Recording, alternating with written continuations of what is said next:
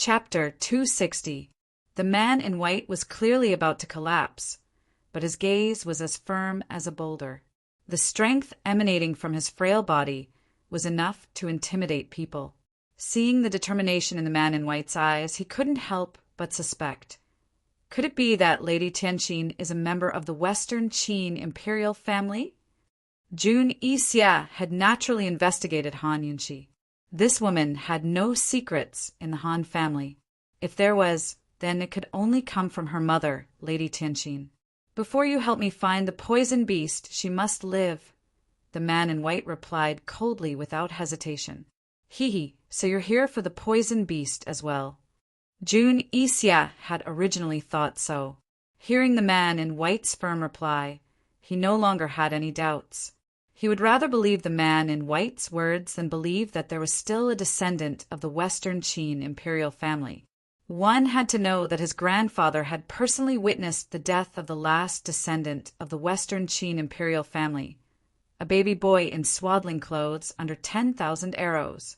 According to the Shadow Clan's rules, once the Western Qin imperial family was annihilated, the Shadow Clan would follow suit. However, Jun Yixia wasn't curious about the man in white's existence. In his opinion, everyone was selfish and afraid of death. No one would truly be willing to die for someone else. He didn't believe that after the last descendant of the Western Qin imperial family was annihilated, everyone in the Shadow Clan would follow the imperial family. No matter what, there would definitely be deserters. After clarifying, Jun Yixia no longer held back. Get out of the way. For the sake of the Shadow Clan, I won't make things difficult for you. Jun Yixia could obviously see that the man in white was seriously injured. Moreover, it was an internal injury. He wasn't a match for him at all. I've said it before. Over my dead body. The man in white's voice was frighteningly cold, causing fear to rise in people's hearts. The arrogant Jun Yixia's eyes flashed with vigilance. He didn't dare to be careless. He whistled and summoned several black-clothed poison men who were lying in ambush, refusing a toast only to be forced to drink a forfeit. Men, capture him alive. Jun Yixia retreated to the side. Of course, he wanted to keep this man alive. Although he didn't like this white-clothed man, he was still looking forward to subduing the Shadow Clan and helping him in his grand plans. Under normal circumstances, the white-robed man would have been able to easily deal with a few mere poison men in one move. However, at this moment, his inner power was almost completely depleted. Forget about the poison men. Anyone with even the slightest bit of martial arts would be able to defeat him. He took a few steps back and looked back at Han Yunqi. Han Yunqi had long been scared out of her wits. She wrapped the blood-stained white robe tightly around her body and curled up into a ball, shivering. Her clear eyes were filled with fear. At this moment, she was on guard against the entire world, including the man in white. The man in white seemed to want to say something to her, but when he saw how guarded she was, he turned back. An indescribable heartache flashed across his eyes, and he resolutely released the hand that had been pressed over his heart to clench a small golden throwing dagger tightly. Before they even started fighting, fresh blood began to slowly flow from the corners of his mouth, dripping onto his chest. Seeing that, not to mention Jun Yixia, even the few poison men who had surrounded him began to laugh coldly. With him in such a state, was there even a need to fight? The few poison men exchanged glances, and the others remained where they were, watching from the sidelines while one of them stepped forward. This man didn't even have the intention to fight, and it looked like he wanted to capture the white-robed man directly. To think that he would look down on this man to such an extent. Anger flashed in the white-robed man's eyes, and he suddenly struck out with his dagger. No one had thought that his small throwing dagger would be so powerful. It was fast, vicious, and extremely accurate, striking right between the poison man's brows. It was too unexpected. With that, the other poison men were all on guard. Be careful. Attack together. 5 to 6 poison men came from different directions, wielding long swords in their hands as they surrounded and attacked. Just in time. The white-robed man did not even lose out in terms of his aura as he mustered up all his strength to speak loudly, each word resounding. Saying that, he clenched his jaw tightly and wielded the throwing dagger with both hands. He sent flying dagger after dagger flying out, his speed and strength unexpectedly terrifying, and the poison men were unable to dodge at all. 6 daggers, not a single one of them missed. Moreover, every single one of the daggers struck right between the brows, one of them even piercing through the poison man's hand that was shielding his forehead before stabbing right in between his brows. The poison men fell one after another, completely wiped out. After the last poison man fell, the white-robed man finally could not hold on any longer. His hand that was in the air hurriedly clutched at his chest, but it was already too late. He staggered a few steps and almost fell down, a large mouthful of blood spurting out from his mouth, drenching his face mask so much that blood was dripping onto his chest. However, even if that was the case, he could not care about himself, as the first thing he did was to turn back to look at Han Yunqi, to make sure that she was still there, to make sure that her condition had not worsened, to make sure that she was not crying. A glint of admiration flashed past Jun Isia's eyes as he thought to himself, although this fellow looked frail and weak, but he was a real man. Admiration was admiration. But Jun Isia did not have the heart to cherish a talent. He could tell that the white-robed man had used up all his strength, and him at this moment was completely without the strength to even truss up a chicken. Jun Isia placed his hands behind his back as he walked over step by step. The white-robed man immediately retreated. Although he was still holding on to the little golden dagger in one hand, he knew that he would not be able to throw it out. He could only retreating to Han Yunqi's side to protect her. Han Yunqi stared at them in a daze, not moving an inch, but her entire body was trembling. She was not an omnipotent and fearless god. She was a human, and a woman at that. Of course she would be afraid. She was so scared that she was in a daze, not knowing what to do. The white-robed man crouched down by her side, causing her to curl up even tighter as she looked at him with a guarded expression. But suddenly, Jun Isia flew over and kicked the white-robed man. Caught off guard, the white-robed man was sent tumbling to the ground. As soon as she saw Jun Isia approach, Han Yunqi gave a shrill cry that filled the entire forest. "Miss Yunqi, don't be afraid," the white-robed man shouted. He dragged his tired and weak body to his feet and stood in front of Han Yunqi to protect her. At the same time, Jun Isia landed in front of the white-robed man, less than a step away. Jun Isia ignored Han Yunqi for now. His lips curved into a frivolous and arrogant smile. "Your lordship will give you one last chance. Scram." The white-robed man didn't reply, but stared at Jun Isia with a cold gaze, unwilling to yield. "Very good." Jun Isia wasn't so patient.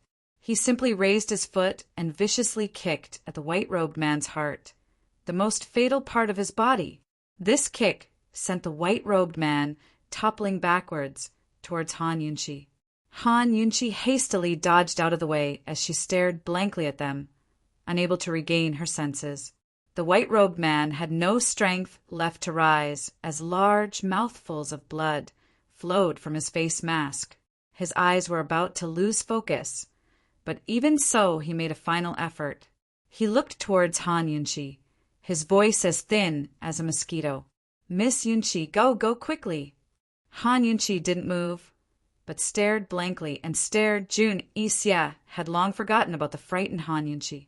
His foot was still on the white-robed man's heart as he asked, "It's already like this. If I don't kill you, won't I become an enemy of the entire Shadow Clan?" This white-robed man's shadow arts were out of the ordinary, so he had to be an outstanding member of the Shadow Clan. Jun Isia didn't know how many members of the Shadow Clan were still alive, but he wasn't stupid enough to offend them. The only way to avoid offending them was to silence them. He didn't hesitate to raise his foot, his eyes cold as he viciously stomped down. But right at this moment, Han Yunqi suddenly cried out in alarm, "Don't!"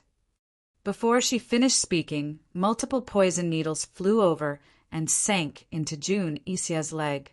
Jun Isia didn't expect this at all, so his legs gave out and he could only retreat. While he was retreating, Han Yunchi shot out more needles.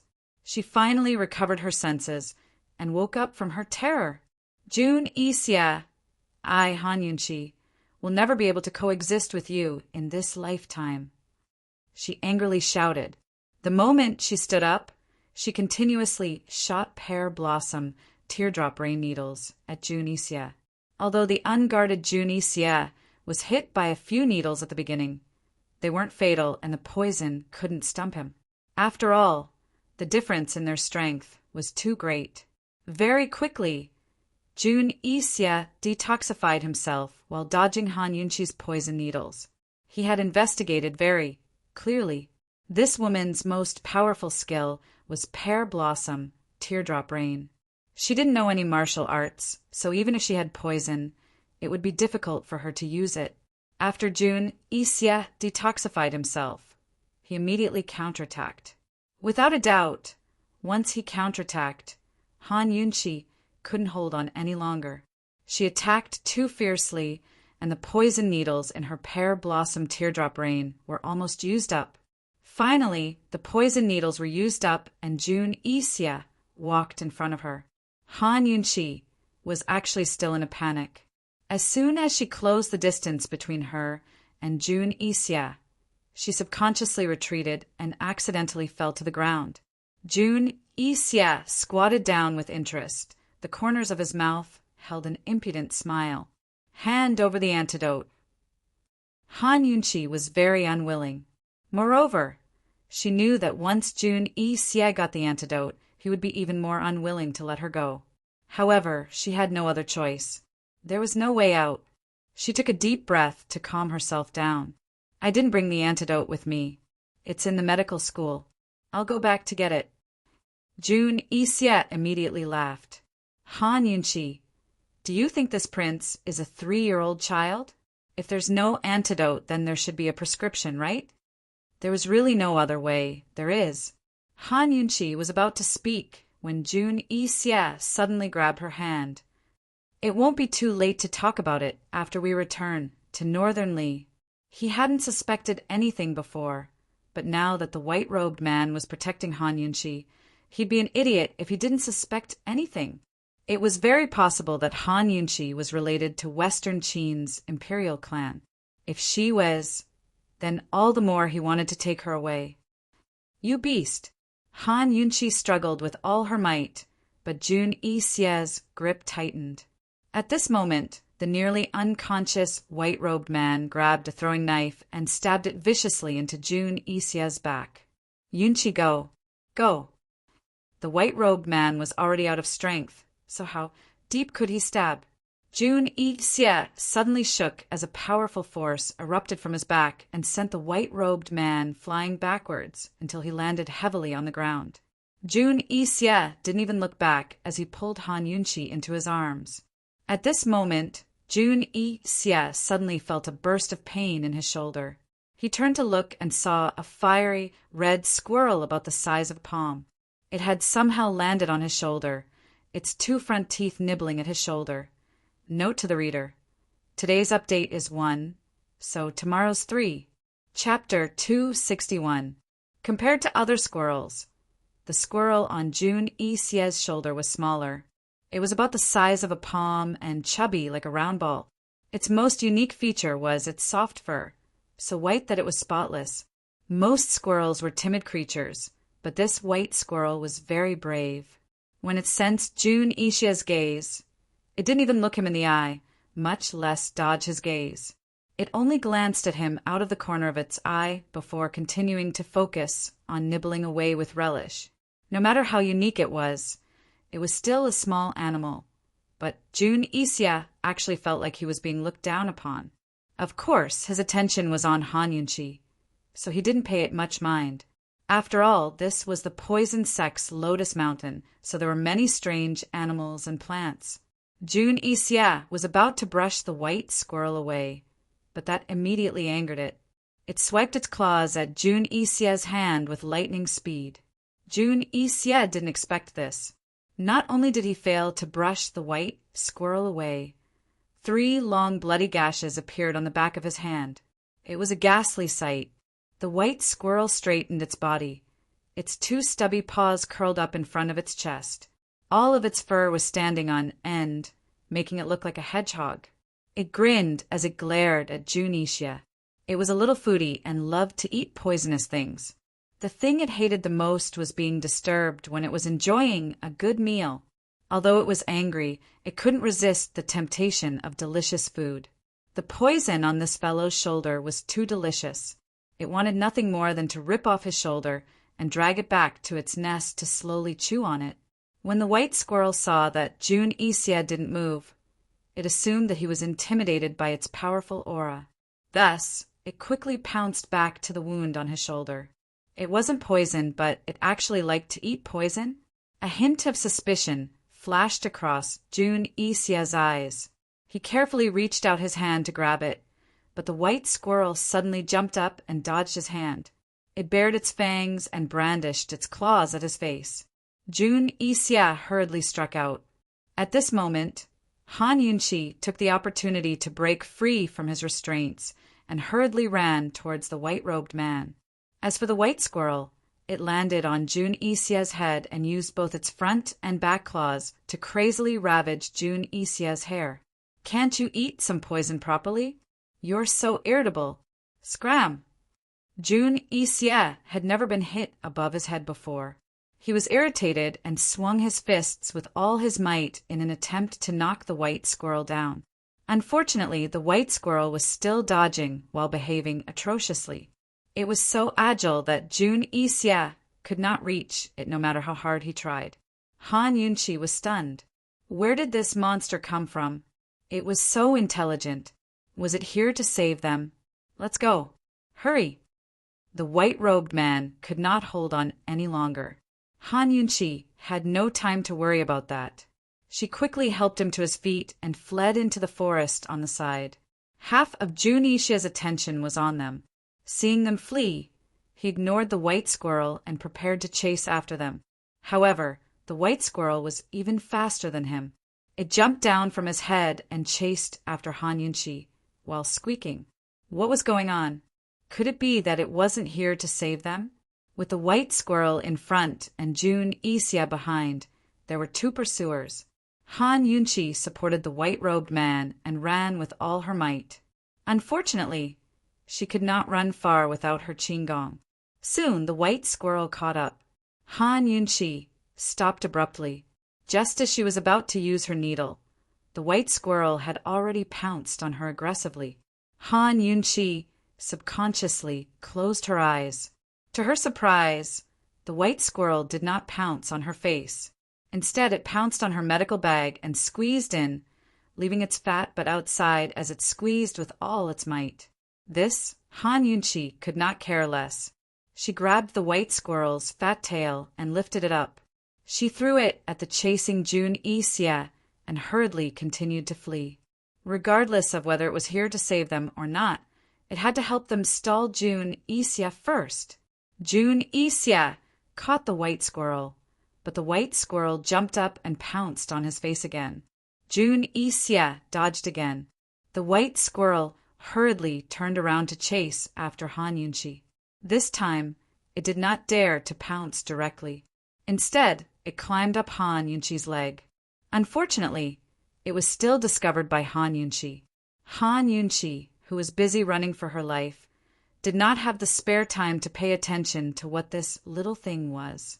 She only knew that this thing could stall Junicia. While the white squirrel was squeezing into the medical bag, Han Yunqi repeated the same trick and grabbed its tail again. She did not know if she had used too much force this time, but when she pulled it up, the white squirrel let out a pitiful squeak. Han Yunqi still threw it to Junicia to buy more time for herself. After repeating this again and again, the white squirrel finally became angry. It was caught by Junicia for the 3rd time. It was not in a hurry to chase after Han Yunqi. Instead, it sat in Junicia's palm and stared at Junicia with its big black eyes. It could not bear to part with the poison on this fellow's shoulder. It had lived for so many years and had never eaten such delicious poison. It was sure that it was a newly concocted poison. However, it wanted to chase after Han Yunqi and company, so it could not be bothered with him. Just as Jun Yixie's fingers were about to clench, the white squirrel suddenly let out a fierce squeak. The squeak was as sharp as a sharp weapon slicing through glass, making one feel very uncomfortable.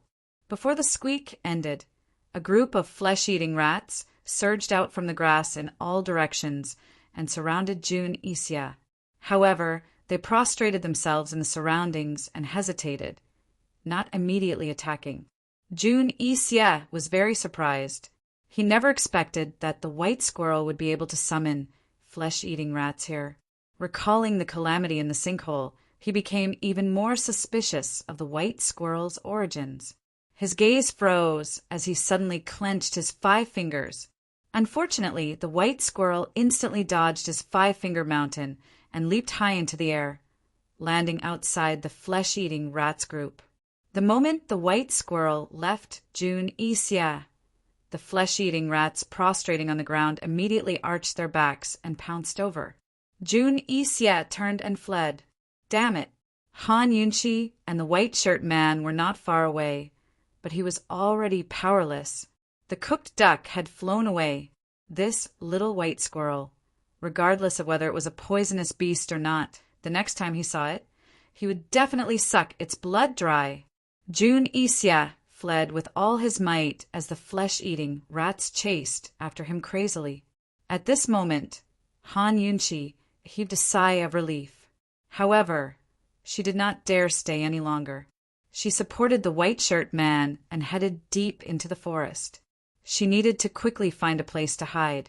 The white squirrel sat on a tree branch and watched Jun Yixie's departing figure. Its black eyes were round and filled with reluctance. The delicious poison was gone just like that. It watched for a long time before turning back. The moment it saw Han Yunqi leave, it immediately jumped up with a squeak and chased after her. "New master, don't leave me behind." The white squirrel quickly caught up to Han Yunqi. This time, it had learned its lesson and did not dare to burrow into the medical bag. Instead, it carefully followed behind. Han Yunqi originally wanted to find a more concealed place, but unfortunately the white shirt man was too weak to walk. She had to immediately treat him. She supported the white shirt man and sat down under a large tree, using the thick tree trunk as a cover. The white shirt man leaned against the tree trunk. He was so weak that his eyes were about to close, but he still held on. His mouth opened, as if he wanted to say something to Han Yunqi. "Don't speak first. Don't worry, I will definitely save you." Han Yunqi was especially serious. No matter who this white shirt man was, or why he came, in short, he had saved her when she was at her most fearful and helpless. She would remember this kindness. "Don't worry, I'm fine." The white shirt man was already in this state, yet he still told her not to worry. Han Yunqi did not know what to say.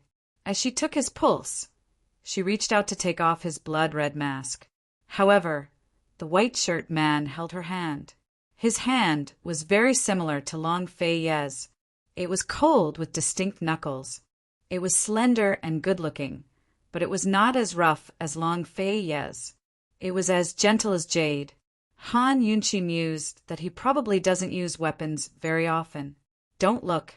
Okay." Although he was weak, his voice was still so gentle, and his gaze was several times gentler than his voice. He looked at Han Yunqi as if he was looking at the person in his heart. His gaze was soft, with traces of doting and helplessness. This kind of gaze was intoxicating. It was clearly a request, not a request, but Han Yunqi could not reject it. She could not reject his request, and she could not reject his gaze. Han Yunqi, who had been in a nervous state, unconsciously relaxed. She smiled faintly and said, "You must not be ugly, right? What are you afraid of?" Actually, she just wanted to see his expression. He was a member of the Shadow Clan and was so familiar with the Medical Academy's poison sect. She definitely would not recognize him. "Amen, very ugly. Don't look."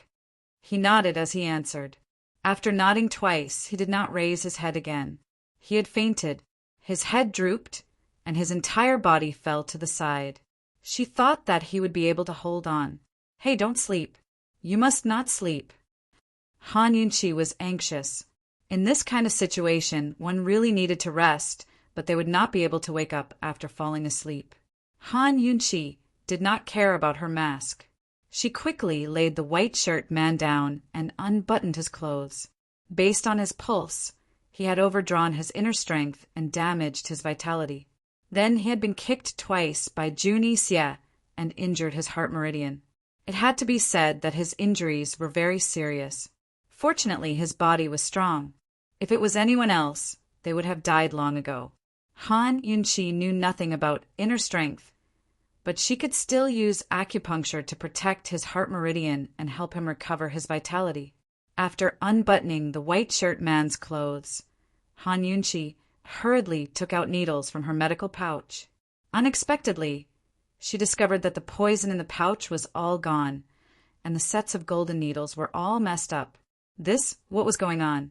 She had opened the medical pouch at the Xian gold door. The things inside had been fine. Just now, the white squirrel had tried to burrow into the pouch, but she had pulled it out in time. Where did all the poison go? Seeing Han Yunqi's anxious expression, the white squirrel, who had been obediently hiding to the side, seemed to think of something. It blinked its large eyes a few times, then lowered its head innocently. The white shirt man's situation was critical. Han Yunqi couldn't care less for now. She decisively poured out all the messy needles to search for what she needed. A large pile of golden needles were mostly used for detoxification. Usually, there would only be a set of a few needles used for acupuncture. It was really hard to find them all together. Han Yunqi, who was anxious to save the man, became angrier the more she searched. That pale little face became taut, more and more serious, and more terrifying. The little white squirrel raised its head a few times to peek at her and unconsciously tucked its tail between its legs. Suddenly, Han Yunqi became angry. Where are the needles? After being a poison doctor for so many years, what she hated the most was people touching her golden needles. The little white squirrel was shocked and didn't dare to hide anymore. It immediately jumped onto the white shirt man's body. Chapter 262. Han Yunqi was in a hurry to find the golden needles. When she saw the white squirrel jump onto the white-clothed man's body, she was shocked.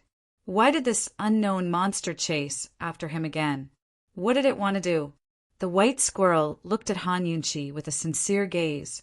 Its stubby little hands were clasped together, as if it was bowing to her or worshipping her. Its tail was wagging vigorously.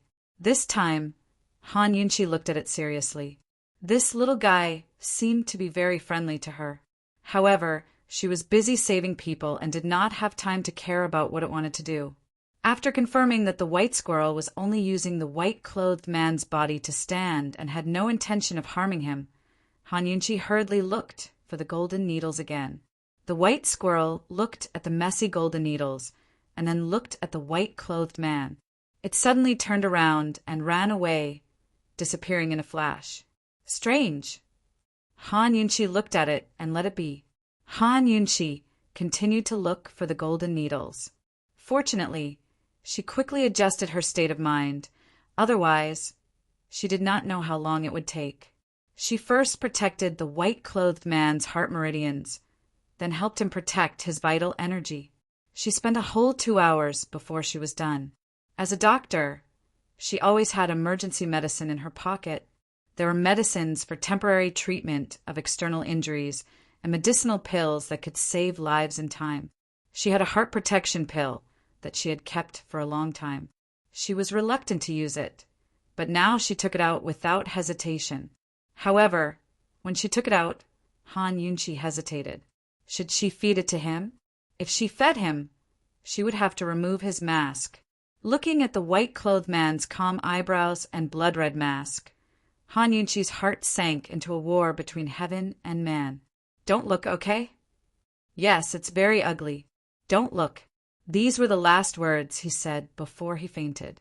His voice was so gentle that when Han Yunqi thought about it, she could not harden her heart to reject him. Hey, you're definitely not ugly. She did not know why she was so sure. She placed the heart protection pill in his palm and held his hand tightly.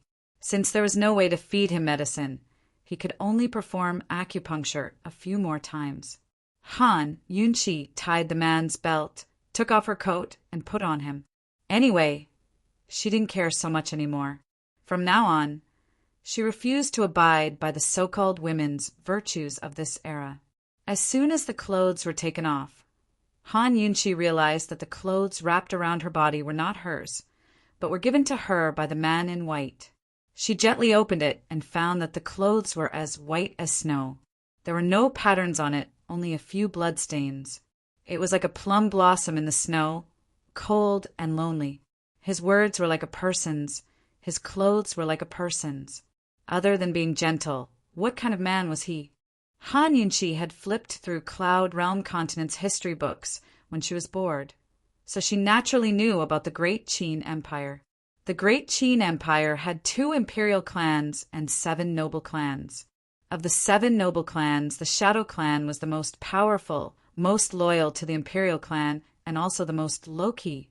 Just like their name, they were like shadows, always standing on the other side of the light, guarding their master and never showing themselves. Han Yunqi covered the white-robed man with his clothes and sat cross-legged by his side, muttering, "Hey, why did you save me?"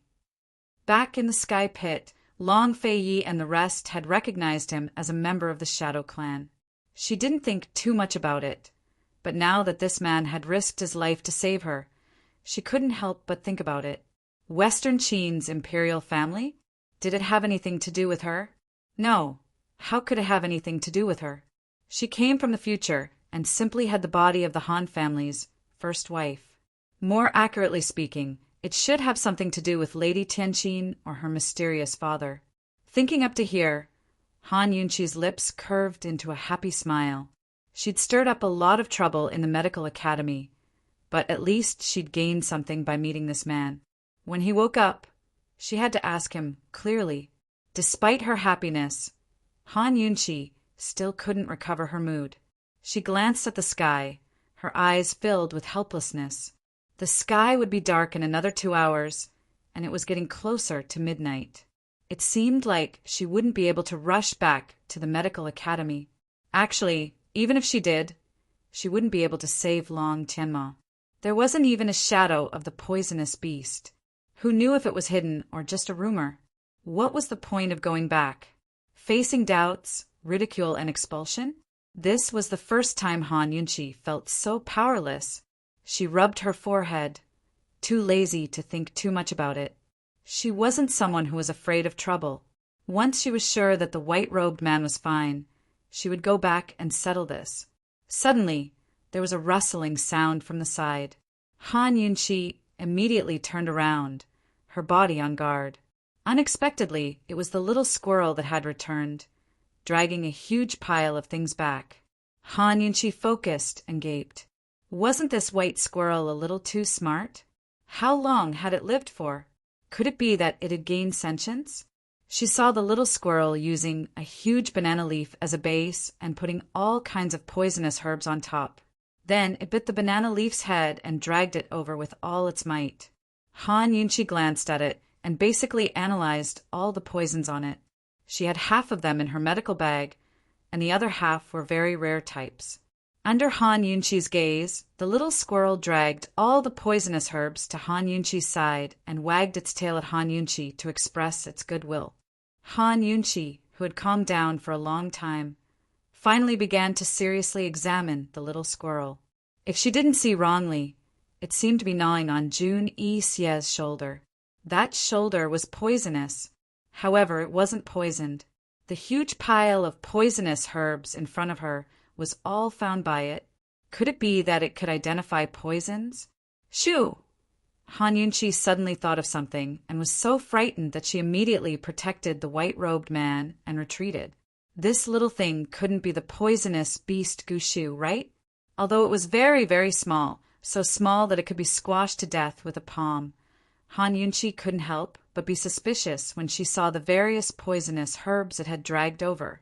The poison sex poisonous beast Gu Shu could identify and consume hundreds of poisons.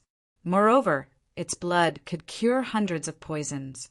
The most terrifying thing was that the poisonous beast itself was highly toxic. Once bitten, it was equivalent to being poisoned by hundreds of poisons. Even an immortal wouldn't be able to save you.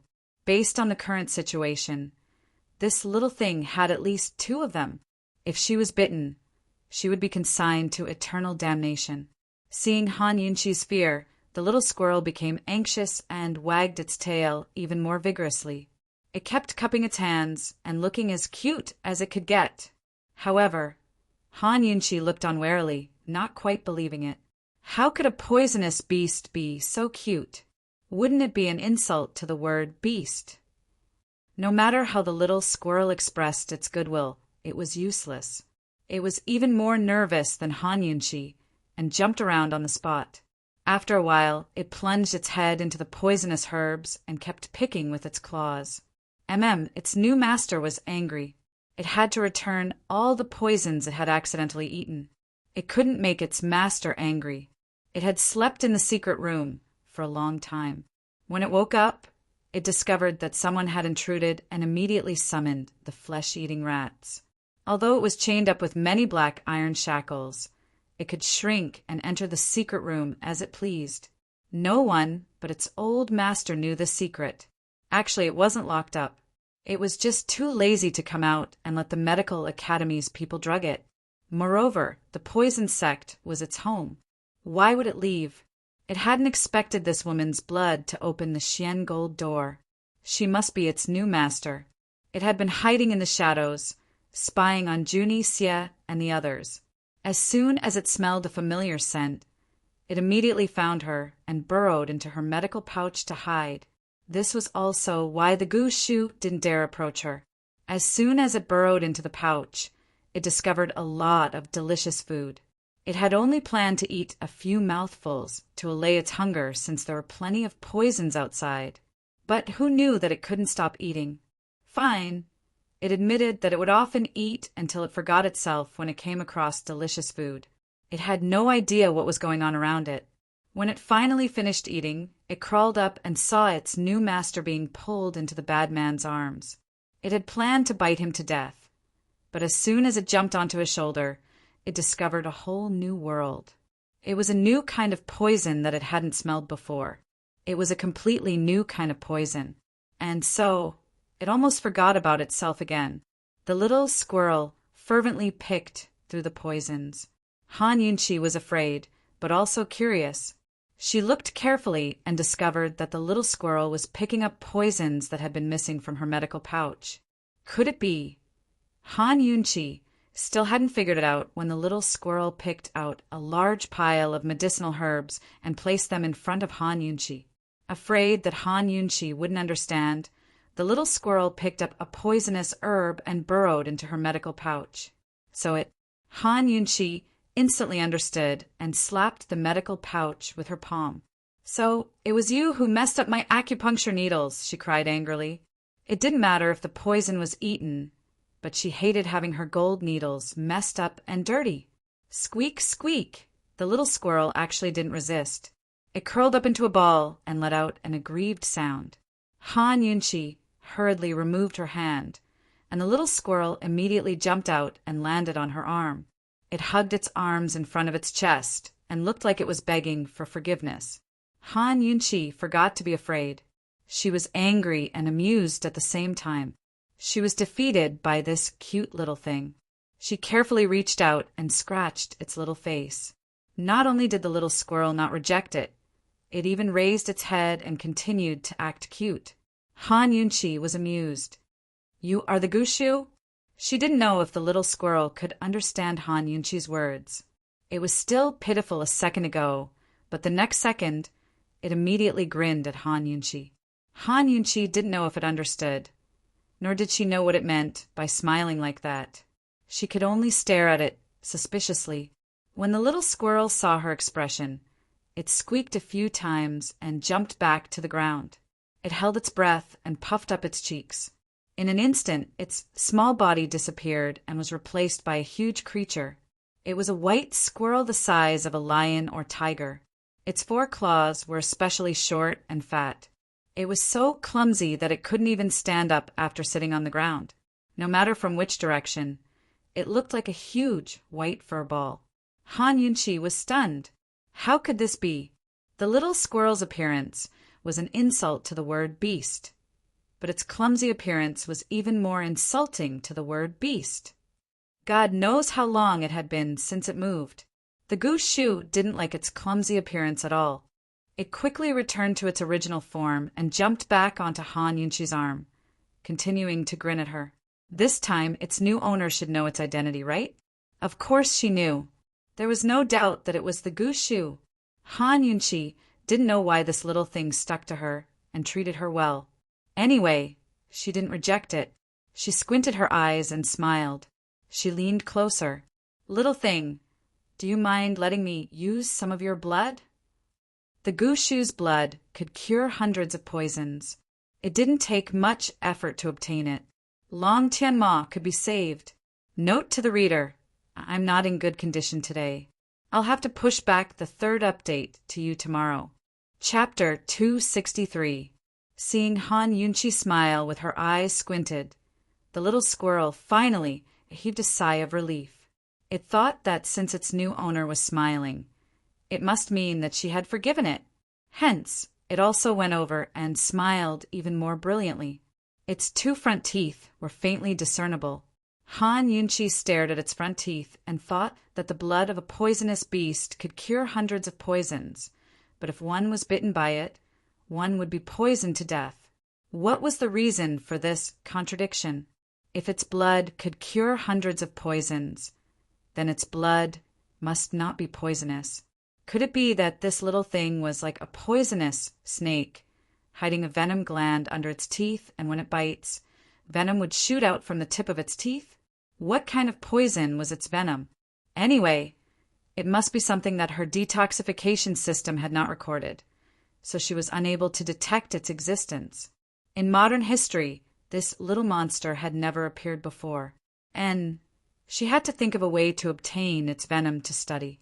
But the most important thing now was to obtain its blood. Warm blood that could save one's life. Han Yunqi smiled as she took out a small porcelain bottle. A porcelain bottle to store medicine?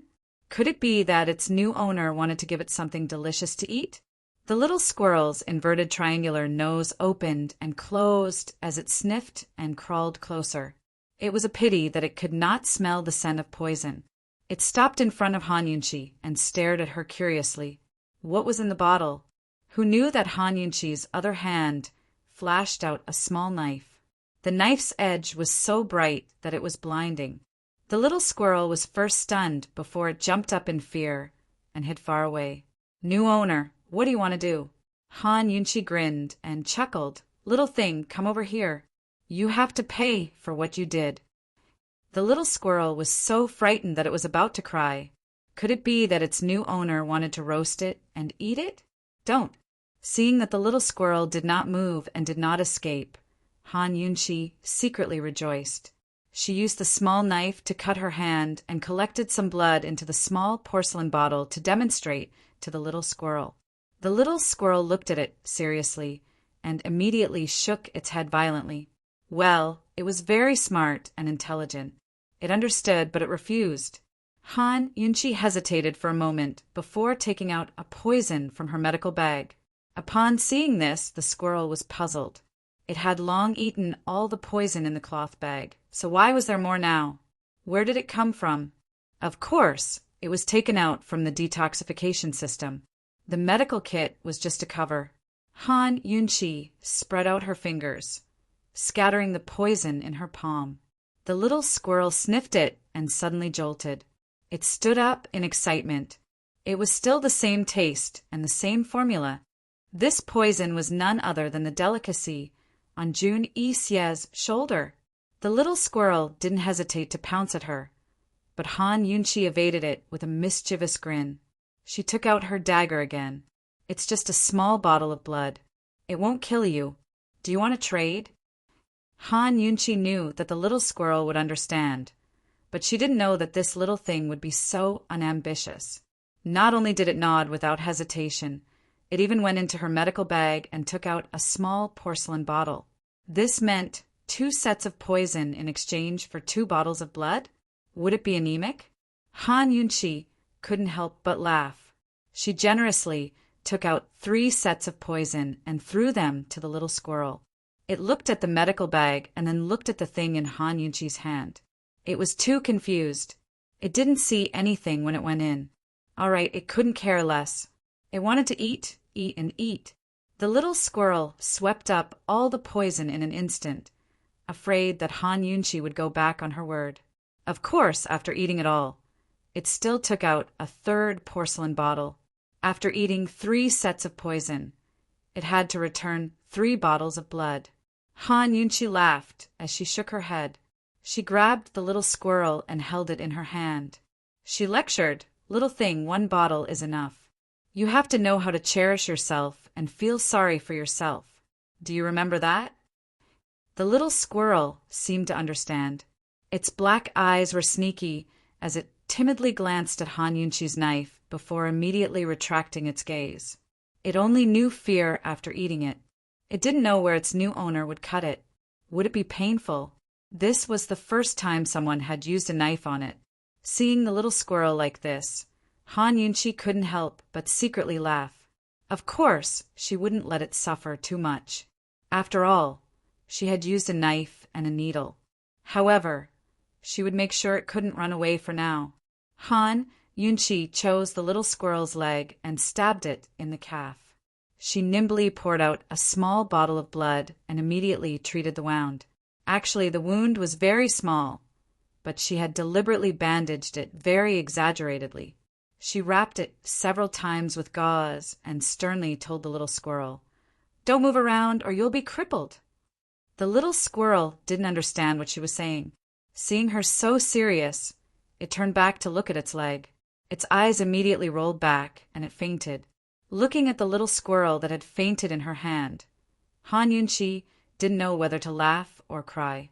If the world knew that this was the ferocious poison beast of legend, would they think that the poison sex poison beast legends were fake? A long time later, when Han Yunchi saw the little squirrel's ferocious side, she would realize that she had underestimated it. Of course, this was a story for another time. Han Yunchi glanced at the sky. It would be midnight in less than an hour. Even with Luo Zuishin taking her the shortcut, it would still take a long time to get to the medical academy. She wouldn't make it in time, but she didn't hesitate at all. She put the little squirrel in her medical pouch, tidied it up, and resolutely picked up the unconscious, white-robed man to walk back the way they had come. She wouldn't give up. With the antidote, it meant that Long Tianma's life could be saved. It meant that her and Gu Beiyue's crimes could be washed away. It also meant that she could win the bet against Third Elder and that she wouldn't implicate the Duke of Qin's estate. She wouldn't owe that man anything. No matter what, she couldn't give up. She had to hurry back. Han Yunchi placed the white-robed man's hand on her shoulder. Her thin shoulders forcibly supported the man's weight. Not long after, her straight waist was pressed down. The white-robed man's entire weight sank down. She couldn't straighten her waist even if she wanted to, but she didn't even frown. She couldn't straighten her waist. Even if she bent her waist, she would still persevere. In the beginning, she walked rather quickly, but gradually her footsteps became heavier. Each step was slower than the previous one, and each step was deeper and deeper. At this speed, she definitely wouldn't make it in time. What should she do?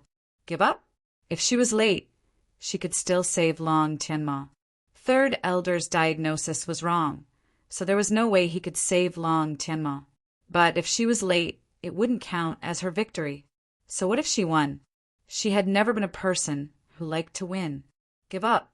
Rest for a night to recover her energy. When the white-robed man woke up, it wouldn't be too late to go back. In any case, Long Tianma still had a few days left to live. But if she didn't win, it was the same as losing. Not only would the world know that Han Yunqi lost, they would also know that Qin Wangfei didn't keep her word. Qin Wangfei would be blacklisted by the medical academy and would never be allowed to enter again. Thinking of this, Han Yunqi, who was so tired that she was about to collapse, tightly clenched her teeth. She didn't know where the strength came from. Perhaps it was because of the pride in her heart. She, Han Yunqi, would never fail to cure a person's poison. Perhaps it was because she didn't owe him anything and didn't burden him. Long Fei Yi, I will return you a clean title of Qin Wangfei. From now on, everything will be clear and we won't owe each other anything, right? Han Yunqi, who couldn't even walk, tightly held onto the white-robed man's hand. She took another step, each step faster and faster. The night wind was icy cold, but she was already drenched in sweat. Would she make it in time? Time was very tight. By now, the back courtyard of the Medical Academy's consultation hall was packed with people. The 3 elders of the Council of Elders, Qin Wangrong, Shi Yuba, Luo Zuishin, and many other medical scholars, doctors, and divine doctors had come to watch the show. Most of them didn't know that the poison sex sky pit had been destroyed and the poison beasts had gone missing. The higher-ups were swamped with work. It was already midnight, but they were still full of energy, especially Third Elder and Shi Yuba. That was because Gu Beiwe had been missing for 2 days, while Han Yunqi had been missing for a day. Long Tianma, who'd been perfectly fine, was now rolling around in his bed in pain. Everything pointed to the fact that Han Yunqi and Gu Beiwe had fled in fear of punishment. So Qin Wangfei was a swindler. I don't think she'll come back for a checkup at a time like this. Isn't that so? I thought Tianning's crown prince was really poisoned. I heard she used needles to expel the poison that day and shocked all the elders. I heard she used a set of needles to scare Third Elder. As I see it, those needles were real. As for the poison arts, it's a pity for a talent like Gu Beiwe. Why did he hook up with a woman like that instead of being an imperial physician? Sure, you can't talk about things like that. The spectators discussed animatedly as they waited. As soon as they finished speaking, the other side misunderstood. What? Qin Wangfei and imperial physician Gu are having an affair. Really? No wonder Gu Beiwe, who's always put his own safety first, would get involved this time. So it turns out that's where the rumors came from. Seeing that it was almost midnight, the crowd's discussions grew louder and louder. Third Elder, who liked peace and quiet, didn't mind at all. He looked up at the moon in the sky and counted the time with his fingers. After seeing Han Yunqi use needles to expel the poison that day, he felt more and more unreconciled. The more he thought about it, the more he felt that something was amiss. As expected, he'd been fooled by that girl. Han Yunqi definitely wouldn't come tonight. Even if he was sure she wouldn't, he'd still wait until midnight. Otherwise, people might say he was bullying a junior or that he didn't give Tianning's Duke of Qin face. He'd even prepared his medical kit so he could diagnose Long Tianma's condition in front of everyone tonight. Over the past 3 days, he'd flipped through many medical books and studied many cases, so he had a rough idea of what was going on. At this moment, Lady Lianqin spoke up Long. Someone come, push out Tianning's crown prince. As I see it, Qin Wangfei should be here soon. It was almost midnight. Wasn't Lady Lianqin doing this on purpose? As soon as she finished speaking, the crowd roared with laughter. Since it was already so late, the spectators didn't hold back. Amidst the laughter, Luo Zuishin was as anxious as an ant on a hot pan. He only knew that the sky pit had been destroyed, but he had no idea where Han Yunqi and Gu were. Urgent, urgent, urgent. Suddenly, Qin Wangrong stood up from his seat, his expression gloomy and ugly. After standing there for a while, he said without hesitation, "Third Elder, it's midnight." That's right, midnight had arrived. Han Yunqi hadn't shown up, but a sudden announcement came from outside the courtyard. Tianning's Duke of Qin has arrived. Chapter 264. Tianning's Duke of Qin has arrived? His loud shout silenced everyone in the audience in an instant. No one expected Tianning's Duke of Qin to come to Medical City at a time like this. News of Han Yunqi and Gu Beiyue's misdiagnosis of Tianning's crown prince and their imprisonment in the imperial prisons had long spread. Apparently, His Highness Duke of Qin hadn't bailed out Han Yunqi the first time he'd visited the prisons. Instead, he'd instructed official Ouyang to go by the book and not make any exceptions. It was clear that he was abandoning the rook to save the king. He didn't want Han Yunqi to drag him down with her misdiagnosis of the crown prince. His Highness hadn't appeared when Luo Zuishan cried out for Han Yunqi and Gu Beiyue's innocence. So why had he come now? It was already midnight. Han Yunqi had already lost and was about to be blacklisted by Medical City. Wasn't he just asking to be disgraced by showing up now? Although Han Yunqi was the one who'd committed the crime, Han Yunqi still wore the hat of Qin Wangfei. She was Long Fei Ye's woman. Even if it was only in name, husband and wife would still share the same honor and disgrace. He was an intelligent man. So why didn't he understand that the wisest choice was to watch from the sidelines and not show his face? Qin Wangrong immediately stood up. He was the most surprised of all. Just yesterday, he'd exchanged letters with Tianning's emperor to discuss Long Fei Ye's attitude towards Han Yunqi. Back then, Tianning's emperor had given up on Han Yunqi because of Long Fei Yi. That was why he hadn't caused trouble for Han Yunqi. Otherwise, how could Han Yunqi have survived her imprisonment without suffering at all? After all, once official Ouyang of the justice courts had the support of Tianning's emperor, he wouldn't even give face to the Duke of Qin. Silence filled the courtyard as everyone watched Long Fei Yi walk in alone. His brocade robes were noble, his features cold and aloof. Every step he took tugged at the hearts of everyone present. There were people like that in this world. Once they appeared, even the moon in the sky would lose its luster. Your Highness, Duke of Qin, has graced us with your presence. Please forgive me for not going out to meet you. The fourth elder immediately stood up and gave up his seat. Although Long Fei Ye's seniority was lower than Rong Qinhuang's, his weight was heavier than his. Rong Qinhuang was polite to the three elders, but Long Fei Yi did not have this habit. Although it wasn't clear how much power this prince had in his hands, many facts had proven that there was no benefit in offending him, whether in Tianning or elsewhere. Third elder and fifth elder also stood up to welcome him. Third elder was quite courteous. Your Highness, Duke of Qin, long time no see. Unexpectedly, Long Fei Yi said something that surprised everyone. He said, I heard that this prince's princess went missing in Medical City. Is that true? The third elder didn't expect this at all. He was dumbfounded. The people around him didn't understand for a while. Was His Highness here to look for the princess consort? Did he know about the bet between Han Yunqi and third elder? Did he know that it was already midnight and that Han Yunqi had already lost? No one could see through him. Third elder had no idea what was going on. Of course, he had seen the world before and quickly calmed down with a smile. Your Highness, Duke of Qin's words are incorrect.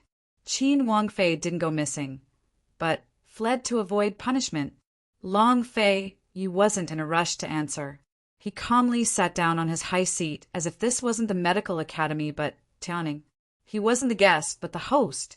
His voice was cold and heavy as he asked slowly, Third elder, what crime has Qin Wangfei committed?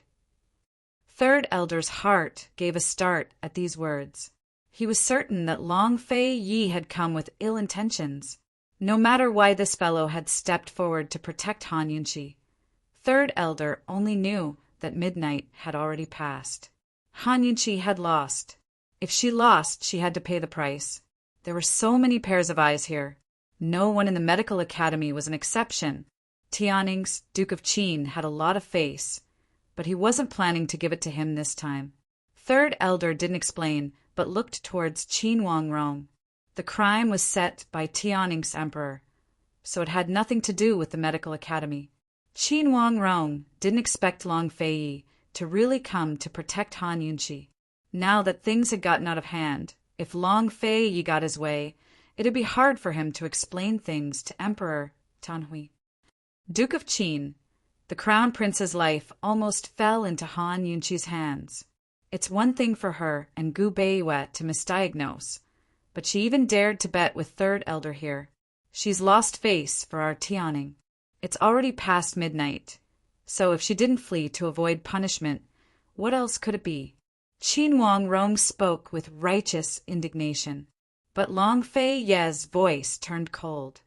These are only your guesses. Who can prove that she fled to avoid punishment instead of being kidnapped? Stand out and explain everything to your lordship. Seeing Long Fei Ye's icy expression, no one dared to speak. Indeed, Han Yunqi and Gu Beiwei had mysteriously disappeared. It was possible that something had happened to them. No one dared to stand out. If they really were kidnapped, then they'd have to take responsibility.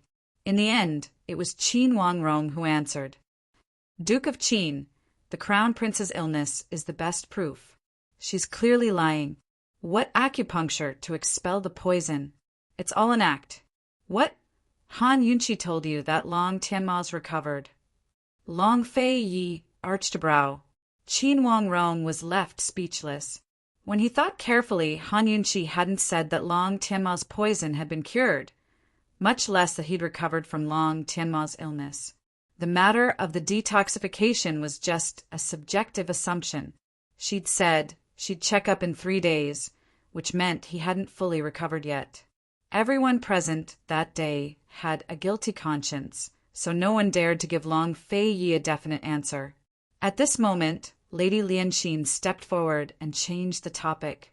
Your Highness Duke of Qin, no matter what, Qin Wangfei didn't come for a checkup or explain why the crown prince's illness had relapsed. She's lost her bet with third elder. No matter what. What did Lady Lianxin mean by that? No matter if Han Yunqi had been kidnapped or fled, she'd still lost? What a no matter what? Long Fei Ye's lips curved into a cold smile. He rose to his feet and looked disdainfully at Lady Lianxin. No matter what, they're missing. Your lordship will find your medical academy. So speaking, he looked towards Luo Zuishan. Director Luo, if your lordship remembers correctly, Qin Wangrong was the one who wanted to escort the two of them here. You were the one who said everything related to the medical academy's case was to be escorted by them. Luo Zuishan was stunned. He never expected Long Fei Yi to point his spear at him. While he was trying to figure out how to reply, Long Fei Ye's icy voice was tinged with anger.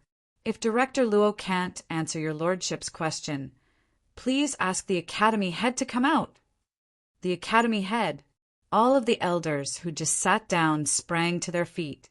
Long Fei Ye's words to a mere director showed that he didn't place any importance on the Council of Elders. But he had the strength and capital to do so. With his skills, it wasn't impossible for him to bypass the Council of Elders and find the academy head directly. Moreover, he seemed to be in the right here. When Long Tianma had been kidnapped, Emperor Tianhui had given the medical academy a deadline of a few days to give an explanation. But this time, it was the Duke of Qin who'd come to demand an explanation. Emperor Tianhui was the ruler of a nation, after all. He had many misgivings about offending the medical academy, but His Highness Duke of Qin was different. Although he represented Tianing country as well, the throne didn't belong to him. Now that his relationship with Emperor Tianhui was so tense, it wasn't impossible for Emperor Tianhui to clean up after him if he offended the medical academy. Thinking up to here, even Qin Wang Rong grew nervous, to say nothing of the elders. Just as Qin Wang Rong was about to lower his stance and coax Emperor Tianhui, Luo Zuishan suddenly spoke up. Your Highness Duke of Qin is right. Qin Wangfei wouldn't run away for fear of punishment. She must have been kidnapped. Elders, you should hurry and send people to track her down. If anything happens to Qin Wangfei, it'll be hard for the medical academy to explain things to Tianing.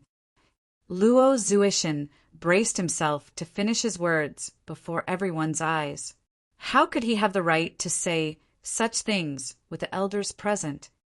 Still, he had to say it and give the elders a way out. The situation had already escalated to a conflict between the Medical Academy and Tianing's imperial clan. Although the Medical Academy was strong, the academy head didn't want to provoke Tianing country and make enemies for himself. Third elder should set aside the bet for now. Finding Han Yunqi was more important. Otherwise, Long Fei Ye's personality would make things worse as soon as he pursued the matter. Third elder furrowed his brows. Although he was unwilling, he didn't want to disturb the academy head either. He could only give in for now. Since that's the case, someone come. Hurry and send people to search the entire city. Then he comforted Long Fei Yi. Your Highness Duke of Qin, if she was kidnapped, she must have a request. There'll definitely be news in a few days, so don't worry too much. He didn't believe that Han Yunqi had been kidnapped from the bottom of his heart. He was just going along with Long Fei Ye's wishes for now. The Medical Academy's influence spread all over the world. He refused to believe that Han Yunqi and Gu Beiwe could hide for the rest of their lives. Once he caught them, he wouldn't let Han Yunqi off the hook no matter how long the bet was delayed. Tonight, he was supposed to wash away his previous humiliation, but he was the one who'd lost the most face. Third elder made his own plans, but he had no idea of Long Fei Ye's true motives for showing up tonight. Long Fei Yi sat back down and said indifferently, since Qin Wangfei was kidnapped, she can't be considered late even if it's past midnight. Third elder's eyes widened, and he almost couldn't catch his breath. Fifth elder was even more furious. Long Fei Yi was simply helping Han Yunqi act shamelessly tonight. Fifth elder was about to explode, but third elder held him back. He had to endure. Han Yunqi had already escaped. No matter how much time she had, she still wouldn't be able to cure Long Tianma. Long Fei Yi sat there without speaking. From afar, it looked like he was waiting for someone. He had no intention of leaving, and the three elders didn't mind keeping him company. The people around them were also wasting their time here. No one could guess how the situation would develop. Not far away, Duanmu Yao was standing by the window of a nearby building, looking at the crowd in the courtyard. She could spot Long Fei Yi at a glance. They'd been waiting in the secret room for a long time. As soon as the flesh-eating rats dispersed, Long Fei Yi was the first to leave with Mu Ling. His speed was so fast that even Gu hadn't reacted in time. By the time he caught up, it was already too late. Fortunately, she'd pestered Tang Li to find this place. She never believed that this guy would show up for Han Yunqi. She always assumed that Han Yunqi was just an excuse for him to refuse the marriage alliance and Emperor Tianhui's other women. She was just a woman who could cure his poison, who knew that he'd not only publicly protected her multiple times in Tianing country, but outside of Tianing country as well. Long Fei Yi, are you serious? Hey, you're still not leaving? Tang Li's expression was helpless. He'd just finished dealing with Mu Ling. But now he had to deal with Duanmu Yao. Dealing with Mu Ling, I was just locking her up for Long Fei Ye's punishment. But dealing with Duanmu Yao wasn't so simple. Jun Yixie isn't that easy to find. Moreover, the poison beast's gone missing. Even if you can save Han Yunqi, she'll still lose face for senior brother. Duanmu Yao and Jun Yixie were in cahoots, so of course she knew about the bone poison.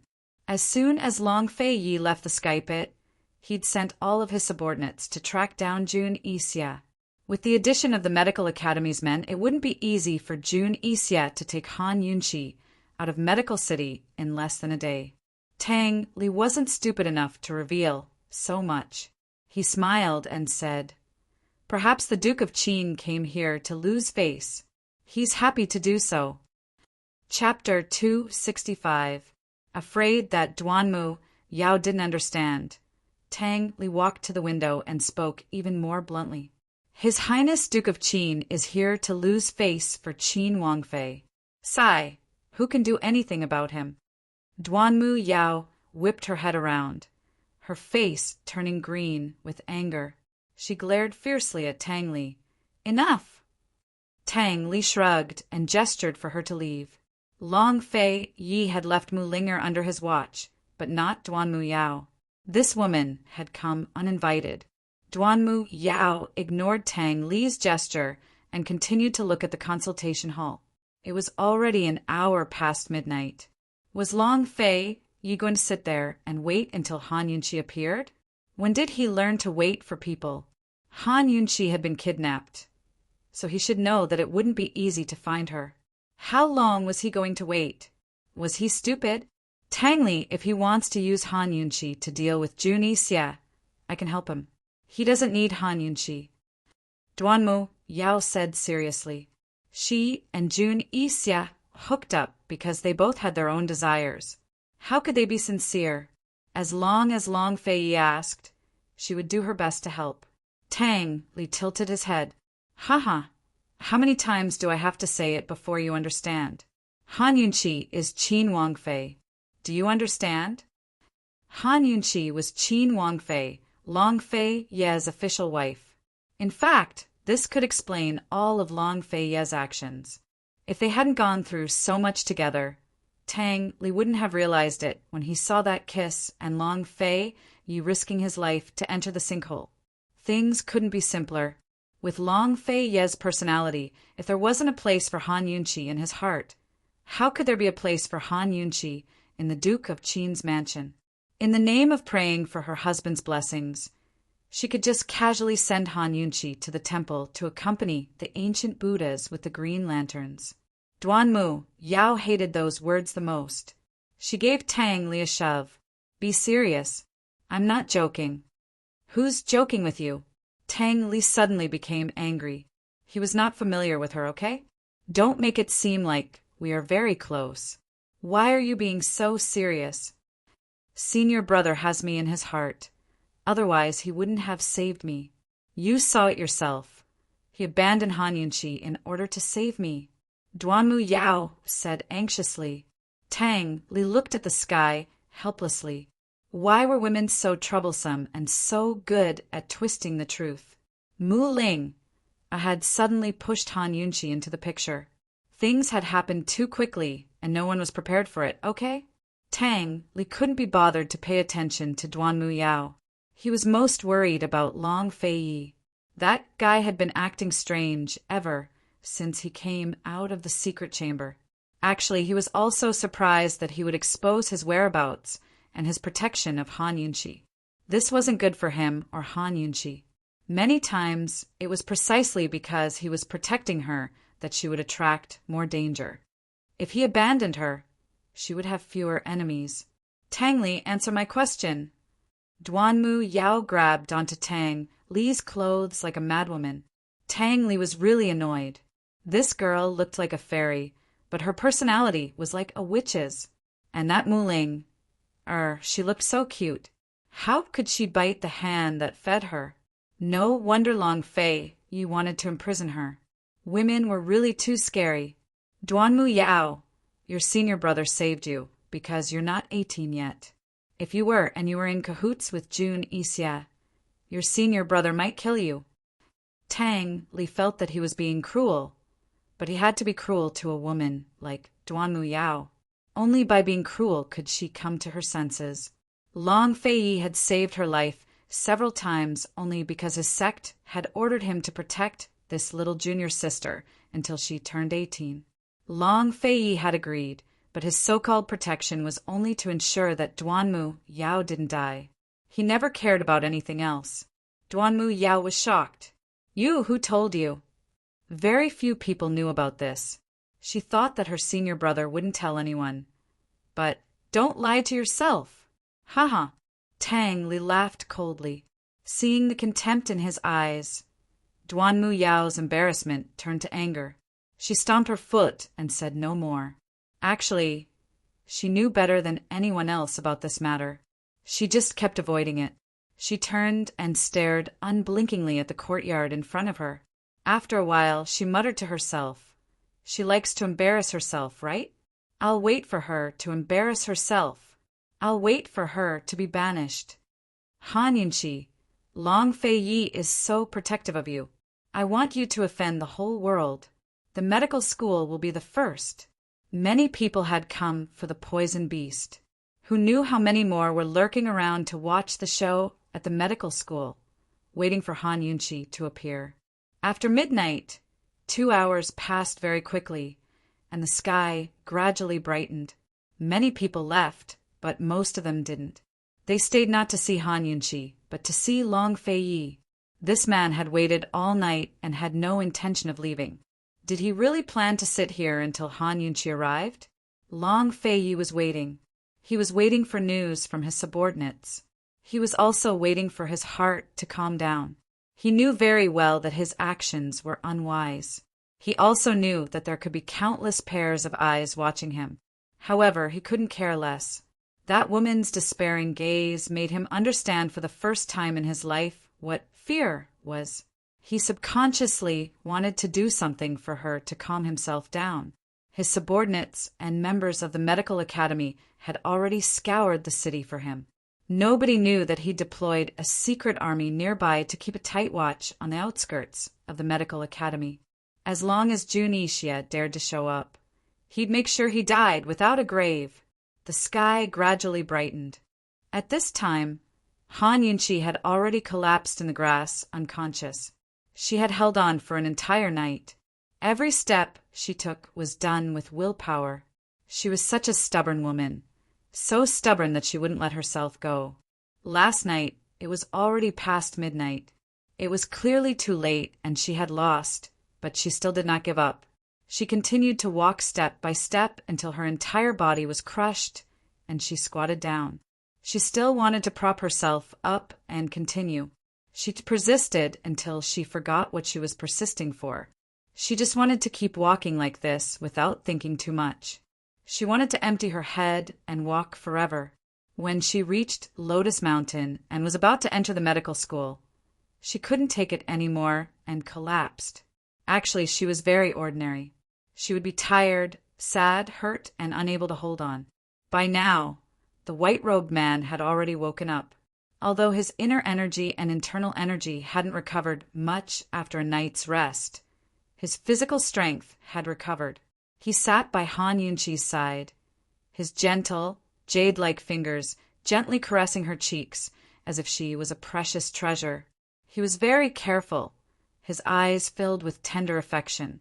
His fingers brushed past her eyebrows and nose. He wanted to touch her lips, but in the end he avoided them like a gentleman. He only helped her gather her long hair. "Yunqi, I really want to take you away." He sighed softly, his voice so low that even he couldn't hear it. He took off his clothes and draped them over her shoulders before saying, "It's a pity that I only have the right to protect you." The little squirrel had just woken up, its face full of exhaustion. Actually, it hadn't fainted from fright, but from losing its blood. It secretly crawled out of the medical pouch and glanced at its new master, then at the white-robed man. Very quickly, it silently hid back inside, completely unguarded against the white-robed man. The white-robed man sent Han Yunqi back to her room at the medical school. He was about to leave when the little squirrel suddenly jumped out of the pouch and onto his shoulder to grab his clothes. The white-robed man grew curious. Where did this little squirrel come from? Why wasn't it afraid of strangers? Was it Han Yunqi's pet? Or Chi-Chi? Chi-Chi! The little squirrel cried out, waking Han Yunqi up. The white-robed man was about to leave when Han Yunqi called out, "Wait a minute!" The white-robed man wanted to leave, but he smiled helplessly and stopped. "What's the matter? You didn't come for the poison beast, so why did you save me?" Han Yunqi asked seriously. "I'll tell you next time," the white-robed man said with his back to her. "I'm related to Western Qin's imperial family? Who's my mother? Who's my father?" Han Yunqi had too many questions, but before she could finish, the white-robed man left without looking back. He said he'd tell her next time, but when would they meet again? Han Yunqi gave a start, but quickly recovered her senses and got out of bed. It was already noon, and she was late. How was Long Tianma? She didn't think much of it, but hurried towards the consultation hall. She hadn't gone far when she ran into a few medical apprentices. Qin Wangfei. You, where did you come from? Weren't you kidnapped? The medical apprentices were all terrified. News of last night's dispute in the consultation hall had spread. Fortunately, the dean and the others rarely came to the consultation hall and didn't care much about the matters here. Otherwise, if they heard about it, even Third Elder would suffer. Since last night, His Highness Duke of Qin had been waiting without saying a word. Meanwhile, Third Elder was in the room trying to save Long Tianma, but even now he still couldn't make a diagnosis. According to the people in the room, Long Tianma didn't have much time left. Han Yunqi ignored the strange gazes and whispers along the way and headed straight for the consultation hall. She didn't know if the guy trapped in the secret room had escaped. Would he look for her? Would he find this place? What would he do if he found out that she was chased out of the medical academy and was never allowed to enter again? Han Yunqi shook her head. Forget it, she didn't care. Now that things had come to this, she could only save him first. As for what Third Elder wanted to do with her, it was up to him. She had done her best and had a clear conscience. Ignoring the disappointment in her heart, Han Yunqi calmly strode forward. As soon as she reached the door, she saw that the courtyard was full of people, blocking her path and her view. What was going on? She was late for a night, but the courtyard was already packed. Would Third Elder feel uncomfortable if he didn't make a big deal out of it? She took a deep breath and said loudly, "I'll have to trouble you to step aside. Han Yunqi is here." As soon as she said this, everyone turned to look. Long Fei, who was sitting in the main seat in front of the crowd, immediately stood up. His eyes, which had been cold all night, were finally warm with sunlight. Han Yunqi stared helplessly at the shocked eyes and said, "I'll have to trouble you to make way." This time, the group of people in front of her opened up a path with a swoosh. At this moment, Han Yunqi saw. Chapter 266. Everyone stepped aside. Seeing the tall and imposing figure in front of her, Han Yunqi was stunned. It was actually him, Long Fei. Han Yunqi's mind went blank. She couldn't believe it. She stared blankly for a long time before the corners of her mouth slowly hooked up into a self-deprecating smile.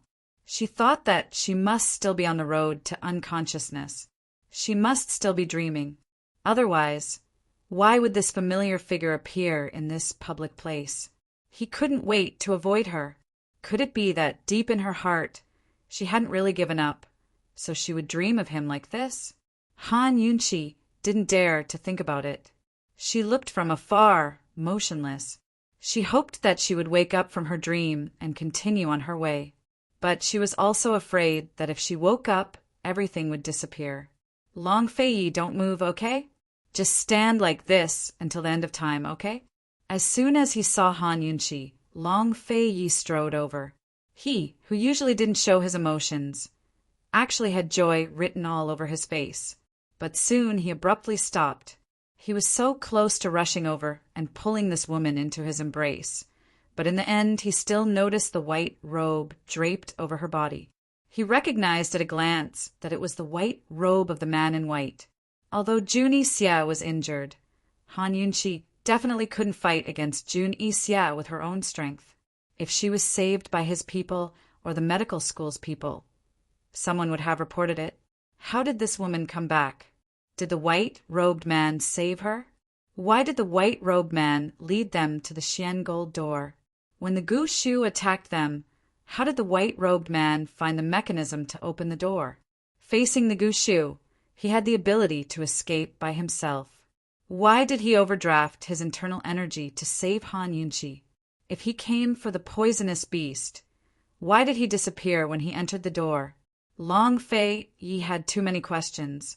And the most fundamental of these questions was undoubtedly Han Yunqi's identity. Was she an orphan of Western Qin, the person the Shadow Clan wanted to protect? He had already found clues about Madame Tianxin's identity in Medicine City, but he had never thought that this woman would be related to the royal family of Western Qin. This was the last thing he wanted. Amidst the thousands of people, the two of them stood far away and looked at each other. "Qin Wangfei, you're finally back. So you weren't kidnapped?" Madame Lianqin suddenly broke the silence. Her words were a death sentence for Han Yunqi. She was late because she hadn't been kidnapped. She was bound to lose.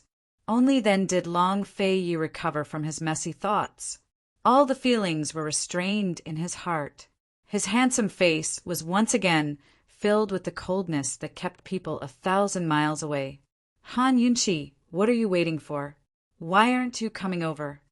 He opened his mouth, his tone revealing his impatience. This fellow was always able to shatter her dreams with a single sentence or even an expression. "Fine." Han Yunqi calmed down and looked at him seriously.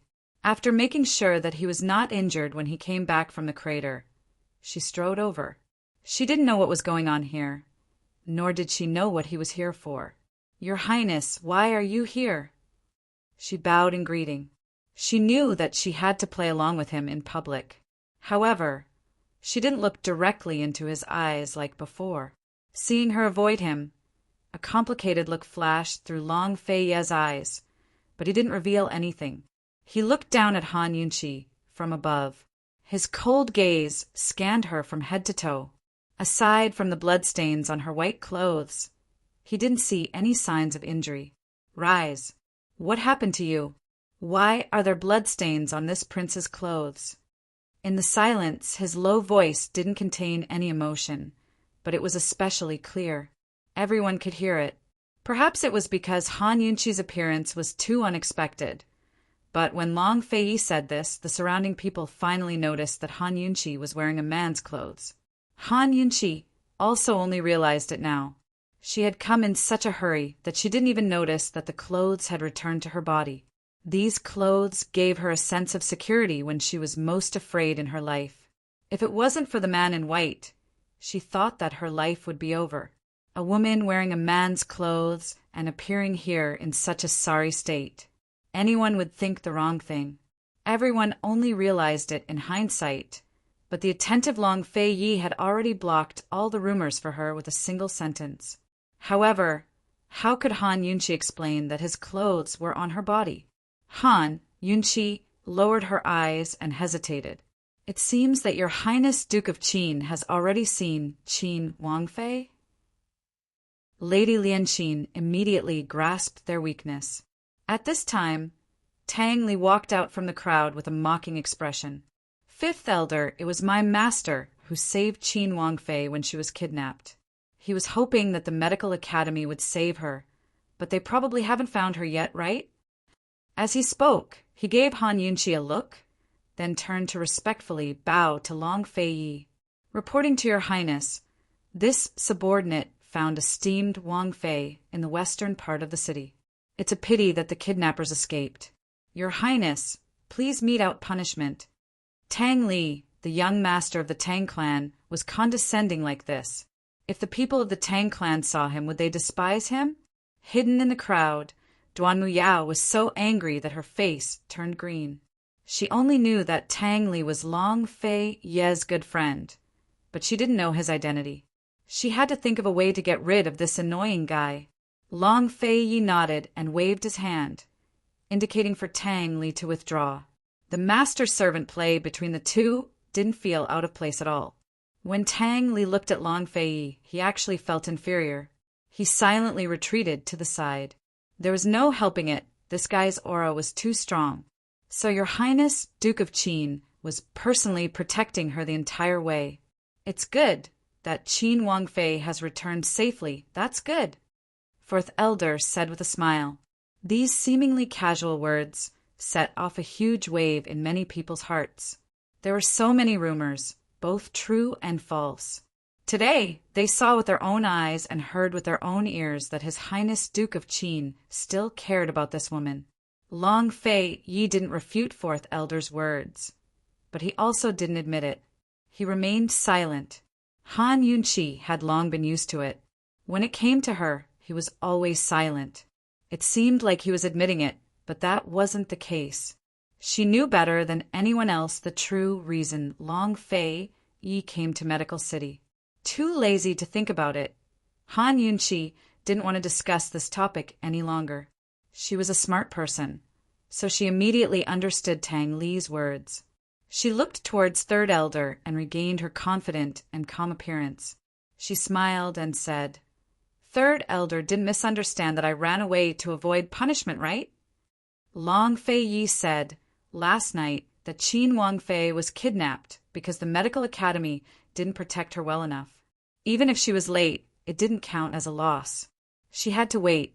If Third Elder continued to insist that she was late, Long Fei Yi would hold the medical academy accountable. Third Elder was very helpless. In addition, he hadn't been able to diagnose Long Fei Yi's illness last night. He wanted to make things difficult for Han Yunqi, but he didn't have the strength. How could there be a misunderstanding? Haven't we been waiting for you until now? Third Elder smiled insincerely. Hypocrite, Han Yunqi sneered in her heart. She didn't want to waste her breath on this group of people. I will first examine His Highness, then explain the reason for the relapse of his illness. She only wanted to save him and leave. However, Long Fei Yi spoke up. I heard that Third Elder treated him last night. I presume that Qin Wangfei doesn't need to be examined again? This was simply asking a question that he already knew the answer to. Third Elder exploded in anger. He already gave the Duke of Qin face. Couldn't the Duke of Qin leave him some face? From an outsider's perspective, Long Fei Yi was stepping on Third Elder's old face to avenge Han Yunqi. However, those who knew the truth about the bone poison understood that Long Fei Yi was helping Han Yunqi out of her predicament. There wasn't even a shadow of the poison beast, so where did the antidote come from? Han Yunqi was clearly holding on. Now was the time for her to follow Long Fei Yi's steps. Han Yunqi naturally knew that Long Fei Yi was helping her out of her predicament, but she didn't need to. Actually, he didn't need to show up. Even if she risked her life, she wouldn't let him or the Duke of Qin's estate lose face. Grand Concubine Yi had warned her on the very first day that her every word and action represented the Duke of Qin and his estate. Thus, she couldn't lose face. She'd always remembered that. Han Yunqi was about to speak when a familiar voice carried over. Since she was kidnapped and not late, of course she has to be examined. Your Highness Duke of Qin, this is still a bet. With so many people waiting, there's no way you can just leave it at that. This princess heard the news and made a special trip to the medical academy to broaden my horizons. It was Duanmu Yao. Han Yunqi turned to see Duanmu Yao standing on one side, looking at her provocatively. If it wasn't for Long Fei Yi saving her, this woman wouldn't be standing here safe and sound. Jun Yixia would have tossed her out to block the flesh-eating rats long ago. Did Long Fei Yi bring her here? Although she didn't tell on him, Long Fei Yi had seen her with his own eyes. This woman and Jun Yixia had hooked up together. It was one thing for him to save her, but now he was keeping her by his side.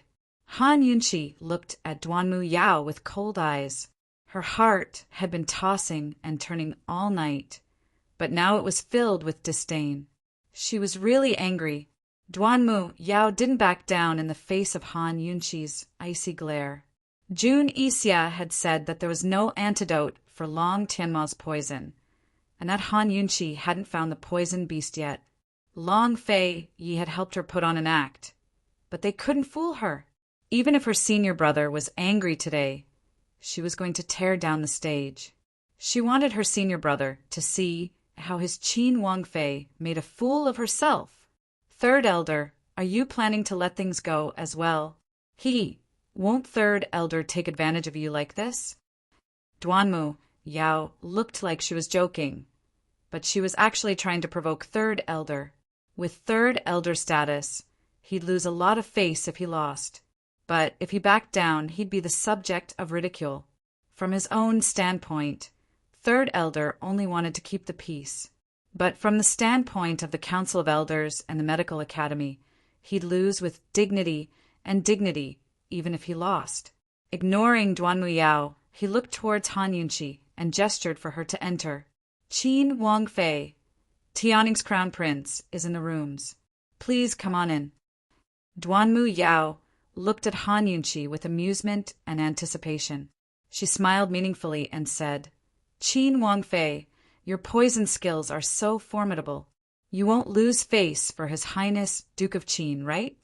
Han Yunqi was about to enter the rooms when her temper flared at these words. Today, she was going to teach Duanmu Yao a lesson, not for Long Fei Ye's sake, but because the sight of this woman really pissed her off. Note to the readers, tomorrow is still the third update. Chapter 267. Han Yunqi could see through Duanmu Yao's little scheme. Duanmu Yao had hooked up with Juni Xia, so she must know that there was no antidote for the bone poison. She also knew that no one had even seen the shadow of the poison beast in the sky pit. She was certain that she wouldn't be able to save Long Tianma. Very well, let's see who's going to eat who today.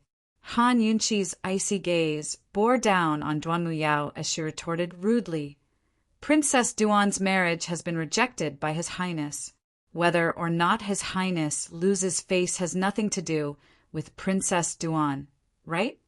No one had expected that Han Yunqi would use the matter of the political marriage to counter Duanmu Yao in front of everyone. Back then, as the Empress of the Palace, she hadn't said a single word about the political marriage. Her stance was just like the Empress of the Palace scolding a mistress.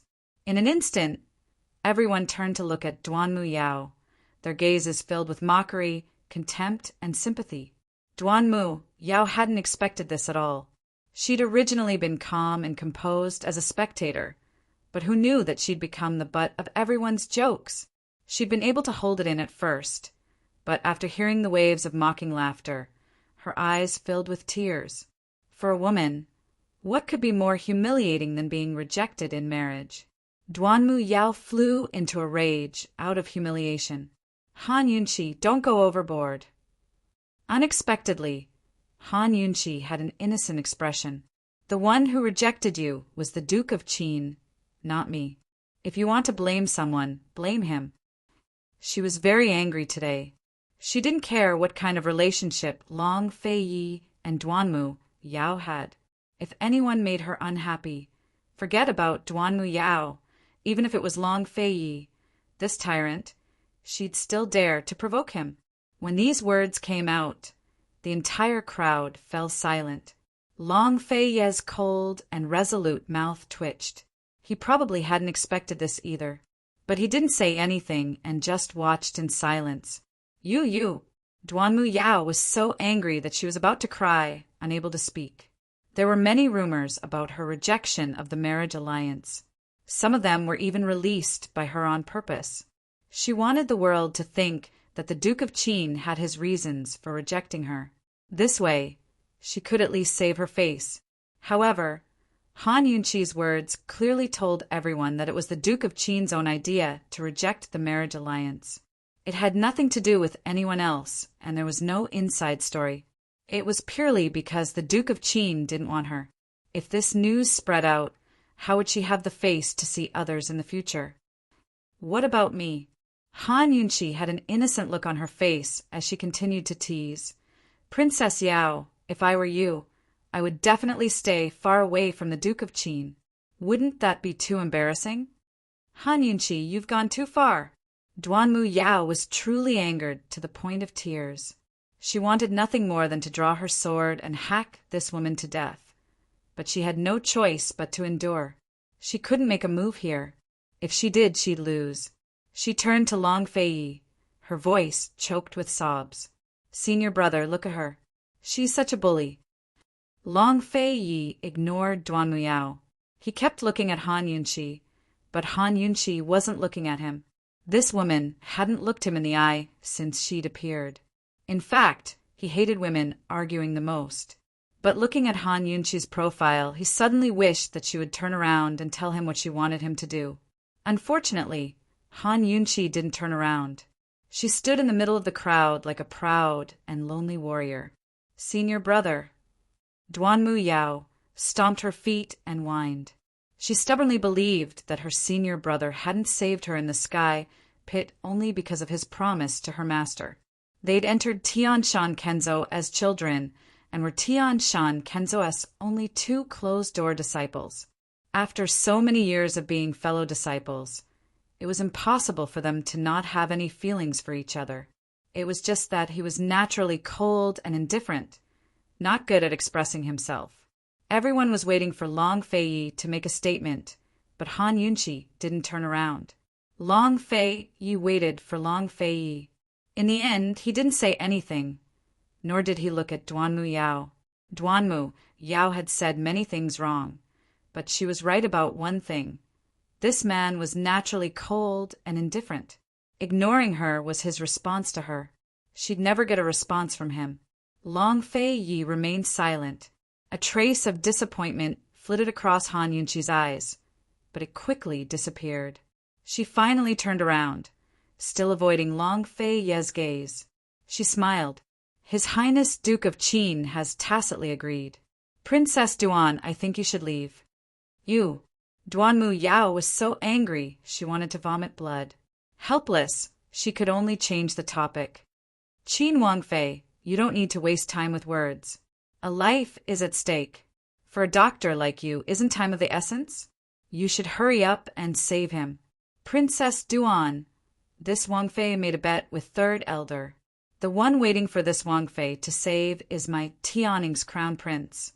What does it have to do with you whether or not this Wangfei saves him? What are you in such a rush for? Han Yunqi was calm and composed. Because this princess wants to see if you really have the skills, or if you're just a swindler with an undeserved reputation. Duanmu Yao pressed aggressively. Did this Wangfei trick you, or swindle you? Princess Duan, this Wangfei only beat you at the Plum Blossom Poetry Meet, so you can't compose poems for the rest of your life. You're not still brooding over that, are you? Han Yunqi dug up another old score. What a humiliation that was. Anyone in her place would brood over it for the rest of their lives, all right? Han Yunqi actually asked so self-righteously. Quite a few people around them couldn't help but laugh. Voices rose from all directions as well. The Western Zhou princess was a woman who excelled in all three aspects of literature, martial arts, and looks. Every year, countless people would seek an audience with her because of her reputation. Now it seemed that she didn't live up to her reputation. In terms of appearance, she was beautiful, but her expression was unkind. Just look at her angry appearance. She looked like a tigress that wanted to eat someone. In terms of talent, she actually lost to Han Yunqi, who was born a commoner. In terms of martial arts, that wasn't what everyone cared about. In this era, it was virtuous for a woman to not have any martial arts skills.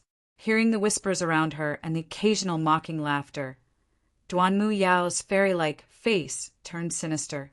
She didn't want to bring up old scores with this woman, but this woman was using them to humiliate her. Han Yunqi, you're clearly stalling for time because you can't save anyone. She angrily said, I'm not. Han Yunqi loudly retorted, then you should go save them. Duanmu Yao didn't want to continue arguing with Han Yunqi. If this continued, who knows what other old scores Han Yunqi would dig up. But Duanmu Yao realized it too late. Han Yunqi didn't rush her. Princess Duan, I saw you with Northern Li's Duke of Kong before. I heard that he's a poisons expert as well. I don't know if His Highness Duke of Kong is here yet, but I'd like to ask him to be my witness. Han Yunqi's words sent the entire crowd into an uproar. Everyone knew about the relationship between Tianning, Western Zhou, and Northern Li, but Duanmu Yao had actually hooked up with Jun Yixia. This wasn't just a personal friendship, but a matter of national importance. In a flash, Duanmu Yao's red face turned ashen white. She never expected Han Yunqi to expose her relationship with Jun Yixia in a public place like this. She even revealed that Jun Yixia knew the poison arts. More than half of the medical academy was paying attention to today's events. Han Yunqi's words would soon spread throughout the academy, medical city, and all of Cloud Realm continent. How was she supposed to explain things to Imperial Father then? Imperial Father didn't like her very much after the marriage alliance was rejected, and June Isia knew the poison arts. What kind of waves would that cause in Northernly? She couldn't care less about June Isia now. In any case, she was in big trouble. Han Yunqi, don't frame me, she denied in a rush. Han Yunqi finally turned to look at Long Fei. Your Highness, Duke of Qin, you saw Princess Duan and the Duke of Kong together with your own eyes. Qinxie isn't lying, right? Frightened, Duanmu Yao immediately looked towards Long Fei with pleading eyes. She'd already told Tang Li that if senior brother needed her, she could help him deal with June Isia. Senior brother had grown up in the imperial clan like her, so he knew what would happen to a princess of marriageable age who lost favor. Senior brother, you can't be so heartless. Long Fei, Yi didn't pay any attention to Duanmu Yao. He looked at Han Yunqi's serious expression and couldn't help but feel warmth in his eyes. This woman had done a wonderful job. He was just worried that he wouldn't have a chance to spread the news that Duanmu Yao and June Isia were together, and that June Isia knew the poison arts. Just like that, Han Yunqi helped him settle the matter. He didn't answer immediately, as if he wanted to look at Han Yunqi for a while longer. Helpless, Han Yunqi only looked at him for a while before averting her eyes. Her clear eyes didn't show much emotion. Long Fei Yi finally gathered his thoughts and said calmly, this prince saw it. Third elder doesn't know the poison arts, so Princess Duan might as well invite the Duke of Kong out to be their witness. Han Yunqi wasn't surprised that Long Fei Yi would give such a reply. This matter involved the relationship between the three countries. If this matter was spread, it would only benefit Long Fei Yi. However, Duanmu Yao was in despair. Senior brother! Her voice was stuck in her throat and her eyes reddened. She really wanted to cry. Han Yunqi's words didn't carry much weight, but Long Fei Yi was different. Who wouldn't believe him? She wouldn't be able to survive in Western Zhou's imperial clan. There were all sorts of speculations around them. Some even said that Duanmu Yao and June Isia were having an affair, which was why the Duke of Qin refused the marriage. Duanmu Yao stood in place, gritting her teeth. She glared at Han Yunqi with a murderous glare. She had paid a heavy price to see Han Yunqi lose. No matter what, she would never let go of Long Tianma's poisoning. Han Yunqi, don't even think about hiding. Today, this princess reputation will be ruined. You'll have to accompany me. Duanmu Yao's expression was fierce. She was about to speak, but Han Yunqi didn't even give her a chance to speak. She beat her to it. Princess Duan, since you care so much about whether I win or lose, come in with me if you have the guts. I'll show you. After she finished speaking, she gracefully turned around and strode into the house. Seeing this, the surrounding discussion stopped at the same time. They only felt that this woman's walking posture was so noble. Only when Han Yunqi entered the room did Duanmu Yao regain her senses. She was supposed to use this matter to make things difficult for Han Yunqi, but Han Yunqi had used it to provoke her. A deep sense of defeat rose in her heart. What had she become? Wishful thinking? Was she trying to fool herself and others? She couldn't accept this. Han Yunqi must be faking it. She must be scaring me. Duanmu Yao followed her in without hesitation. Chapter 268. Long Fei Yi didn't follow her in. Like everyone else, his eyes were focused on the door as he waited. His slightly furrowed brows revealed the uneasiness in his heart. That woman had been avoiding him, but she just walked in like that. What did she mean? Couldn't she see that he was here to save her? Could it be that she had the confidence to save Long Tianma? Where did she get the antidote? No matter what, she should have given him a look, but she didn't. It was as if she was ignoring his existence. Being ignored made Long Fei Yi feel very bad. Hey, what's Han Yunqi doing? Tang Li was also baffled. At first, he thought that Han Yunqi would cooperate with them to the end and give up the bet, leaving the consultation to Shiyuba and Luo Zuishan to argue. But who knew that Han Yunqi actually went to save him, and even walked in so confidently? Long Fei Yi didn't answer, but his gaze deepened. Tang Li was also silent. After a long time, he asked tentatively, could it be that the Shadow Clan member helped her find the blood of the poisonous beast? Tang Li looked sloppy, but his thoughts were very deep. Many times he didn't ask, but that didn't mean that he didn't see it. When Han Yunqi appeared just then, Long Fei had almost lost control. He'd seen it all. This time, Long Fei Yi didn't hesitate to use the secret army that he had raised for many years. He was undoubtedly throwing caution to the wind. What could make him calm down in an instant other than the news of the orphan of the Western Qin imperial family? The Shadow Clan member was so protective of Han Yunqi. If it wasn't for the poisonous beast, then it could only be for Han Yunqi. Tang Li asked so bluntly, but Long Fei Yi still didn't respond. Tang Li looked at him with an annoyed expression. Your woman is most likely the orphan of the Western Qin imperial family. Tang Li simply said things more bluntly. Long Fei Yi finally responded. And then, what should we do? Tang Li's face was filled with melancholy. Han Yunqi's appearance had derailed their original plans, causing them to change again and again. But now that the Shadow Clan had appeared, it wasn't as simple as changing their plans. He hesitated for a moment and then said seriously, at least take back the perplexing butterfly illusion first. We can't leave it with her. Helpless, Long Fei Yi refused to answer. Tang Li did not know what to do with him. He could only comfort himself that, fortunately, Long Fei Yi was still able to remain calm after seeing the white coat. He did not fall too deeply into it. However, Tang Li could not figure out how Long Fei Yi would deal with Han Yunqi. Everyone was waiting outside the house, and so was everyone inside the house. Han Yunqi sat on the edge of the bed, surrounded by several elders, 2 directors and Qin Wangrong. Duanmu Yao stood on the other side, her gaze never leaving Han Yunqi's hand, as if she wanted to see some clues. Han Yunqi allowed her to look. Of course, she was not stupid enough to take out the poison beast's blood in front of everyone. She had already put the poison beast's blood into the detoxification system and applied it to the golden needles. As long as she applied the needles, the poison beast's blood would seep into Long Tianma's joints. Not only did she apply the antidote, she also added some special medicine. This was even more effective than directly taking the antidote. Long Tianma was in a half-conscious, half-unconscious state.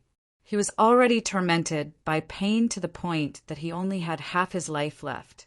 It was unknown if he was aware of everything that was happening around him. But in short, his half-open eyes were filled with Han Yunqi's shadow. The room was silent and no one spoke. Han Yunqi also did not explain anything. Just like last time, she applied the needles, expelling the poison from every part of Jun Yixia's body, and then applied the medicine. This process was very difficult for Han Yunqi, but it was also very long for the people around her. Han Yunqi continued to apply the needles, not to mention these 6 or 7 people watching. Even if the whole world was watching, she could still concentrate and do it in an orderly manner. This time, not only did she want Long Tianma to fully recover, she also wanted Long Tianma to be completely awake. Third Elder and the others sometimes looked to Han Yunqi, and sometimes they looked at each other in dismay. Han Yunqi's technique was no different from the previous treatment. So how could this be called a follow-up? This was clearly a new treatment. Third Elder couldn't save Long Tianma himself, so he really hoped that the bet could be cancelled. Since it couldn't be cancelled, he really wanted to find Han Yunqi's weakness and fight her to a draw. That way, he wouldn't lose too much face. Qin Wangfei, are you here for a follow-up visit? Third Elder asked. Han Yunqi buried her head in the needles and casually asked, what else? You're doing a new treatment, right? 3 days ago, you didn't detoxify the poison. Third Elder guessed. Han Yunqi's gaze was still deep as she focused on Long Tianma's joints. Her lips curled into a cold smile as she replied carelessly, "Detoxification with needles is like this." So third elder doesn't understand? Old man doesn't understand detoxification with needles. Third elder angrily replied. As soon as he said it, he realized that he had fallen into Han Yunqi's trap, but it was too late. Since third elder doesn't understand, then don't speak nonsense. Han Yunqi smiled. Even third elder had suffered a setback, so who else dared to speak? Shi Yuba and Luo Zuishan stood to the left and right, each with their own thoughts and unease. Duanmu Yao watched from the side, waiting without a word. No one knew what she was thinking. Third elder, help me take a look at the crown prince's complexion. Han Yunqi suddenly spoke. At this time, everyone focused on Han Yunqi's hands turned to look at Long Tianma. Once they did, they couldn't shift their gazes away. They had never seen a patient recover so quickly. Long Tianma's complexion had originally been as pale as paper, without a trace of blood. His eyes were also half-lidded, as if they could close at any moment. But now his face was rosy. Terminal lucidity. Duanmu, Yao couldn't help but ask. Most people would have this kind of reaction when they saw this situation. However, there were many famous doctors present. Even the lowest-ranked fifth elder, Madame Lianqin, could see that this was not the final radiance of the setting sun. This was a recovery of color. Third elder's face was full of disbelief. He couldn't care less as he strode forward to take Long Tianma's pulse. Unexpectedly, Long Tianma's originally weak pulse had suddenly become strong, no different from a normal person's. He's really recovered? Fourth elder asked hastily. Although third elder didn't want to admit it, he still nodded. He's recovered 70 to 80%. Remove these needles and you'll recover 90%, Han Yunqi said mildly. How did you do it? Third elder was very serious. Unexpectedly, Han Yunqi removed the needles and personally covered Long Tianma with a blanket. She continued, Your Highness Crown Prince, you'll need to recuperate for the last 10%. Remember to rest more when you return to Tianing. The poison in your body has been purged, so don't worry. As it turned out, she was talking to Long Tianma. Third elder coughed, lightly a few times. How awkward. Long Tianma slowly opened his half-lidded eyes, which were filled with vigor. He stared at her for a long time before he muttered, Han Yunqi, it's you again. That's right, it was her again. She'd saved him twice and nearly lost her life because of him both times. Call me Imperial Aunt. How impudent. Han Yunqi teased as she tucked him in again before rising to her feet. Long Tianma didn't pay attention to his surroundings, but kept his gaze on Han Yunqi. Unfortunately, Han Yunqi didn't have time to respond to him. Third elder, the poison's been cured. Before Han Yunqi could finish, Duanmu Yao hastily cut her off. She'd been waiting for this moment. Third elder, invite a poisons expert to examine him. She can't just say whatever she says. Han Yunqi already had this intention. Since Duanmu Yao was in such a rush, she would definitely regret it later. With last time's experience, Third elder had learned his lesson this time and had already sent a powerful poisons expert to the side room. But judging from Long Tianma's complexion, he knew that his actions were superfluous. Forget it. Third elder gave a faint sigh. We can't just let it go like this. It's hard to convince everyone without an examination. There's so many people waiting outside. Duanmu Yao anxiously said. She hated that she couldn't tell everyone the truth about the bone poison. She knew that Han Yunqi didn't have an antidote, so she must have done something to Long Tianma being able to wake up. What? Are you representing everyone outside to spy on this princess? Han Yunqi coldly asked. So what if I am? Duanmu Yao replied without any trace of politeness. Then I'll have to trouble you to tell everyone the results later. Han Yunqi was very polite. Don't worry. Duanmu Yao was brimming with confidence. There were indeed many people waiting outside. When third elder sent for the poisons expert, the other elders were all disappointed. Only Duanmu Yao looked on expectantly. Long Tianma looked deeply at Duanmu Yao, but didn't say anything. After the poisons expert finished his examination, Duanmu Yao impatiently asked, "How is it?" "Hee, Qin Wangfei is so amazing. This one couldn't even find any traces of being poisoned. Admirable, admirable." The poisons expert's expression was one of worship. "What?"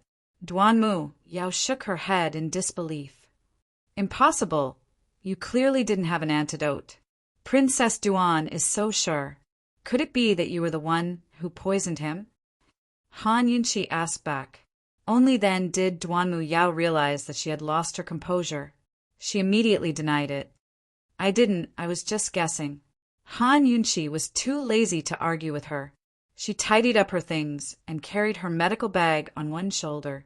Crossing her arms, she seriously said, "Now that the crown prince has recovered, I'll have to trouble Princess Duan to go out and tell everyone." This time, Duanmu Yao was completely stupefied. She had just argued with Han Yunqi in front of everyone until her face turned red and she was even humiliated. If she were to go out and publicly admit that Han Yunqi had cured Long Tianma, where would she put her face? She'd simply become a laughingstock if she went out. Unfortunately, it was too late. "Princess Duan, let's go out together." Han Yunqi personally opened the door. The moment the door opened, everyone outside focused on them. Han Yunqi purposely stepped aside. "Princess Duan, please." Seeing the dense crowd outside, especially Long Fei, Duanmu Yao wanted nothing more than to find a hole to crawl into and escape. She hesitated and didn't move. "What is it? Is Princess Duan going back on her word, or are you afraid to go out?" Han Yunqi's mocking smile was especially glaring to Duanmu Yao's eyes. She suddenly groaned and almost vomited blood. This was what it meant to go too far. If she didn't go out, wouldn't Han Yunqi look down on her even more? Duanmu Yao clenched her fists and walked out, Han Yunqi following closely behind. For a moment, everyone's eyes fell on them. Han Yunqi leaned against the door with her arms crossed. Duanmu Yao stood in the doorway with her head lowered, unable to speak for a long time.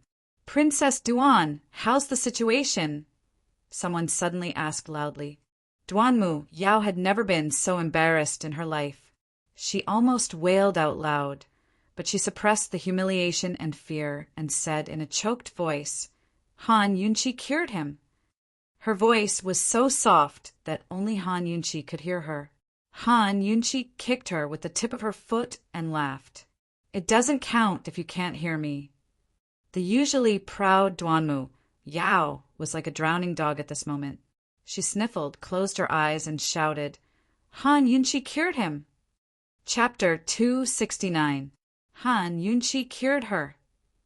Duanmu Yao's shout broke the silence in the courtyard. The confused crowd gave a start before bursting into laughter.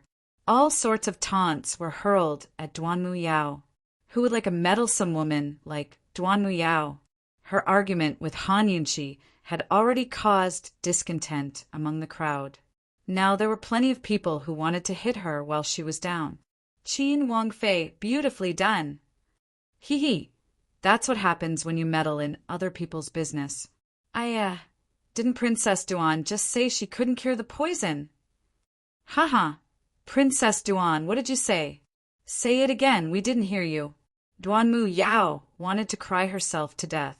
This was the first time she'd felt so helpless. Although she didn't want to admit it, she knew she'd underestimated Han Yunqi. She was too proud and conceited. She'd never put any other woman her age in her eyes, but now she'd kicked an iron plate. It was too late for regrets. If she knew this would happen, she wouldn't have provoked Han Yunqi at all. She didn't dare to look the crowd, but stole a glance at Long Fei, only to see Long Fei smiling as well. Heavens! She'd been his junior sister for so many years. but she'd never seen him smile. She never expected to see him laugh at her like this. Duanmu, Yao didn't want to live any longer. She muffled her mouth and turned to run away. Now that she'd run away crying, news of today's events would spread very quickly. Whether it was Duanmu Yao's humiliation or her alliance with Junixia, they'd all become the headlines of Cloud Realm Continent. Long Fei's rejection of the marriage alliance had already greatly affected her marriage plans. What kind of man would be willing to marry a woman rejected by another man? Duanmu Yao might still be able to marry into a good family with her status as the princess of the first wife. But even if Western Zhou's emperor didn't oppose her now, no one would want her with such a bad reputation. This was fatal to women. Seeing Duanmu Yao's fleeing form, Han Yunqi's gloomy mood relaxed considerably. If she was willing to look at Long Fei, she'd definitely see his smile just then. Unfortunately, she still avoided him. Qin Wang Rong stayed behind to accompany Long Tianma, while Third Elder and the others walked out. Duanmu Yao was just an interlude that brought disgrace upon herself. This wager belonged to Third Elder and Han Yunqi, and they had yet to settle their differences. Since the wager wasn't cancelled, they had to see it through to the end. Han Yunqi looked at the courtyard full of people, and then at Luo Zuishan. Sure enough, Luo Zuishan had been giving her meaningful looks. Luo Zuishan had told her the truth about Long Tianma's big belly on the way to the crater. Long Tianma had been poisoned by a goo worm. His stomach was bloated because of the goo worm. Goo arts were a kind of poison technique created by the poison sect. There were 3 types of goo: grass goo, insects goo, and humans goo. Each type of goo was further subdivided. This was definitely a taboo in the medical academy. She didn't know where Shi Yuba had learned it, but Luo Zuishan had heard of it, but didn't understand it. Han Yunqi was puzzled. Luo Zuishan and Shi Yuba were both directors and 6th rank primogenitors. If Shi Yuba knew it, Luo Zuishan should know as well. Or perhaps an expert had helped Shi Yuba plant the goo. Of course, this wasn't a question she needed to consider. What she needed to consider was whether she could reveal the truth in a public setting like this. Once the news spread, it'd implicate a lot of people. Shi Yuba would be the first to bear the brunt of the punishment from the medical academy, but Han Yunqi was more concerned about how many people in the world would come for the goo arts. It was rumored that the poison sect's destruction had something to do with goo arts. In the end, goo arts were a disaster. On the side, Luo Zuishan was giving her meaningful looks, telling her to keep it a secret. If she didn't reveal it, what would happen to her bet with Third Elder? Third Elder probably didn't know the truth. If he did, he would never have agreed to a public consultation. Han Yunqi was weighing the pros and cons, and so was Third Elder. After seeing Duanmu Yao's fate and witnessing Han Yunqi's ability to save people twice, the dignified 7th rank sage, Dr. Third Elder, felt lingering fear. He rejoiced that he had been careful when he made the bet with Han Yunqi and hadn't just bet on saving Long Tianma. They had agreed that Han Yunqi would not only save Long Tianma, but also explain why Long Tianma's old illness had flared up. Third Elder couldn't win now, but he could still fight for a tie. That way, he wouldn't lose too much face for the Council of Elders. At this time, the silent Shi Yuba suddenly leaned over and reminded him in a low voice, "Third Elder, the bet isn't over yet. Han Yunqi won't be able to explain it." Actually, Third Elder had long suspected Shi Yuba. Last night, not only was he unable to tell that Long Tianma had been poisoned, he also couldn't figure out why Long Tianma's old illness had flared up. He had even thought of the fetus in fetus situation, but still couldn't explain the relapse. He faintly sensed that Shi Yuba had done something and used some secret technique. However, for the sake of face, he couldn't ask Shi Yuba directly. If it was Shi Yuba's secret technique, then Han Yunqi definitely wouldn't be able to explain it. Secret techniques were things that every doctor learned and researched on their own. Under normal circumstances, others wouldn't be able to decipher them. Seeing that Third Elder still hadn't replied, Shiyuba grew anxious.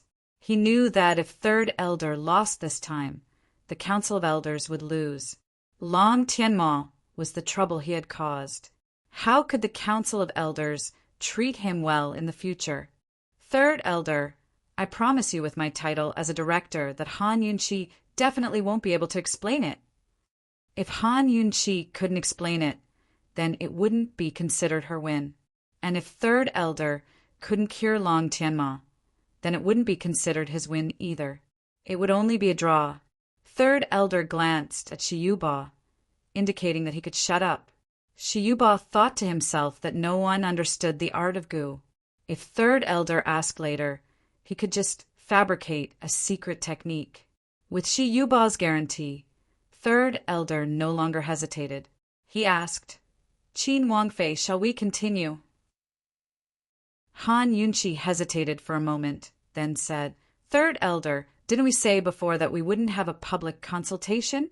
His Highness, the Crown Prince's illness. Why don't we talk inside?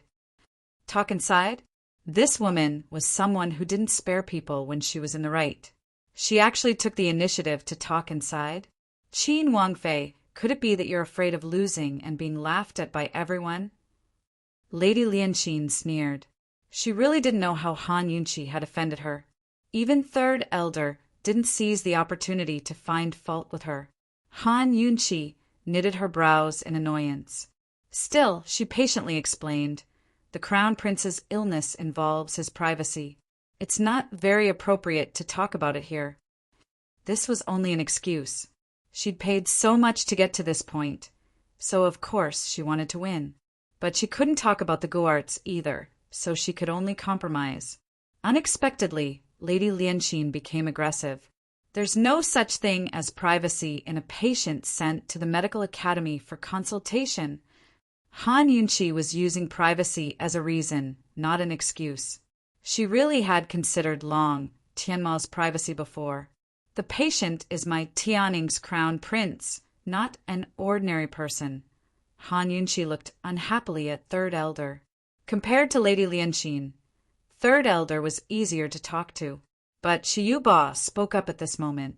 Esteemed Wang Fei, Emperor Tianhui should have known about the Medical Academy's rules when he agreed to send your honored country's crown prince here.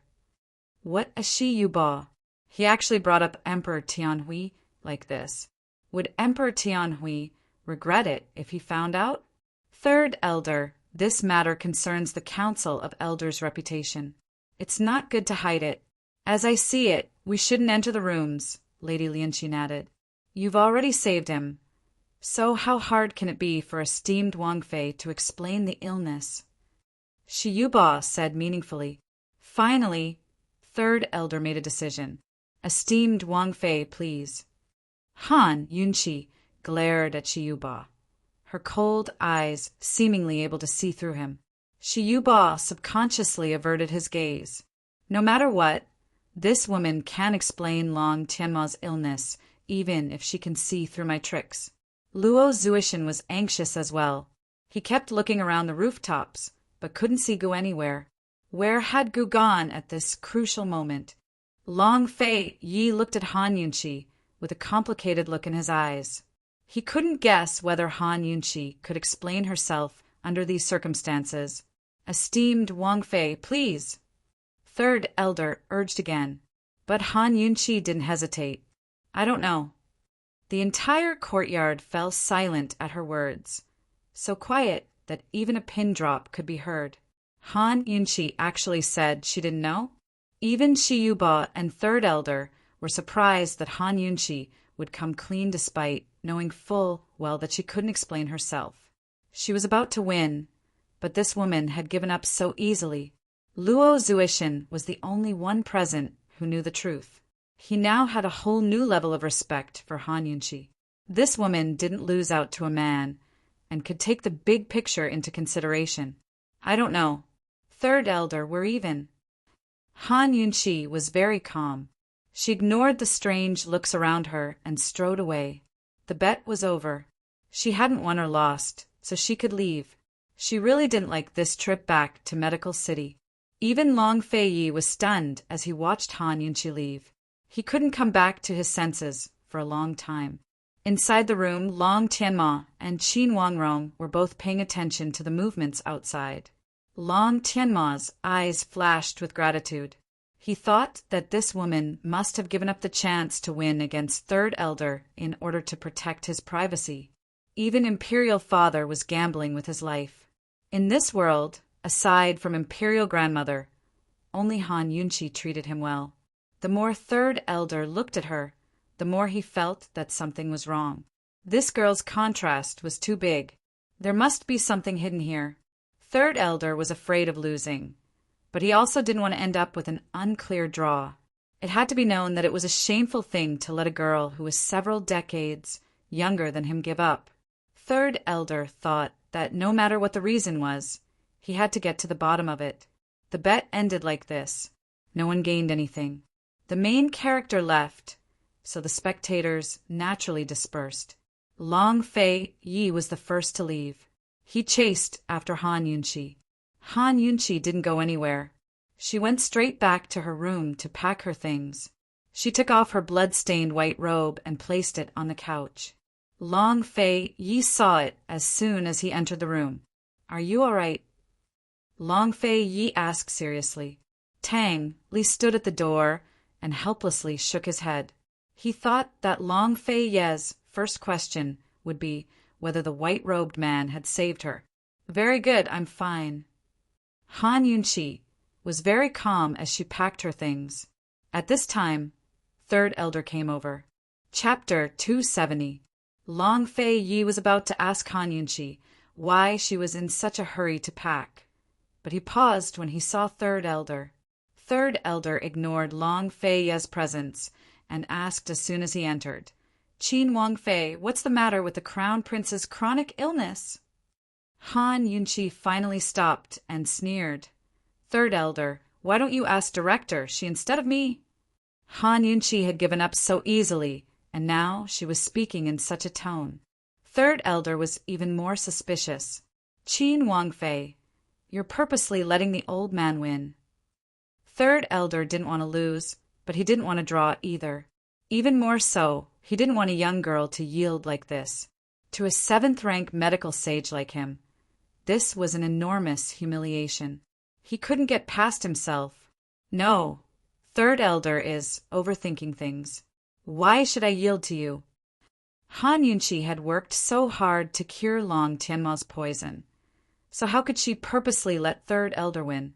She was just worried about the effects of the Gu arts. Gu arts weren't anything good and were extremely harmful. Back then, the medical academy had destroyed the poison sect, mostly because of the poison sect's Gu arts. There were very few people who knew about Gu arts now. If she explained that Long Tianma had been poisoned by Gu, then everyone in the world would know about the existence of Gu arts. At that time, there would be a wave of people looking for and learning Gu. She would become the main culprit, and the world would fall into chaos once Gu arts were revived. A tomboy like Han Yunqi had always insisted that she was a little girl and that the world's prosperity had nothing to do with her. But when faced with this kind of situation, she didn't hesitate to consider the bigger picture. Third Elder was speechless when he heard Han Yunqi's retort. They had argued over this case since the first time they met, and Han Yunqi had won in the end. She really had no reason to yield. The Third Elder thought that he was probably overthinking things. But Han Yunqi finished packing and sat down calmly before continuing. "I'm only letting you win because I don't want the medical academy to get into big trouble." "You." Third Elder felt like he had been played. "Even if you win, the medical school won't get into any big trouble." Han Yunqi won, and Third Elder only promised to do one thing for her. The consequences were not so exaggerated. This stinky lass, she could overflow with just a little bit of water. It seemed like he had come for nothing. He was too lazy to ask any more questions and got up to leave. However, at this time, Han Yunqi became serious. She lowered her voice and said, "Third Elder, you didn't see that she Yuba used the Gu technique, right?" As soon as she said this, Third Elder looked at Han Yunqi in shock, regardless of whether Han Yunqi was telling the truth or not. Just the fact that she knew about the voodoo technique was enough to make Third Elder nervous. How could someone of Han Yunqi's age know about voodoo? Long Fei Yi and Tang Li were equally shocked. The two of them exchanged glances but did not say anything. Voodoo was a taboo in the medical academy. Now, only the oldest group of people knew about it. Moreover, most of them had only heard about it and did not really understand it, let alone know how to use it. How did Han Yunqi know about it? Seeing Third Elder's shock, Han Yunqi knew that her guess was right. Third Elder really did not see it. Third Elder, Long Tianma's stomach has a goo worm, so his old disease relapsed overnight. Shi Yuba's so-called chronic ascites doesn't exist at all. Han Yunqi said seriously. All right. She admitted that she did it on purpose. She gave up so decisively to lure Third Elder over. Some words were really not good to say in front of too many people. Third Elder frowned and looked at Han Yunqi without saying anything for a long time. Of course he knew that chronic ascites didn't exist, and could tell that Long Tianma's relapse had something to do with Shi Yuba. But he always assumed it was one of Shi Yuba's secret arts. He never expected it to be voodoo. Third Elder, the Crown Prince's stomach is a malignant tumor. When I treated the poison in the past, I turned the tumor into blood. Emperor Tianhui saw it with his own eyes. The relapse was caused by Shi Yuba's goo. After the Crown Prince was kidnapped on the road, someone helped him get rid of the goo, but poisoned him instead. Han Yunqi explained everything clearly. She should have said these words in the first place. If she did, she would have one. Now, she only said them for Third Elder to hear. Seeing that Third Elder was still frowning, Han Yunqi added, Shi Yuba suspected that the Crown Prince was a fake because he was too self-confident. He thought no one could cure his goo. Hearing this, Third Elder had no choice but to believe it. If Han Yunqi hadn't made a bet with him, it would have been Shi Yuba, Luo Zuishan, and the other elders examining Long Tianma together. He never believed Shi Yuba's chronic ascites to begin with. He always assumed that Shi Yuba had used some sort of secret arts to make him so certain that Han Yunqi couldn't explain it. Now it looked like voodoo was more likely. Many doctors had their own secret arts. Unless they passed it on to someone else, no one else would be able to understand them. The person who kidnapped Long Tianma definitely didn't know Shi Yuba's secret arts. Normally, only the person who planted the goo would understand the voodoo arts, but it was hard to say if the person was an expert. If that was the case, then voodoo could explain all the suspicious points in Long Tianma's case. Third Elder was suddenly enlightened and muttered to himself in disbelief. So that's how it is. So that's how it is. Very soon, Third Elder grew alert.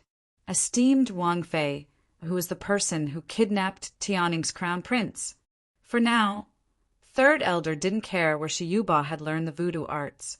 In any case, it was impossible for Shi Yuba to escape this calamity and leave the medical academy. He was more concerned about Han Yunqi and the kidnapper's goo expert. I only know that the kidnappers were from the 100 Poison sect. Many poison humans showed up at the time. Han Yunqi was waiting for an answer to this question. She wouldn't reveal Jun Yixie's identity directly. She wouldn't even reveal that he was the sect leader of the 100 Poison sect. Instead, she'd leave a clue for the medical academy to investigate and cause trouble for the 100 Poison sect. Moreover, once news of Jun Yixie and Princess Yao's collusion spread in Medical City, Northern Li's imperial clan would definitely investigate Jun Yixie's actions. Tattletale and exposure weren't good methods. But Han Yunqi felt that this was how things should be for that bastard Jun Yixie, whether it was Northern Li's imperial clan or the 100 Poison sect. Jun Yixie would have endless troubles in the future.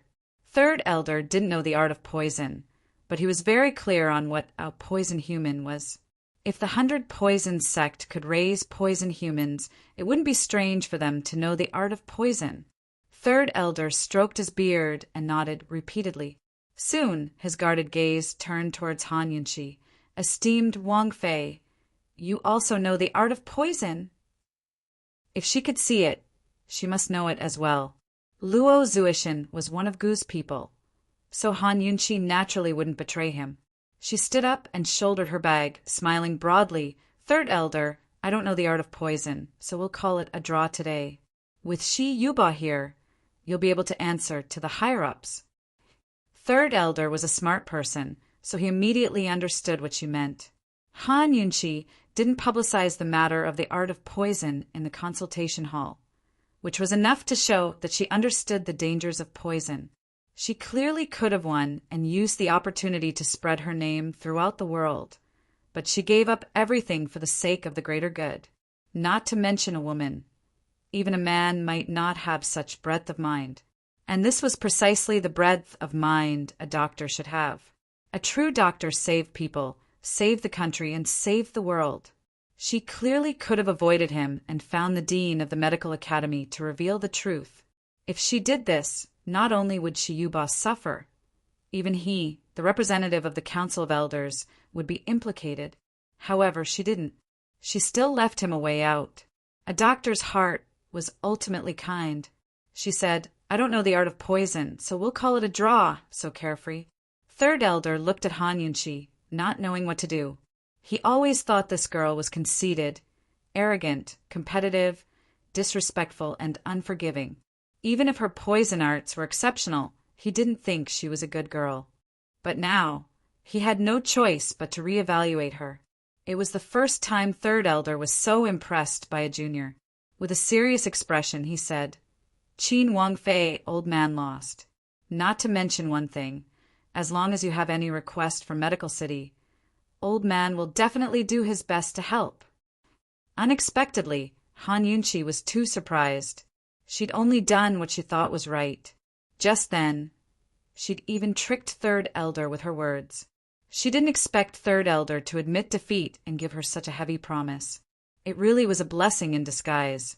In the future, she'd have connections and connections in Medical City. Han Yunqi didn't hide her joy. She was truly pleasantly surprised. She cupped her hands and openly accepted the promise. Third Elder, deference is no substitute for obedience. Yunqi will remember your words.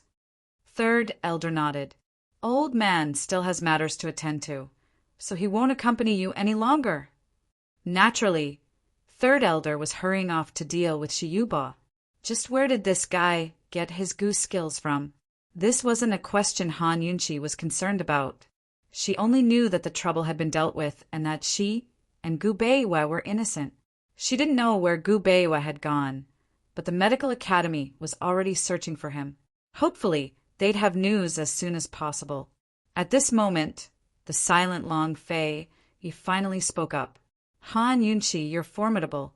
It was rare for him to praise someone, so he was truly happy for Han Yunqi.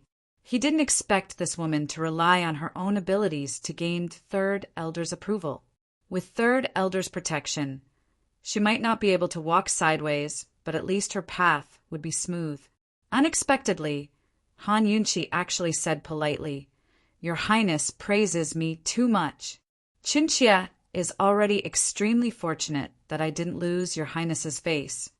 Sometimes politeness wasn't a form of courtesy, but a coldness that kept people 1,000 li away. Long Fei, Yi looked at her, slightly dazed. He suddenly didn't know how to reply. If Your Highness has no other matters, Qinxia will take her leave, Han Yunqi said as she tidied up her bundle and prepared to leave. If her previous disregard wasn't obvious, then it couldn't be any more obvious now. As he watched Han Yunqi's back, Long Fei Ye's entire face turned cold. Tang Li couldn't help but shudder. He hurriedly said, Han Yunqi, wait a moment. I'll leave first. At a time like this, it was better for him to avoid her. Han Yunqi really did stop and make way for Tang Li. However, Long Fei Ye's frosty face finally warmed up a little.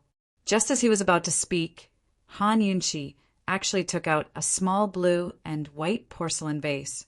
She didn't approach Long Fei Yi and just casually placed it on the table. This was none other than the perplexing butterfly illusion. She became even more polite. Xinxie is incompetent and can't decipher it. Please forgive me, Your Highness. Note to the readers. You know what's going to happen tomorrow. Chapter 271. The room was completely silent. The warmth on Long Fei Ye's face disappeared. He stared at Han Yunqi coldly. Those deep eyes did not have any luster and were so dark that it seemed like they could suck in everything in the world. He stared at Han Yunqi and did not answer for a long time. This made the originally confident Han Yunqi feel a bit scared. She avoided his gaze again and did not say anything. She turned around to escape. At this time he finally opened his mouth. His voice was as cold as ice, just like the first night they met. What if this king doesn't forgive you?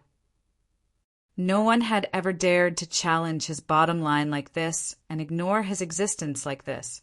At the very least, he never thought that this woman, who always looked at him with infatuation, would one day not look at him at all. Han Yunqi, you were the one who provoked this king. There's no such thing as coming and going as you please. Long Fei Yi picked up the perplexing butterfly illusion and walked in front of Han Yunqi step by step. As soon as he approached, a powerful pressure rushed over. Han Yunqi only felt a mountain of pressure. She subconsciously backed away, but Long Fei Yi grabbed her waist and pulled her closer to him. His hand was on her waist. Although he did not use any strength, Han Yunqi felt an inexplicable fear. She was afraid that her waist would be crushed. Han Yunqi slightly raised her head and looked away.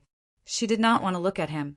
Long Fei Yi remained silent as he slowly hid the perplexing butterfly illusion into her medical pouch. His extremely slow movements made her hair stand on end.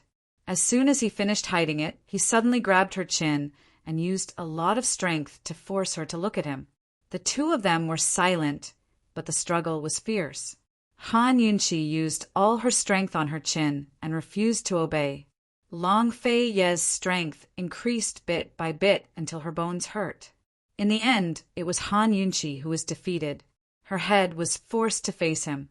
However, she still stubbornly closed her eyes. She did not want to look at him. "Open your eyes," Long Fei ordered angrily, sounding very fierce. Han Yunqi remained motionless and ignored her words. Seeing that she had no intention of opening her eyes, Long Fei Ye's eyes flashed with ruthlessness. He pinched her chin and lowered his head to seal her lips with his. Han Yunqi immediately opened her eyes wide, but it was too late. Long Fei Yi overbearingly and rudely plundered her lips. She clenched her teeth and resisted, making him even angrier. The hand around her waist exerted force without pity. In an instant, she opened her mouth in pain. Before she could cry out in pain, her lips and tongue were devoured by him. Unlike the first time when he was gentle and the second time when he was domineering, this time he was almost crazy. The more he kissed, the harder he kissed, and the deeper he kissed. Han Yunqi almost couldn't take it anymore. She only felt that her whole body was about to be eaten by him. Her waist and chin were restrained, and she couldn't struggle at all. Suddenly, Long Fei Yi let go of her chin. He picked her up horizontally and strode towards the bed.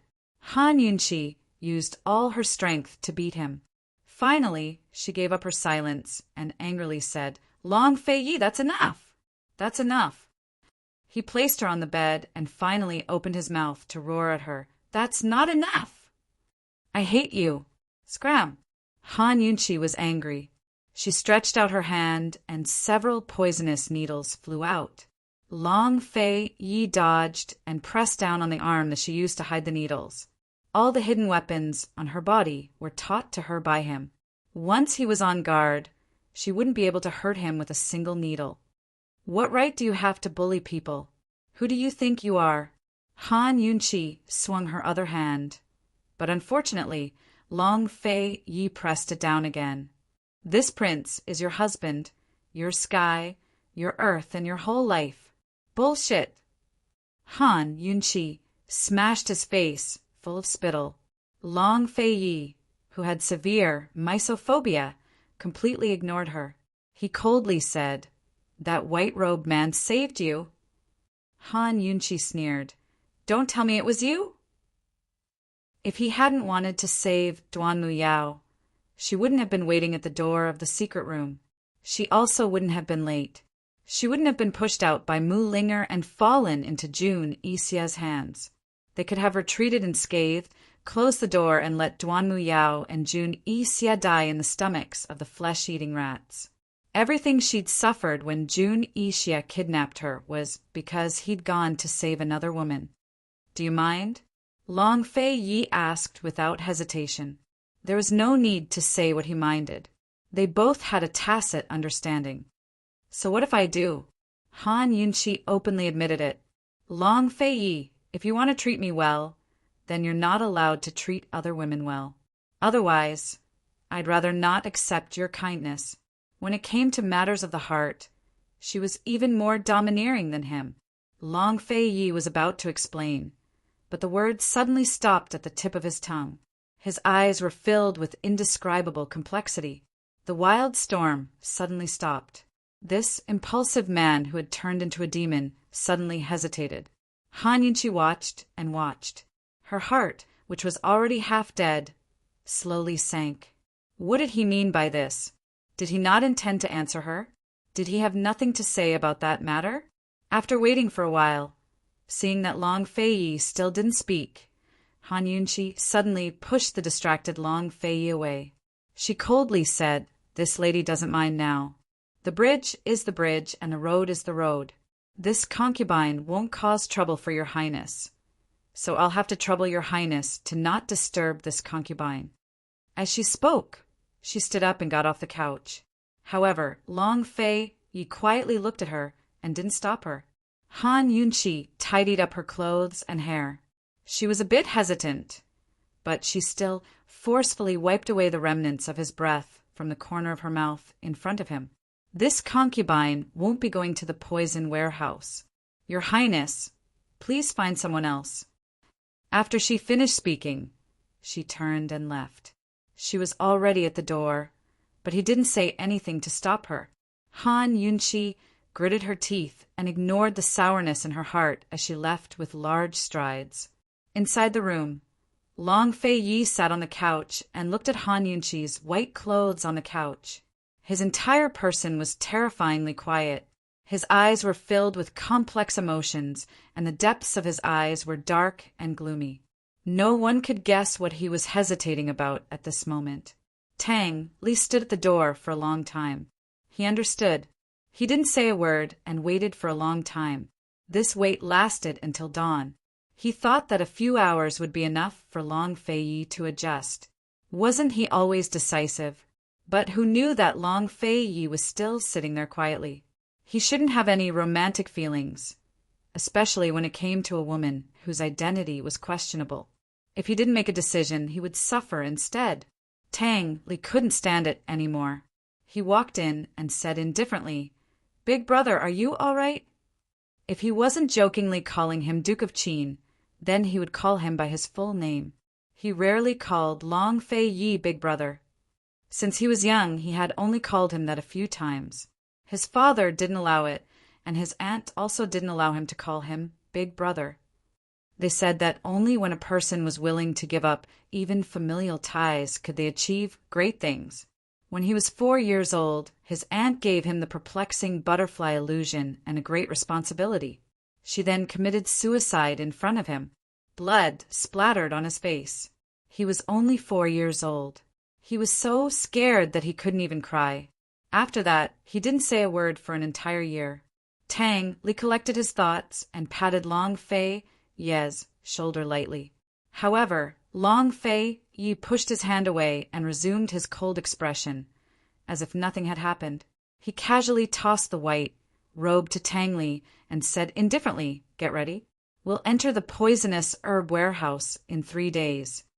Tang Li seemed to want to say something, but when he saw Long Fei Yi's cold eyes, he swallowed all the words he wanted to say. "Send someone to escort her back. Bring Mu Linger back too." Don't lose any leads on Madame Tianqin in Medicine City. Long Fei Yi threw down these words and disappeared in a flash. At this time, Han Yunqi was in Gu Beiyue's room. There was still no news of Gu Beiyue. The medicine box he'd brought was still in the room, as if he'd just left. Han Yunqi sat on a warm couch, her arms wrapped around her knees. Her entire person was dim. She sat there from dawn to dusk. She didn't know that the entire medical academy was looking for Shi Yuba. That guy had escaped. He hadn't run out of the medical academy, but hid in the poison sect's forbidden grounds. When Shi Yuba saw a white-robed man appear out of thin air, he hurried out from beside a small tree and respectfully greeted, "Master." This white-robed man was none other than the white-robed man from the Shadow Clan. Shi Yuba had just looked up when the white-robed man viciously kicked him. His ferocity was completely at odds with his white robes, and he sent Shi Yuba flying with a single kick. Shi Yuba collapsed to the ground and spat out a mouthful of blood. "Master." Shi Yuba was shocked. He endured the pain in his chest and crawled to his feet, his voice filled with anger. "Master, this subordinate doesn't understand." Although he called the white-robed man master, Shi Yuba had never known who he was, nor had he ever seen his true face. Shi Yuba's medical talent wasn't good, and he'd always relied on hard work. The only reason he'd been able to reach 6th rank and become a director was because of the white-robed man's help. It was the white-robed man who'd taught him medicine. As for the Guarts, the white-robed man had given him secret manuals. Otherwise, where would he have learned them? He'd planted the Gu in Long Tianmao under the white-robed man's instructions. As for why the white-robed man had done it, Shi Yuba had no idea. "You don't need to understand. Who told you to make things difficult for Han Yunqi on your own?" the white-robed man asked. Even someone as gentle as him had a temper. He'd set up this trap to lure Han Yunqi to Medical City and probe Gu's true identity. Unfortunately, he hadn't expected Jun Yixia to butt in halfway, nor had he expected Long Fei Yi to show up. The appearance of these two people had completely disrupted his plan. Fortunately, Han Yunqi was fine in the end. Shi Yuba was resentful and couldn't answer. He'd indeed acted on his own, but he didn't understand why the white-robed man was angry because he'd made things difficult for Han Yunqi in the consultation hall since he'd asked him to frame Han Yunqi and Gu Beiyue. Who on earth was this guy? Where did he get the secret manuals of the Guarts? Why did he lure Han Yunqi to Medical City in the first place? There were all kinds of questions, but Shi Yuba didn't dare to ask. He'd asked before, and the answer he'd gotten was, "You don't need to know so much. Go back to the old place. If there's a next time, I won't let you off easily," the white-robed man ordered coldly. At this time, a red figure flew over. Shi Yuba hurriedly hid back. In order to cover him, the white-robed man suddenly flew into the air and exposed himself. This red figure was none other than Gu, who'd been chasing the white-robed man for a long time. If the white-robed man hadn't been seriously injured, how could he have been chased for so long? Chapter 272. In the crater, after the flesh-eating rats dispersed, Gu immediately rushed out. He had completely forgotten about Mu Linger.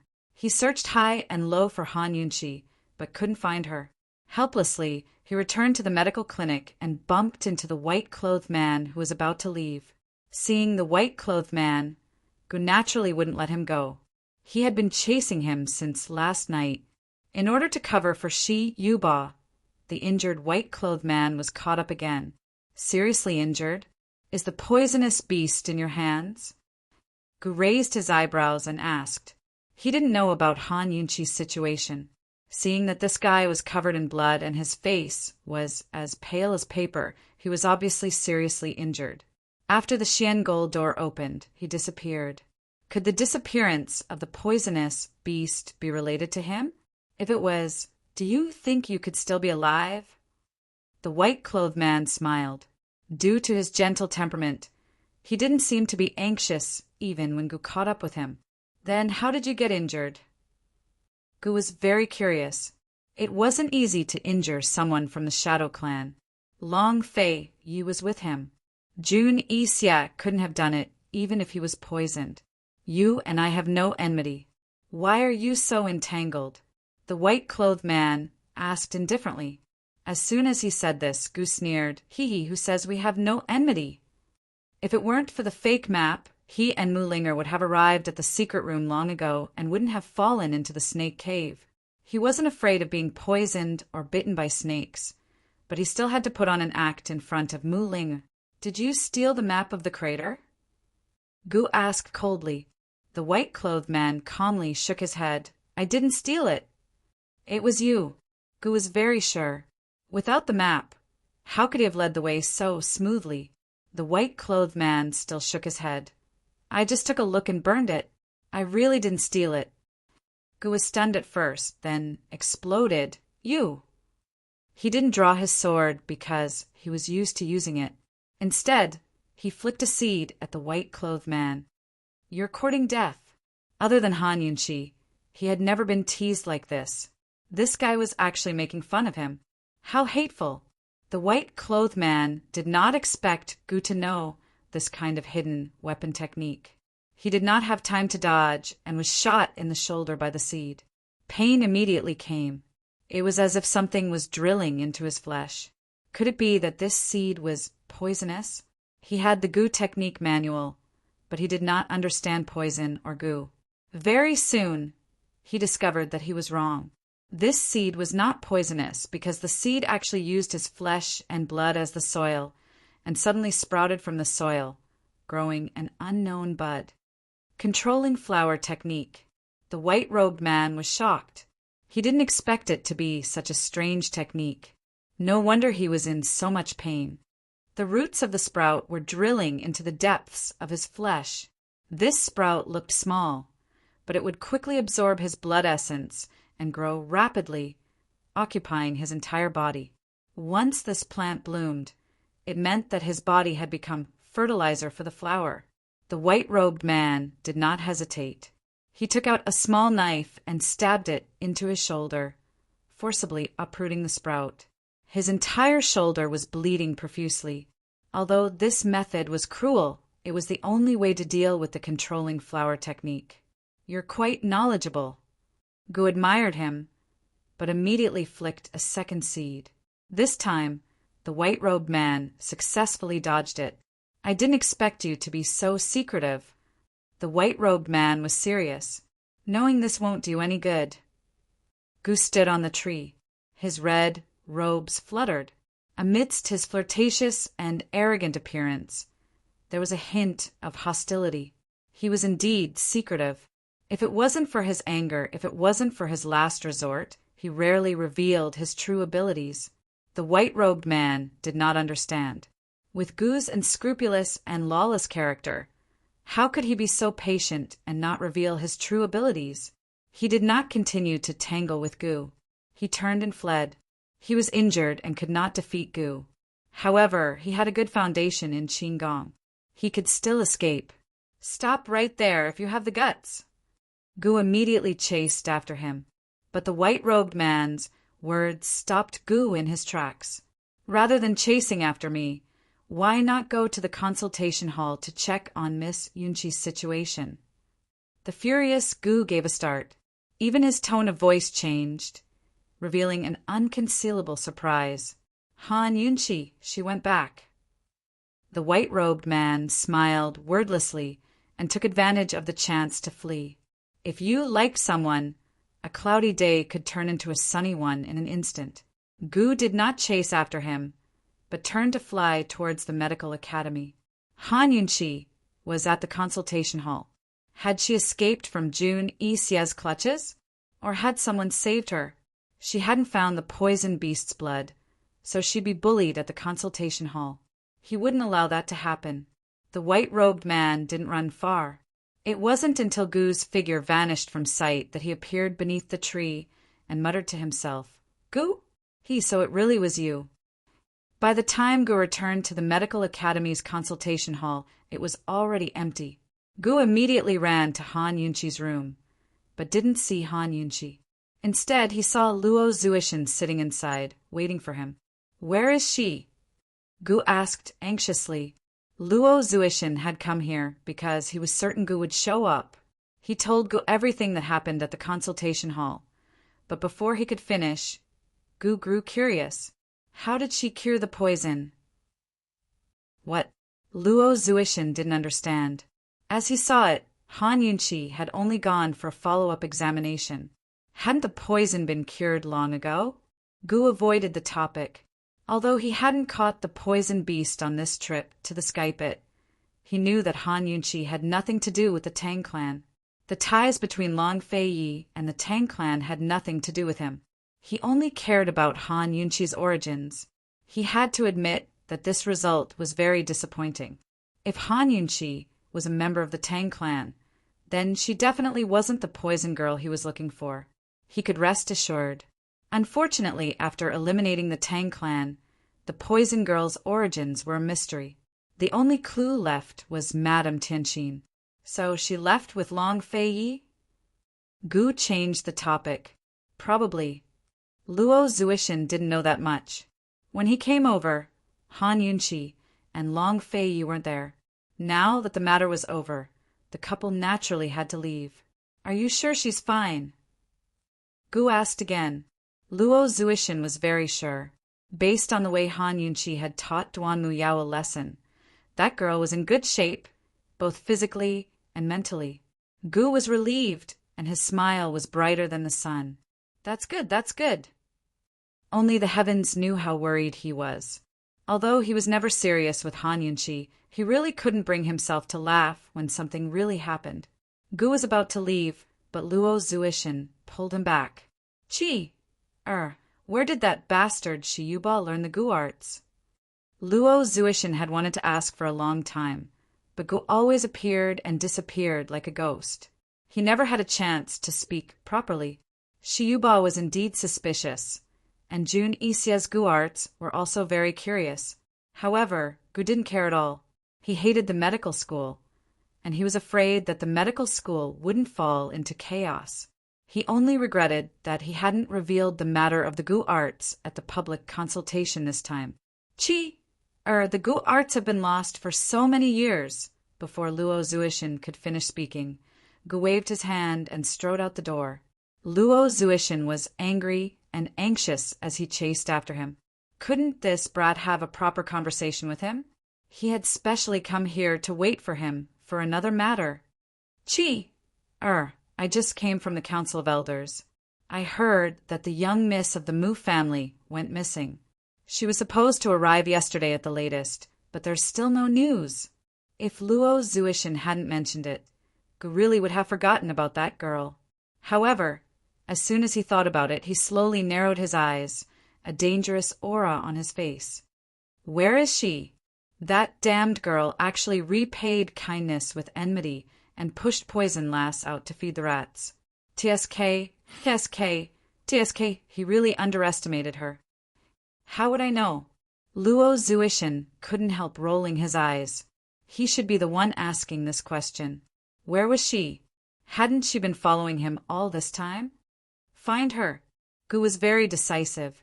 Luo Zuishan thought that this guy had found his conscience and knew that he had to take responsibility for a little girl's safety. Who knew that Gu's second sentence would be, "Damned girl, you better not let me find her." He wouldn't let off anyone who dared to hurt his poison lass, even if they were from the Mu family. Gu strode out of the room, leaving Luo Zuishan bewildered. How had Mu Ling provoked him? Mu Ling liked him so much and went along with him. So how had she provoked him? Long Fei Yi and Tang Li had already left, while Long Tianma and Qin Wangrong were preparing to return home. Everyone thought that Han Yunqi had left, but she was still nestled in Gu Beiyue's room, lost in thought. Esteemed Wang Fei, His Highness has ordered this subordinate to escort you back to Tianing. The guards knocking on the door interrupted Han Yunqi's thoughts. She listlessly replied, "Withdraw, I'll go back by myself."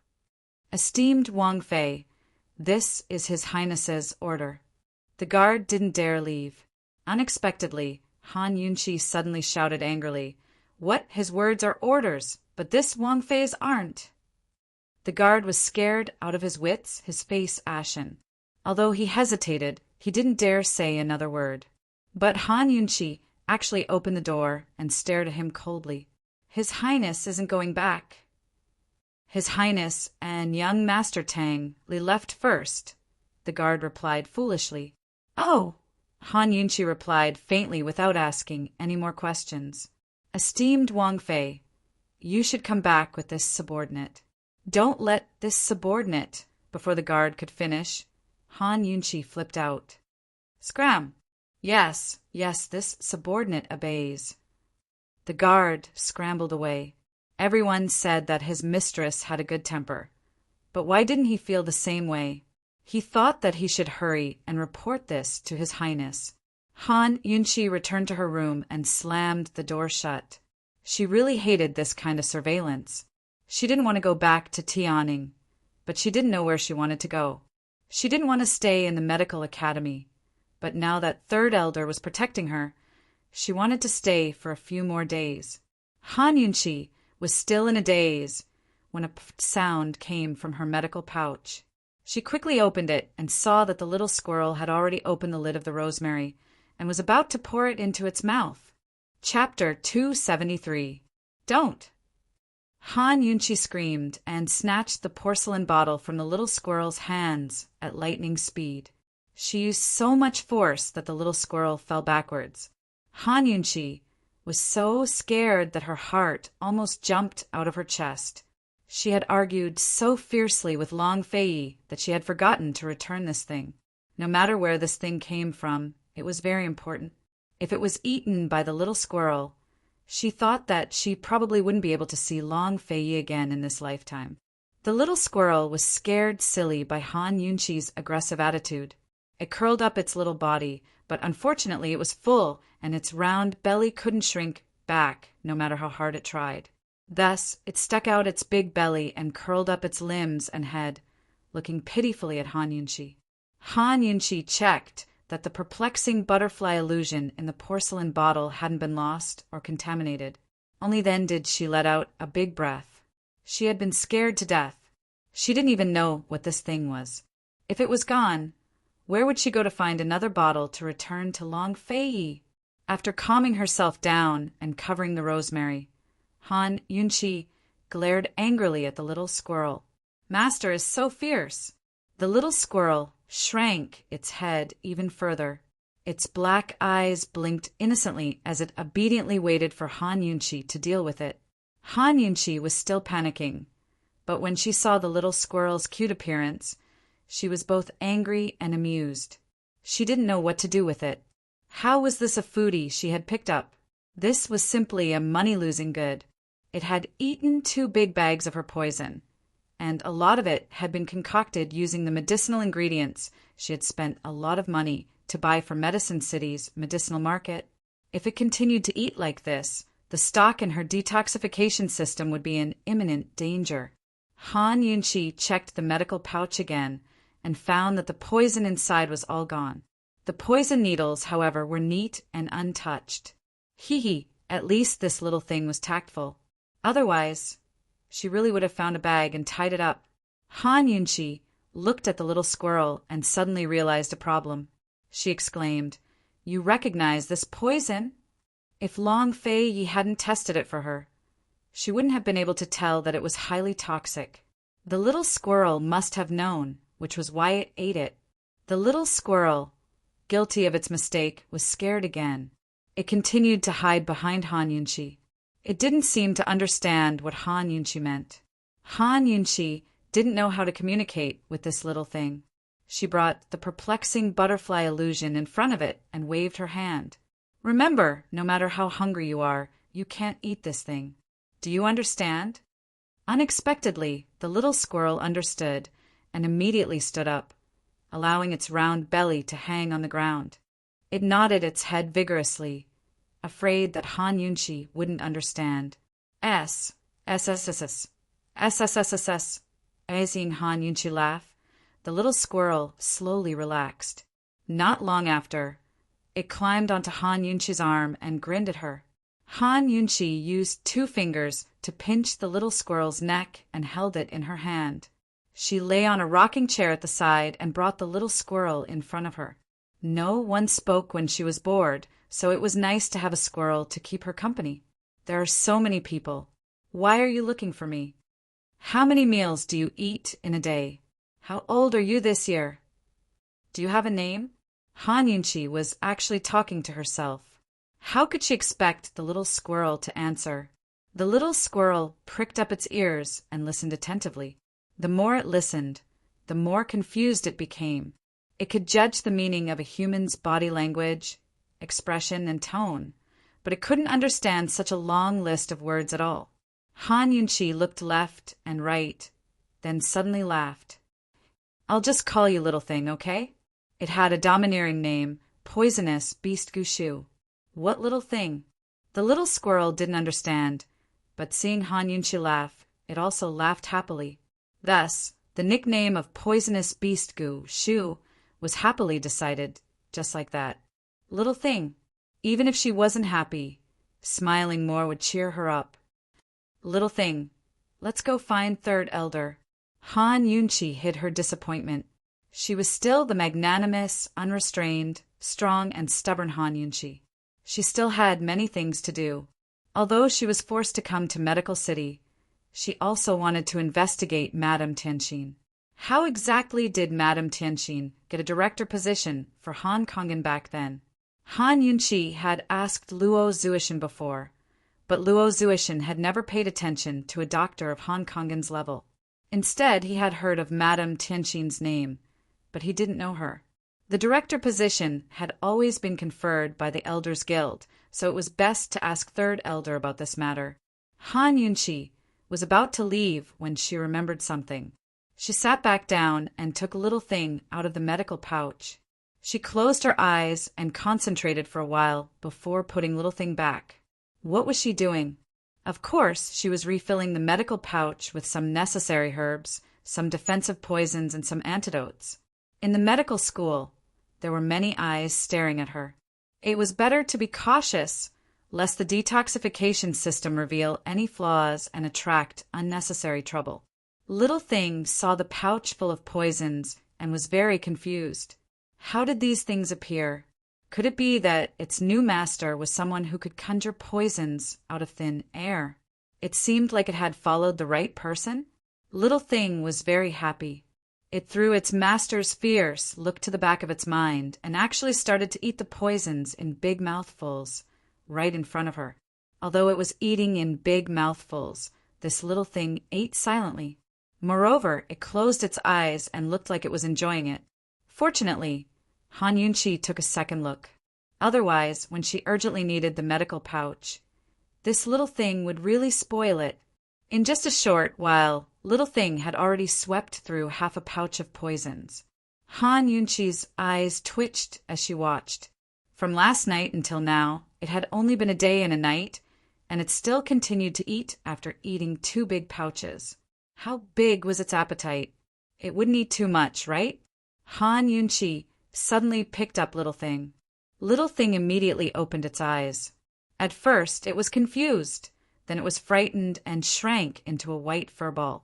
Its master seemed to be angry again, but he didn't do it on purpose. It had just woken up after sleeping for 5 years, and its stomach was rumbling with hunger. In addition, it had been drained of a porcelain bottle of blood, so it was really, really hungry. Are you still hungry? Han Yunqi asked. Little Thing squeaked a few times, but didn't dare to shout. Han Yunqi didn't understand. She took out some poison and fed it to Little Thing. Little Thing actually didn't dare to eat it, but it really couldn't resist the temptation and took a big bite. As it ate, it also squeaked in grievance. It really didn't do it on purpose. She lost to it. Han Yunqi simply sat down and put Little Thing back into the medical pouch to let it eat. As soon as the poison was reduced, she took it out from the detoxification system and added it. She wanted to see how much poison Little Thing's stomach could hold. However, reality soon told Han Yunqi how stupid she was.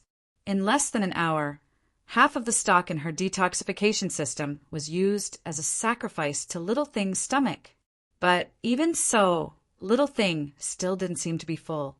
As long as it was given, it would eat. In the end, Han Yunqi didn't dare to take out the medicinal herbs. Her heart ached.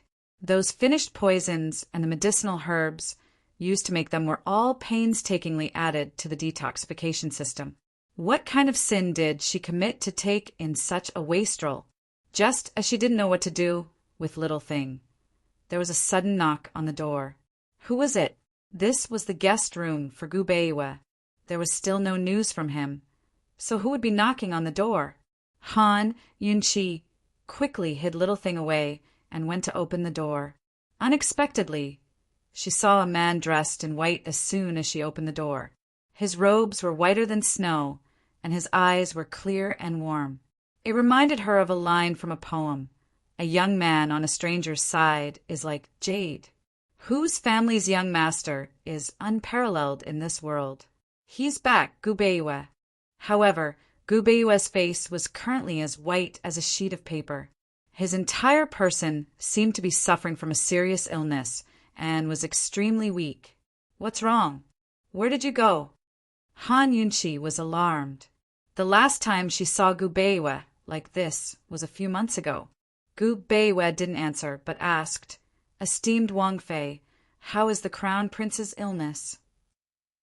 "Don't worry about that for now. Just what's wrong with you?"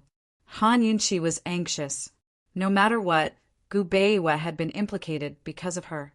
Moreover, he was her only friend in Tianing Palace. She didn't want anything to happen to him. "I was sick and couldn't come back.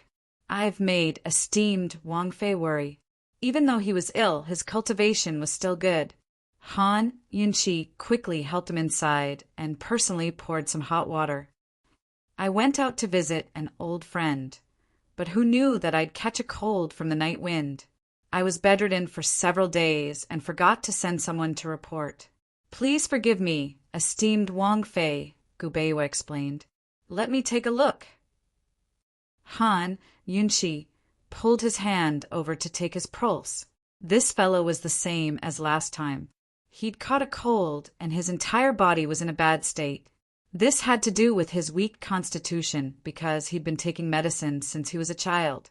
Needless to say, Han Yunqi felt his pulse again. It really was the same as last time.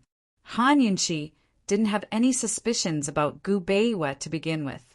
Now that she saw his pulse, she didn't think much of it. This fellow was sick at a friend's house. No wonder she couldn't find him anywhere in Medical City. "It's good that you're back. I was just worried that something would happen to you." Han Yunqi exhaled in relief, then told Gu Beiwe how she defeated Third Elder. "Esteemed Wang Fei, didn't you say you didn't have an antidote?" Gu Beiwe asked seriously. "I got one later on." Han Yunqi smiled, hesitating over whether or not to tell Gu Beiwe about the poison beast. She always trusted him more than usual. She couldn't explain it either. Just like how she was used to having him help her when she used needles to detoxify poisons. But at this moment, the little squirrel hiding in the medical pouch suddenly scurried out and landed on Gu Beiwe's shoulder. It wasn't afraid of strangers at all, and even happily hopped around his shoulders. Gu Beiwe was astonished. "Esteemed Wang Fei, you raised this?" Han Yunqi was stunned. She only wanted to say that she was truly defeated, but it was strange. Ever since she came back, the little squirrel had been hiding and didn't come out. It was completely unguarded against Gu Beiwe. Han Yunqi couldn't explain it. Seeing the little squirrel's happy appearance, she thought that this was fate. "I didn't raise it, I picked it up. Lan Tianma's poison was cured by it." Han Yunqi joked. "Poison beast!" Gu Beiwe was shocked. Han Yunqi was also shocked.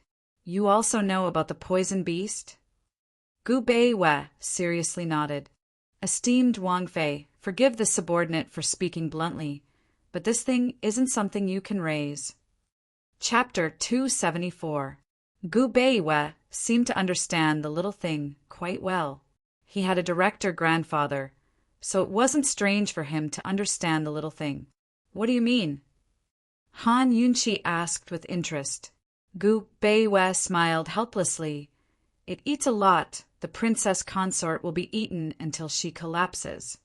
Han Yunqi was happy as she opened the medical kit for Gu Beiwei to see. There was no need to say anything as the two of them smiled at each other. For a moment, all their worries, whether it was hers or his, could be temporarily thrown away. Gu Beiwei was like the sun in the winter, not hot but warm. He could always drive away the haze in Han Yunqi's heart. Laughing was laughing, but Gu Beiwei still explained seriously. Princess Consort, the poisonous beast's fangs are poisonous and its blood can cure hundreds of poisons. This is all because it eats hundreds of poisons, so once the poisonous beast bites someone or uses its blood to save someone, it must keep eating. Otherwise its life will be in danger. Many people were fighting over the Gushu, but there weren't many people who knew the secret. Han Yunqi was very surprised. She turned around to look at the little thing and saw the little thing nestled on Gu Beiwei's shoulder, blinking its eyes as it looked at her. Its little mouth kept moving as if it was hungry. So it was like this, no wonder it couldn't help secretly eating when she was so fierce. Then how much does it need to eat before it's full? Han Yunqi anxiously asked, not to mention how useful the little thing was. With how cute it was, she couldn't bear for it to be hungry. Gu Beiwei turned his head to look at the little thing. That gentle gaze, filled with pity, almost made the little thing drown in it. The little thing didn't know who he was or what his relationship with its master was, but it liked the clean aura coming from his body. We can only ask it about this. However, even if it's full, its blood doesn't have any medicinal properties. Every time it bleeds to save someone, it needs a certain amount of time to accumulate. Only then can its blood cure hundreds of poisons. If it bleeds too much, it won't live long. Han Yunqi chuckled at Gu Beiwei's words. In the past, this little beast even wanted to exchange more of its blood for a bit of poison. Does it know how dangerous it'll be if it bleeds too much? Who was the one who spread the rumor that the poisonous rats were immortal? How much does it need to eat to recover? Han Yunqi asked seriously. Gu Beiwei shook his head, helplessly. He had to ask the little thing about this, as he wasn't sure either. Esteemed Wang Fei, the most important thing right now is to quickly feed it. I'm afraid it's starving.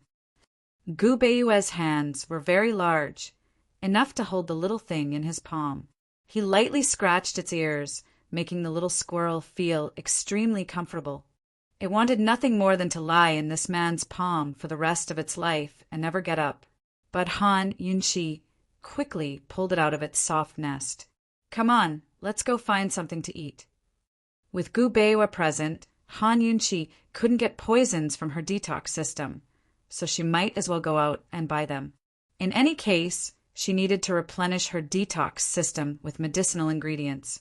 This one will go with esteemed Wang Fei. Gu Beiwei immediately rose to his feet.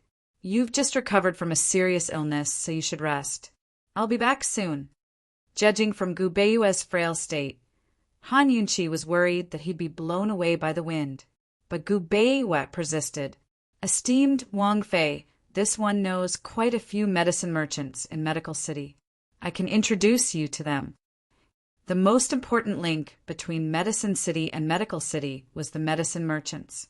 They controlled all of Cloud Realm Continent's medicine market. All right, although Han Yunqi wasn't going to be a wholesaler, she still needed plenty of ingredients. It'd be much cheaper if she found a medicine merchant. Thinking up to here, Han Yunqi felt for the limitless gold card in her sleeve. She'd gotten it from Long Fei Yi in Medicine City. It was the equivalent of a modern-day credit card that could be used throughout Cloud Realm Continent. She kept a record of her purchases, and Long Fei Yi would pay her back. Much of the detox system's stock had come from this card. Han Yunqi hesitated before silently placing the card on the table. She didn't want it anymore. But as soon as she and Gu Beiwei stepped out of the door, Lil Thing slipped out of the medical pouch and rushed back at lightning speed. It picked up the gold car with its mouth and bit it to make sure it was the real deal before slipping back into the pouch. It had a little secret. It wasn't just greedy for food, but money as well. Han Yunqi and Gu Beiwe had just left the room when they ran into Gu. Gu couldn't find Mu Ling, or in all of Medical City, so he'd just returned. He was pleasantly surprised to see Han Yunqi. "Poison, lass, you didn't leave?" Han Yunqi grew angry. "Where's Mu Ling?" She almost forgot about Mu Ling, before she saw him. That girl wouldn't be forgiven so easily for pushing her. That wasn't just repaying kindness with enmity, it was murder. "I'm looking for her too. When you find her, you can kill her with a knife," Gu said seriously. "Kill her?" Han Yunqi could tell that Gu and Mu Ling had a close relationship. This fellow had a mysterious background, so how could she kill someone so close to him just like that? "She liked you so much for nothing," Han Yunqi probed. Unexpectedly, Gu sighed. "Ai, it's a pity that the one I like is you." On one side, Gu Beiwe creased his brows at the words, but Han Yunqi had long gotten used to Gu Qixiao's frivolity. She simply rolled her eyes and ignored him. Gu caught up. "Was it that fellow from the Shadow Clan who saved you? Bring Mu Ling here, and I'll tell you," Han Yunqi said seriously. "By the way, tell me who taught you your poison skills?" Gu quickly added, not minding that Gu Beiwe was overhearing. This fellow was pestering her and treating her well because he wanted to know where her poison skills came from. What did he want to know? What did he suspect? Every time she asked, he wouldn't tell her. Han Yunqi couldn't be bothered with him. There were many things she didn't know about herself, such as the secret of her birth, Lady Tianqin's death, the poison sect's little squirrel's affection for her, and how the young master from the Shadow Clan had saved her. Han Yunqi gave Gu Qixiao a fake smile before walking away with large strides.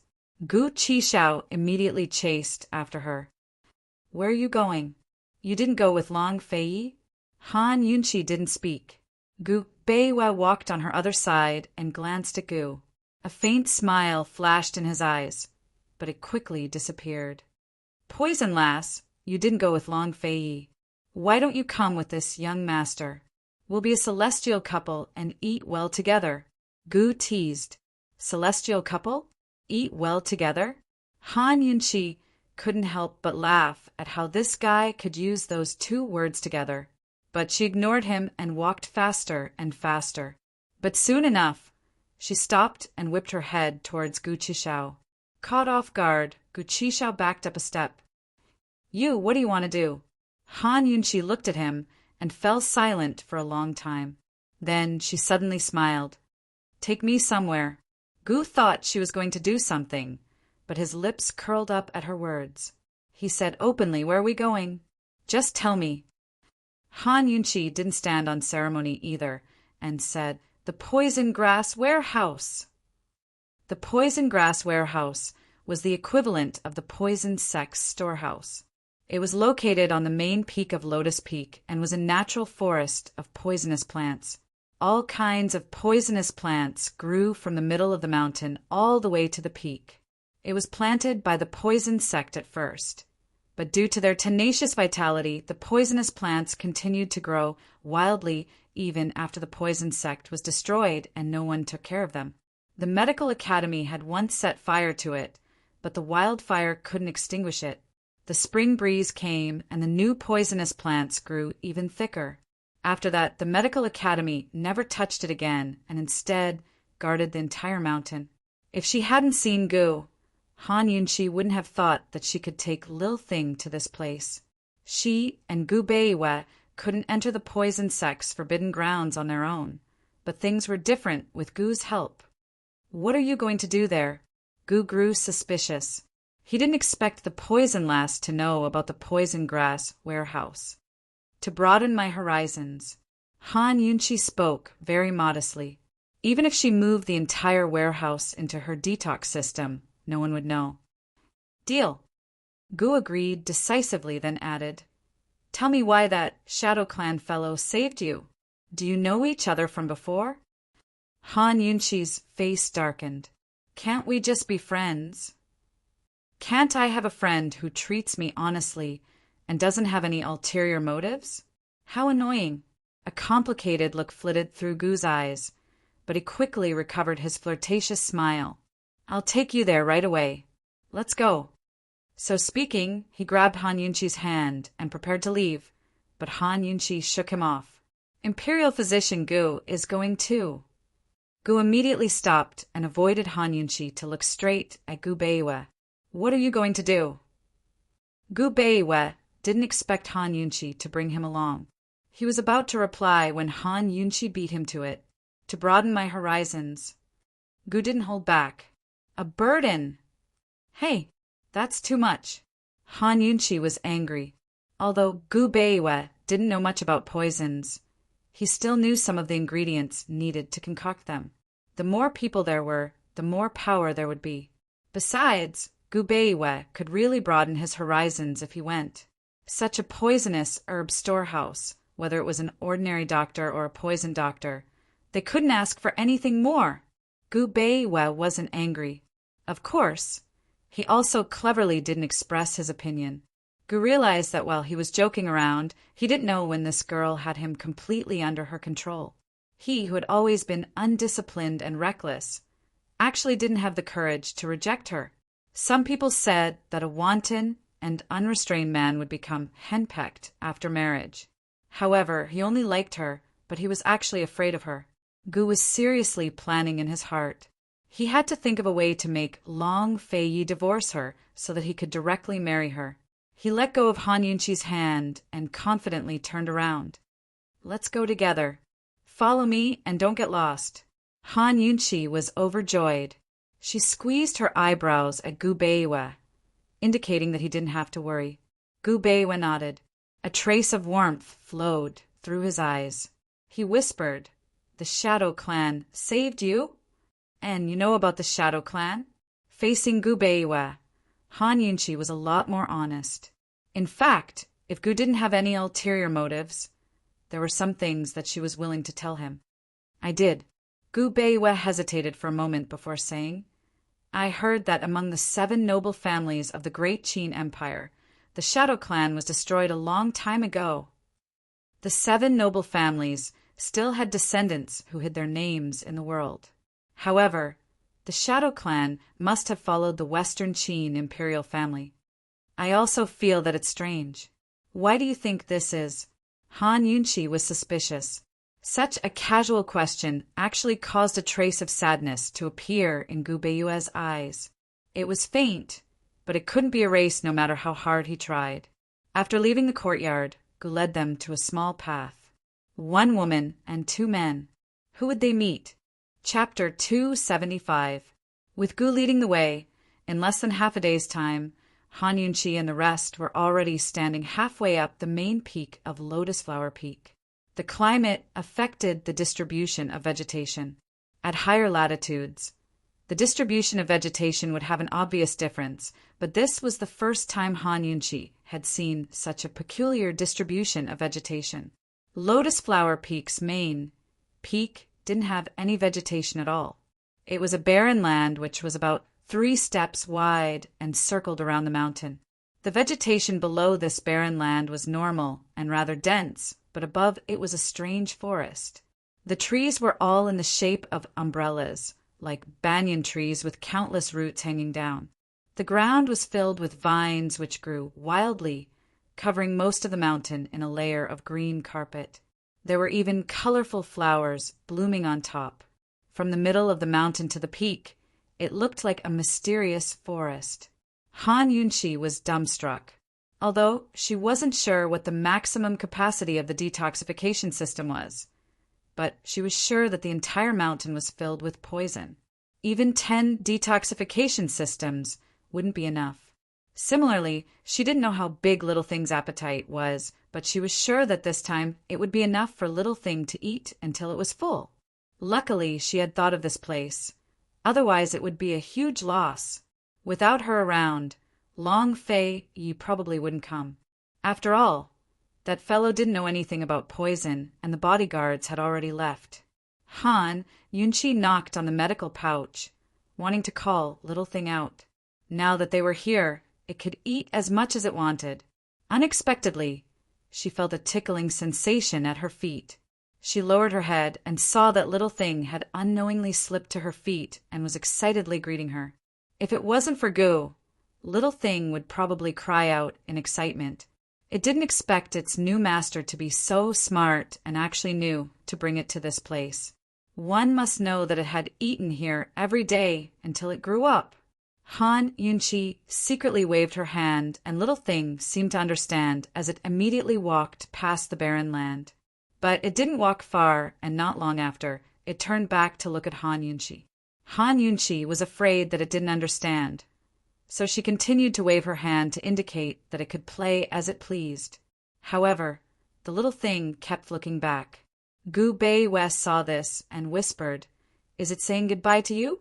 Will it come back for you after it leaves?" Han Yunqi had never thought about this. I think so.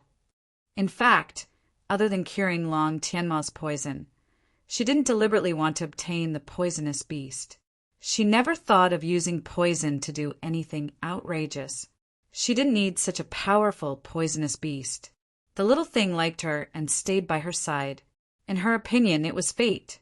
If the Little Thing wanted to leave, then she would leave it to fate. After all, this poisonous herb storage was more suitable for it than her medical kit. Lil Thing looked at its master and Gu Beiwe talking from afar. It was so anxious that it wanted to cry out, but it was afraid that Gu would hear it. It looked like it would take some time for it to get used to its new master before she understood what it wanted to tell her. It wanted to take her to the peak of the poisonous herb storage. There were many rare medicinal ingredients there, as well as several corrosive poisonous herbs that were only grown by the poison sect. They had been unknown for decades. Lil Thing stopped again, but Han Yunqi and Gu Beiwe were too engrossed in their conversation to notice it. Stupid master. Stupid white-robed gentleman. Lil Thing rolled around in the thick vines before disappearing like a wisp of smoke. It had better go to the peak to fill its stomach first before looking for them. When faced with countless poisonous herbs, it might be hungry, but it would definitely endure until it found the most delicious one. Han Yunqi and Gu Beiwe were startled by Lil Thing's rustling as it scurried away. They both turned to look at Gu. Unexpectedly, an expert like Gu hadn't noticed the commotion just now. He was staring at the peak from afar with a grave expression, deep in thought. Sir Gu seems to be very familiar with this place. Gu Beiwe spoke up. Gu turned back with an unpleasant expression. Not familiar. Han Yunqi deliberately chuckled. This guy clearly knew how to avoid the guards, and even led them through a few man-made traps. Who would believe him if he said he wasn't familiar with this place? There was a 99% chance that this guy was from the medical academy. As for who exactly he was, why didn't he show his face? Fine. She wasn't that interested in finding out.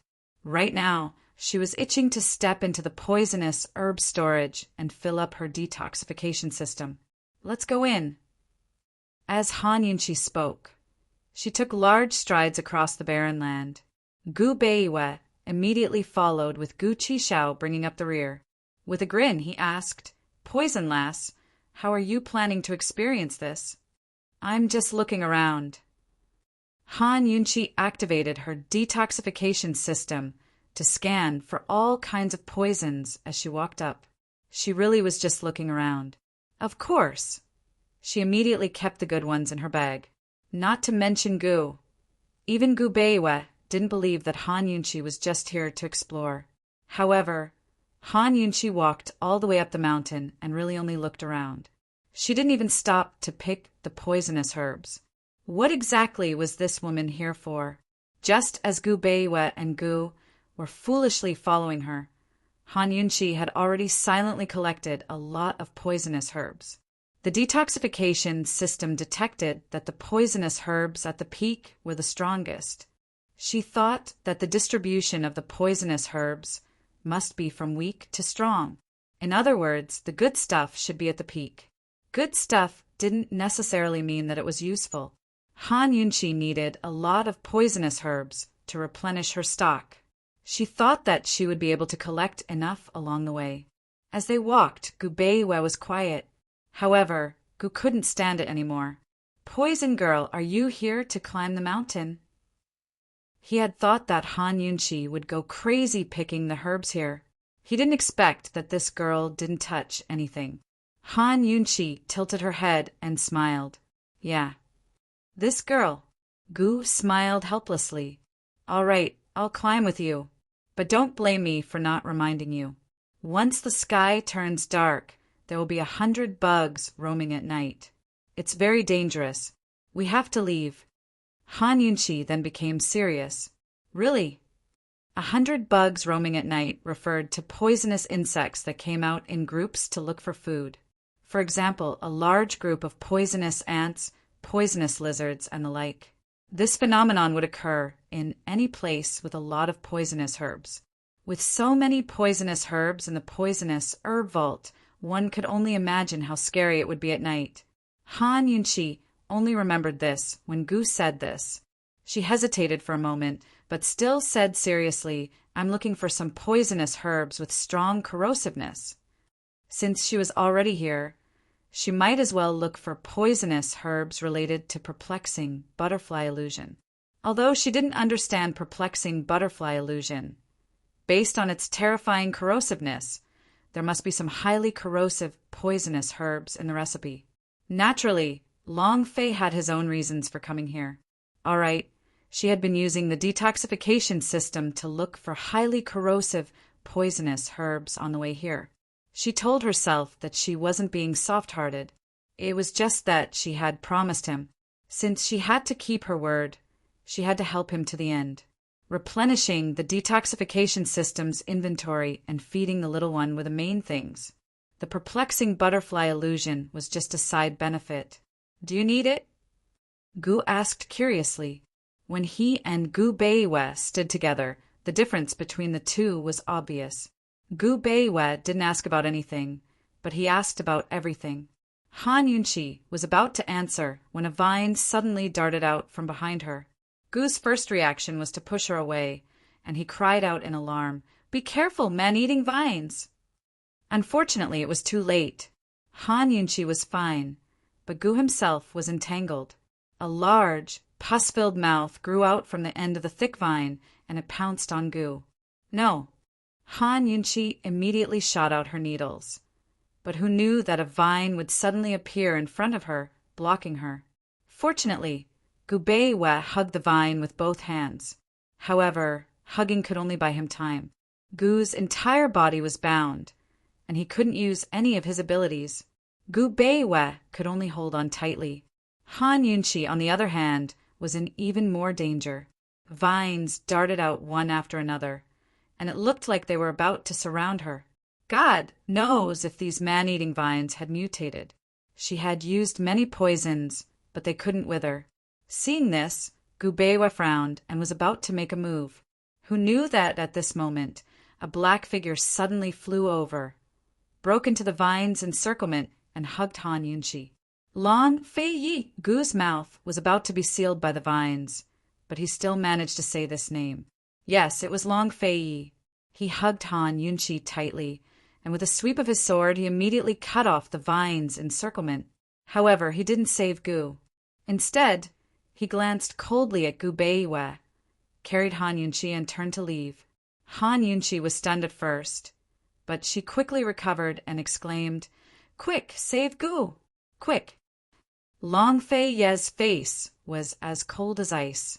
He didn't answer her, and walked down the mountain with Han Yunchi. Han Yunchi struggled with all her might. She was anxious. Gu is trapped because of me. Save him. If Gu didn't push her away, she would be in danger now. However, Long Fei Yi didn't even answer her. He looked straight ahead, and his whole person was so serious that it was terrifying. Let go of me. The panicked Han Yunchi suddenly realized that she didn't need Long Fei Yi. She could save people by herself. She had a lot of corrosive potions on her. Why didn't she think of that just now? Han Yunchi, a married woman going up the mountain with 2 men. What do you mean by this? Long Fei Yi questioned.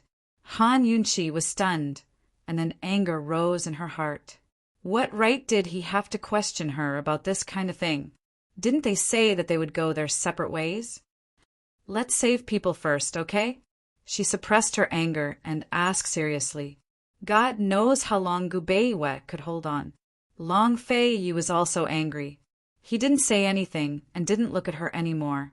Han Yunqi was still struggling violently. In the end, they fought.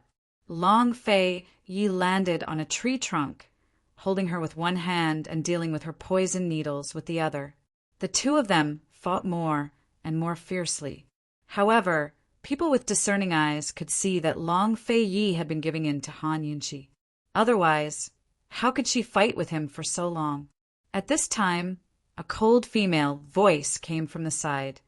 Yi, or this is Han Yunqi? To the reader, the genius little poison concubine has a public WeChat account. If you don't know, you're out. Hurry up and add her to see what surprises there are. Account, Tainkakesiadifii. Chapter 276.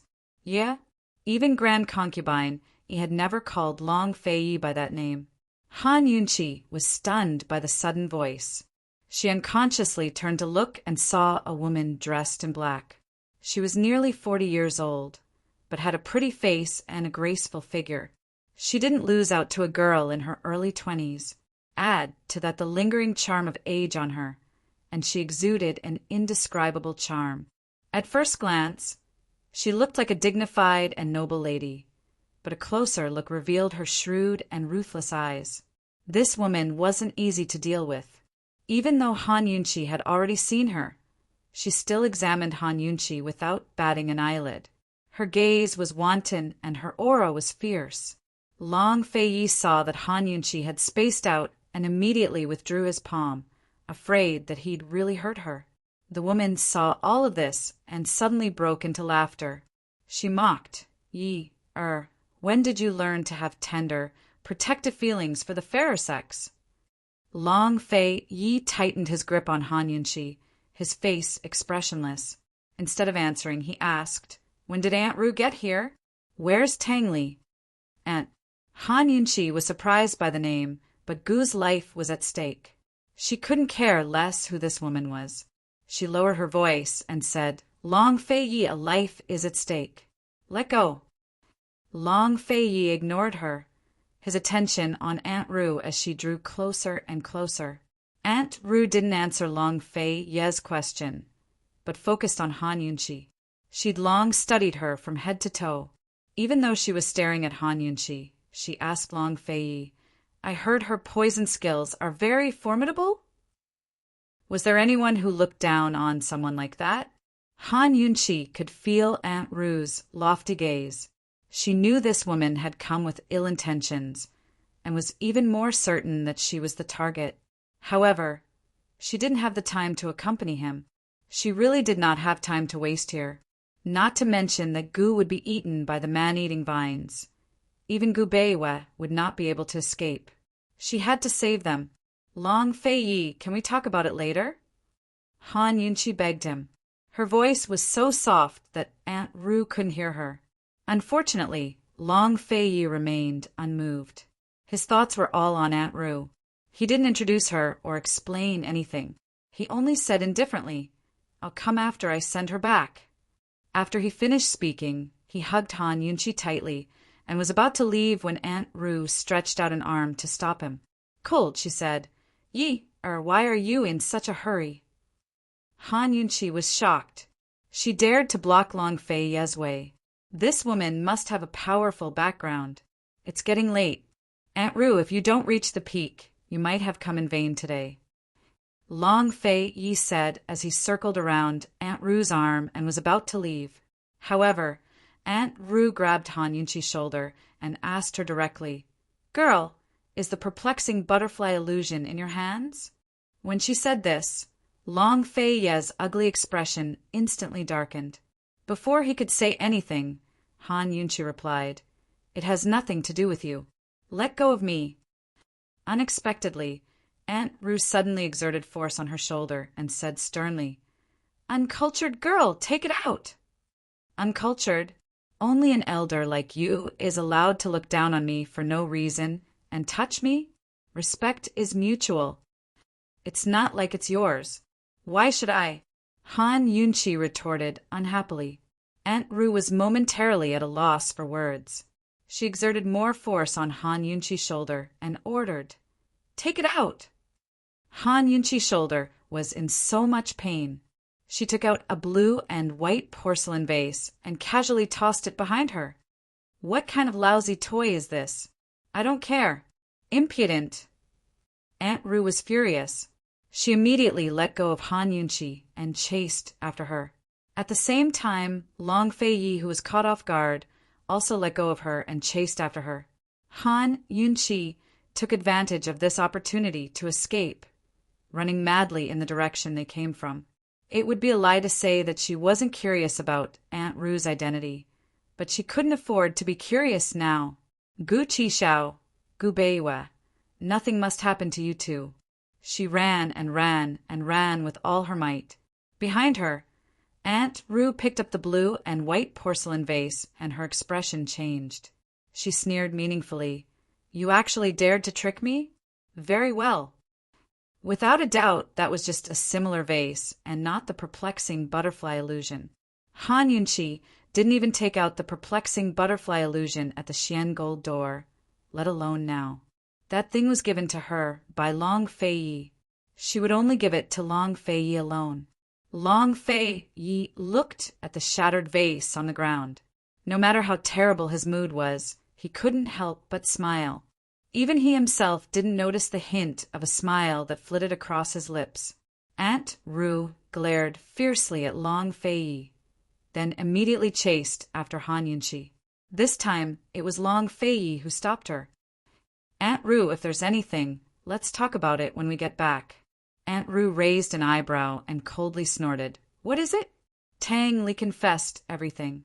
What right does a woman who can't be used by you have to know about the existence of the perplexing butterfly illusion?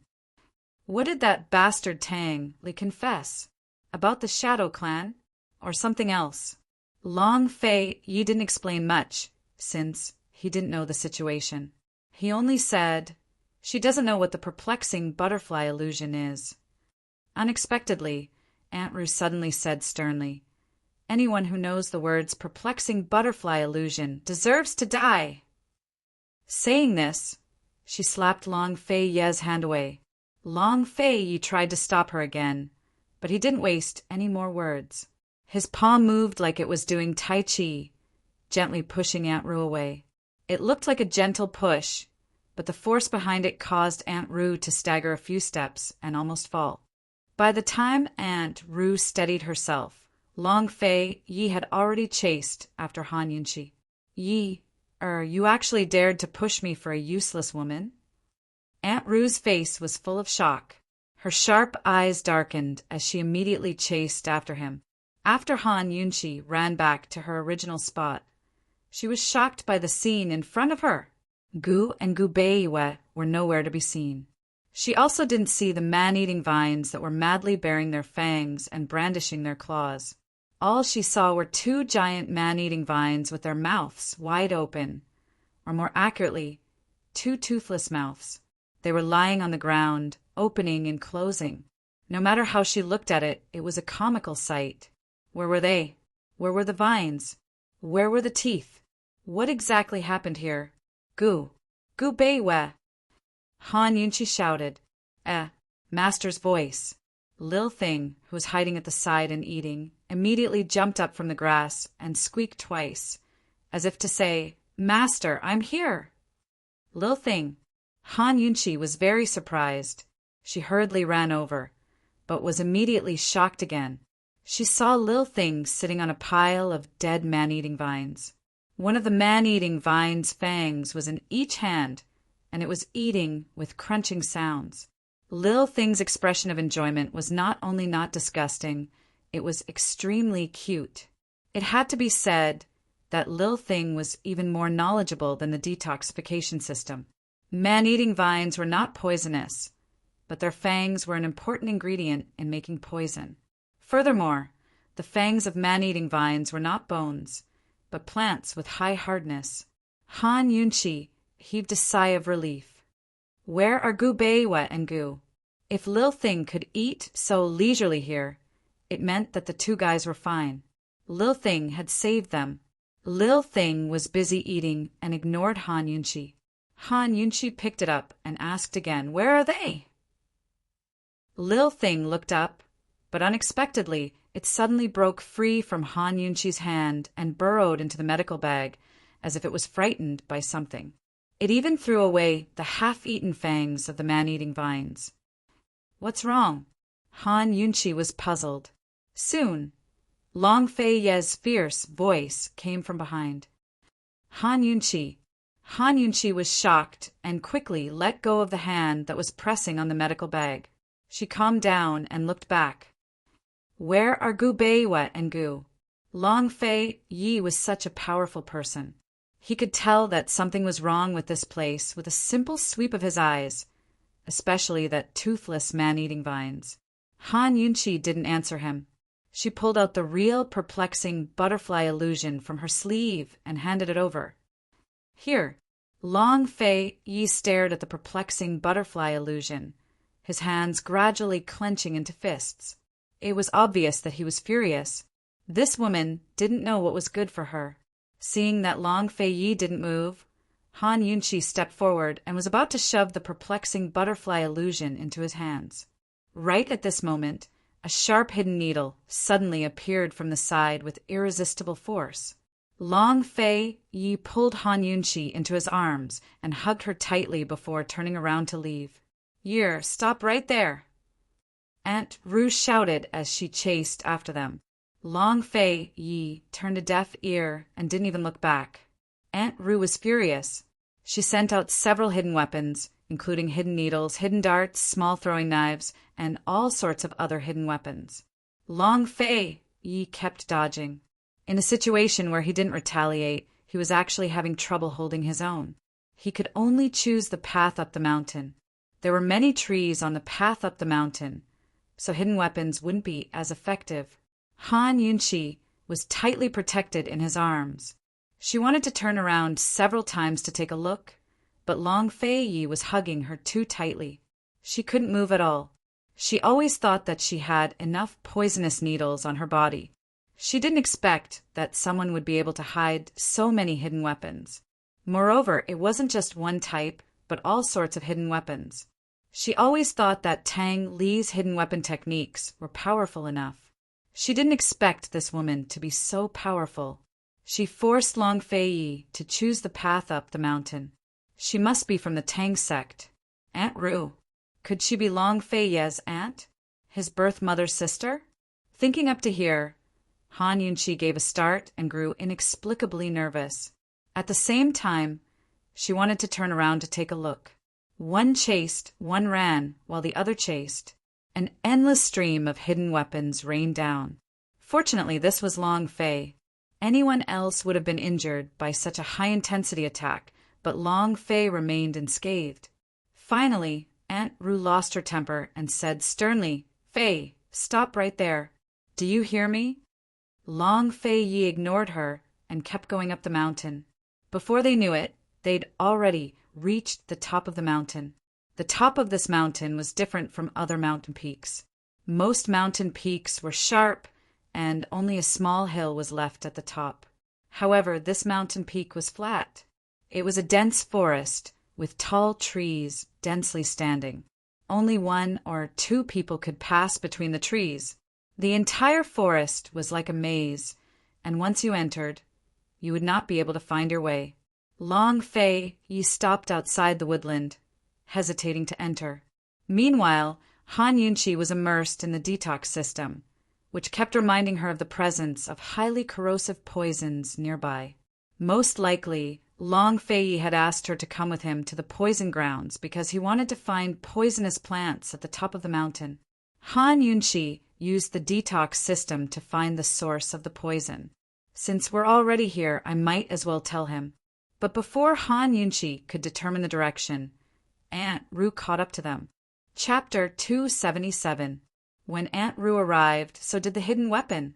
Xiao! With a sharp sound, a 5-star dart flew from behind them, fiercely hitting the tree trunk diagonally across from them. Han Yunqi subconsciously looked over, but before she could see clearly, the hidden dart that had been stuck in the tree trunk actually bounced back and accurately shot towards Han Yunqi. Long Fei Yi had expected the dart to bounce back, but he didn't expect it to be so fast. He couldn't dodge in time, so he used his other hand to block it for Han Yunqi. The 5-star dart instantly shot into his arm, but it didn't hit the tree. The entire dart actually sank into his flesh. The refracted dart actually had such power. This fighting style was so ruthless. It must be very painful. Han Yunqi's brows furrowed, but Long Fei Yi didn't even frown. He didn't hesitate and directly charged into the forest. However, as soon as he charged in, Aunt Ru shouted, "Yi-er, come out!" All these years, she had secretly snuck into the main peak of Lotus Flower Peak. She had practically walked through the entire mountain, but she didn't dare to enter this forest. This time, if she didn't know Yi-er was coming, she wouldn't have come. This was a labyrinthine forest. Once they couldn't get out, once they were trapped until the sky turned dark and the insects moved at night, then they could only lose their lives in the forest. "Yi-er, come out immediately. Yi-er, if you have something to say, come out first." Aunt Ru shouted, but unfortunately, Long Fei Yi didn't turn back. He walked further and further away, his back becoming more and more blurry. Aunt Ru was scared and immediately chased after him. If she was any later, she probably wouldn't be able to find him. As soon as they entered the forest, Aunt Ru didn't use any hidden weapons, and Long Fei Yi also slowed down. As soon as she caught up to them, Aunt Ru firmly grabbed Long Fei Yi's hand. "While we can still distinguish the path, immediately come out with me. Since we're here, we might as well look around." Long Fei Yi indifferently said, "Yi-er, you're crazy. There's still 6 more hours before the sky turns dark." Aunt Ru said angrily. Although she came here often, she wouldn't take the risk to come here before she found a way to deal with the 100 bugs.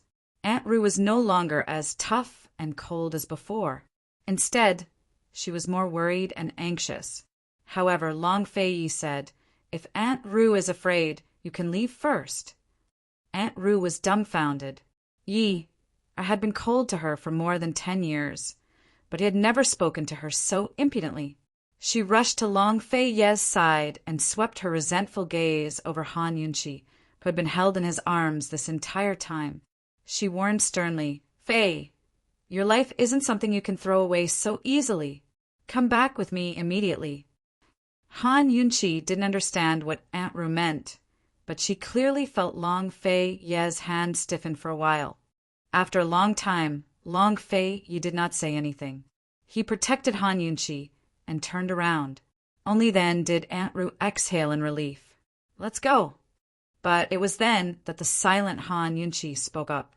"You're looking for highly corrosive poisonous plants, right?" Aunt Ru ignored her, but Long Fei Yi stopped. "What did you find?" "It's nearby," Han Yunqi was certain. She had been silently searching for it the entire time. It was nearby, and it was highly corrosive. Although she couldn't tell what kind of plant it was, she could detect its toxicity. "Are you sure?" Long Fei Yi rejoiced. Heaven knows how much he wanted to break through the perplexing butterfly illusion. "Nearby?" Aunt Ru looked disdainful. Aside from the perfectly straight trees in the surroundings, there were no other poisonous plants. Moreover, these trees were all poisonous birches with no corrosive properties. Han Yunqi was simply spouting nonsense. After Han Yunqi married into the Duke of Qin's estate, Aunt Ru had gone into closed-door cultivation. A few days ago, she'd gone to the Duke of Qin's estate to find out what had happened. Originally, she assumed that Grand Concubine Yi would play that useless piece of trash Han Yunqi to death as soon as she married into the Duke of Qin's estate. She never expected her to replace Grand Concubine Yi and take charge of the Duke of Qin's estate, much less know how to treat poisons and save many lives. When she found out from Chu Shifeng that Yi Yi was planning to ascend Lotus Peak. She immediately ran over to stop him. As soon as she ran into Tang Li, she tied him up and interrogated him. Only then did she find out that Han Yunqi's poison skills were only average and wouldn't be of much help to Fei. She was also entangled with other men, but Yi had actually given her the perplexing butterfly illusion. This type of woman had average skills, but her methods were brilliant. Heaven knows how she'd managed to hook up with Yi. As soon as she arrived, she saw Fei and Han Yunqi fooling around. She almost thought her eyes were playing tricks on her. Ever since he was young, when had Yi ever played, laughed, or joked around with anyone? Heaven knows what methods Han Yunqi had used to confuse Yi's eyes. A woman like this would only delay a man's plans. It's nearby. I'll look for it. It won't take too long, Han Yunqi said seriously. Long Fei was right. Since they were already here, there was no reason to go back empty-handed. Aunt Ru's face was stern. If you want to look for it yourself. We don't have time to deal with you. Yi, come with me. Hearing this, Han Yunqi lost her temper. Who wants to look for it? It's not like the perplexing butterfly illusion is mine. Do you think I have nothing better to do? You were the one who said to look for it, just then. Who told you to look for it? Aunt Ru retorted. Han Yunqi gave a start. Indeed, no one had told her to look for it. She was probably too angry to think otherwise. Long Fei Yi spoke up. I told her to look for it. Han Yunqi's heart trembled slightly. She glanced at Long Fei Yi from the corner of her eye. Seeing that Long Fei Yi was looking at her, she hurriedly averted her gaze. Aunt Ru was flustered and exclaimed angrily, There's no way it's nearby. Yi, do you believe Aunt Ru or her? Long Fei Yi avoided Aunt Ru's angry gaze. Han Yunqi, what are you waiting for? Hurry up and look for it. Without a doubt, he had made his choice. Aunt Ru was greatly disappointed. She had taught him for more than 10 years, but she couldn't compare to a woman he had known for less than a year. Aunt Ru took a deep breath and calmed down. Han Yunqi, I'll give you the time it takes to brew a cup of tea. She had to calm down and try to leave this forest as soon as possible. Unexpectedly, Han Yunqi said, No need, I've already found it. Aunt Ru frowned. She didn't believe Han Yunqi, but she also didn't believe that Han Yunqi would dare to brag so much. Aunt Ru chose to remain silent. Where is it? Long Fei, you didn't even need to think before believing her. Han Yunqi glanced over, and their eyes met before they both looked away. Han Yunqi didn't speak, but walked to the right. Long Fei Yi and Aunt Ru hastened to catch up. Han Yunqi stopped in front of a large tree, her gaze resting on its trunk. Where is it? This was the first time Aunt Ru had been so impatient. Split open the trunk and take a look, Han Yunqi said seriously. This is a poison birch tree, Aunt Ru reminded her immediately. After Fei's mother passed away, she was the most knowledgeable about poisons in the Tang clan. I know. Long Fei Yi, hurry and split it open. Be careful, Han Yunqi said as she backed up a few steps. At this moment, Lil Thing, who had been curled up in the medical pouch, poked its head out. As soon as it saw Long Fei Yi point his sword at the trunk, it shrank back in fear. How did this swordsman know there was a secret passage hidden in the trunk? Didn't he know that it led to the underground poison storehouse?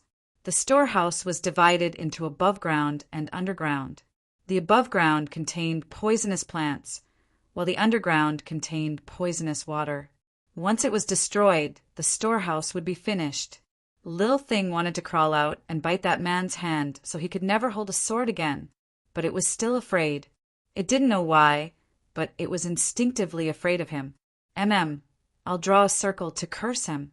While Lil Thing was drawing circles on the ground, Long Fei had already done as Han Yunqi said and split open the tree trunk with his sword. Only then did they realize that the trunk was empty, and a sour scent assaulted their nostrils. Long Fei Yi was about to look into the hole when Aunt Ru called out to stop him. Yi, be careful of poison. But Han Yunchi only said, "This smell isn't poisonous, don't worry." Aunt Rue was embarrassed and didn't know what to say. She just coughed a few times. Although they hadn't seen any corrosive poisonous plants, Han Yunchi didn't seem to be lying. Although she didn't like Yi Er's trust in Han Yunchi, Aunt Rue wasn't an unreasonable person, nor was she a simple-minded girl. She quickly realized that she had been deceived by Tang Li. Han Yunchi had only used her eyes to look and didn't use any other methods to find the trunk. She was really capable. It looked like she had to reevaluate Han Yunchi. Long Fei Yi quickly discovered the secret in the trunk. There's a secret passage leading to the underground. It's very deep. Aunt Rue and Han Yunchi came over at the same time. Just as Aunt Rue was about to speak, Han Yunchi said first, "Let's go down." Aunt Rue was just about to say the same thing. She had searched for so many years. Now that she had a clue, how could she not go down? She had already thrown the matter of the 100 insects parade to the back of her mind. Perhaps the thing she wanted would be under this tree hole. She looked at Han Yunchi, a trace of admiration flashing through her eyes. She didn't expect that this girl would have the guts to agree with her and also have the guts to take such a risk. Very good. It looked like she wasn't a paper tiger anymore. Aunt Rue was the first to jump into the cave, followed by Han Yunchi. She was quite excited. Although that sour smell wasn't poisonous, she felt that something was wrong just by smelling it. Perhaps it wasn't poisonous because it wasn't concentrated enough. Perhaps they could find clues to decipher the perplexing butterfly illusion under the tree hole. Han Yunchi said very seriously, "I'll walk in front later. Everyone be careful." Unexpectedly, Long Fei Yi didn't come in immediately. He looked at Han Yunchi and asked, "Han Yunchi, are you sure you want to go down with this prince?" She had already jumped in, so what did he mean by that? She had said before that she wouldn't come and help anymore. She had even returned the perplexing butterfly illusion to him. However, she had come, helped, and was so excited. Han Yunchi's ears reddened. She was both embarrassed and angry. She hesitated, but just as she was about to jump out, Long Fei Yi jumped into the tree hole first. He said indifferently, "I'll walk in front with you." Han Yunchi didn't have the chance to refuse, because Long Fei Yi took her hand. Aunt Rue walked behind them. As she looked at their tightly interlocked fingers, a complicated look flashed through her eyes. She didn't understand why Tang Li would lie and slander this woman. Chapter 278. Long Fei Yi held Han Yunchi's hand and walked in front while Aunt Rue followed behind. The path down the tree trunk grew steeper and steeper until it turned into a vertical passage. Long Fei Yi jumped down with Han Yunchi in his arms. Aunt Rue followed closely behind, but they ended up in an underground stone room.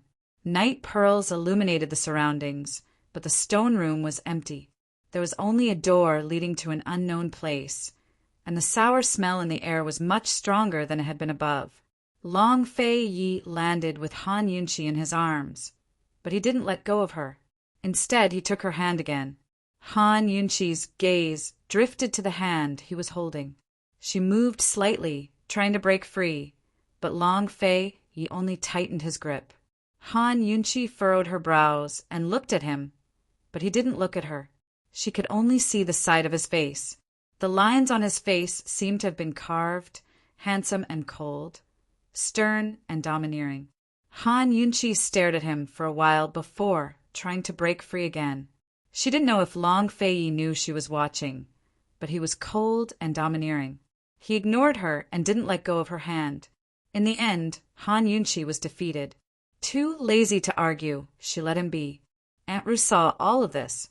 She decided to go back and properly interrogate Tang Li and Han Yunchi about what was going on between them. Yi was someone who wanted to accomplish great things. Even if Han Yunchi was of great use to him, he couldn't fall in love with her. Love would only make things worse. Yi Mufei had long warned him that even if it was the person closest to him, as long as it was for the sake of his cause, he had to kill them if necessary and abandon them if necessary. To build a palace here, This must be an important place for the poison sect, Aunt Rue said seriously. Unfortunately, Long Fei Yi and Han Yunqi ignored her and walked towards the only door in the stone room.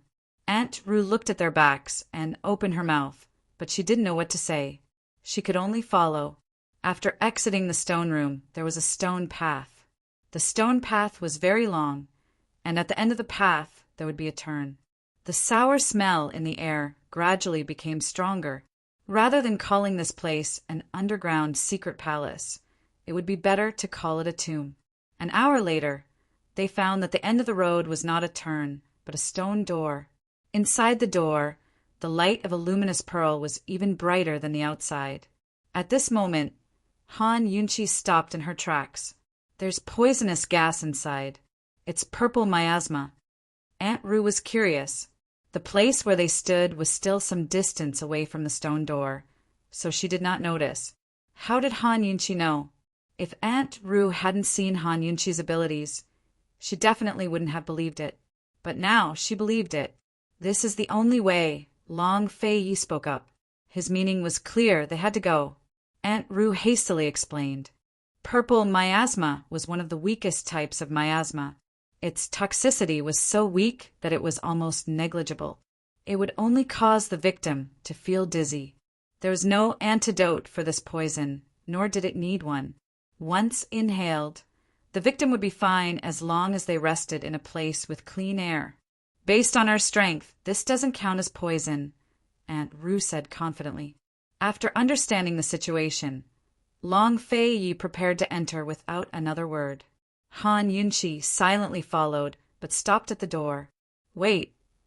She took out 3 small packets of medicinal herbs from her medical pouch and gave one each to Long Fei Yi and Aunt Rue. She kept one for herself.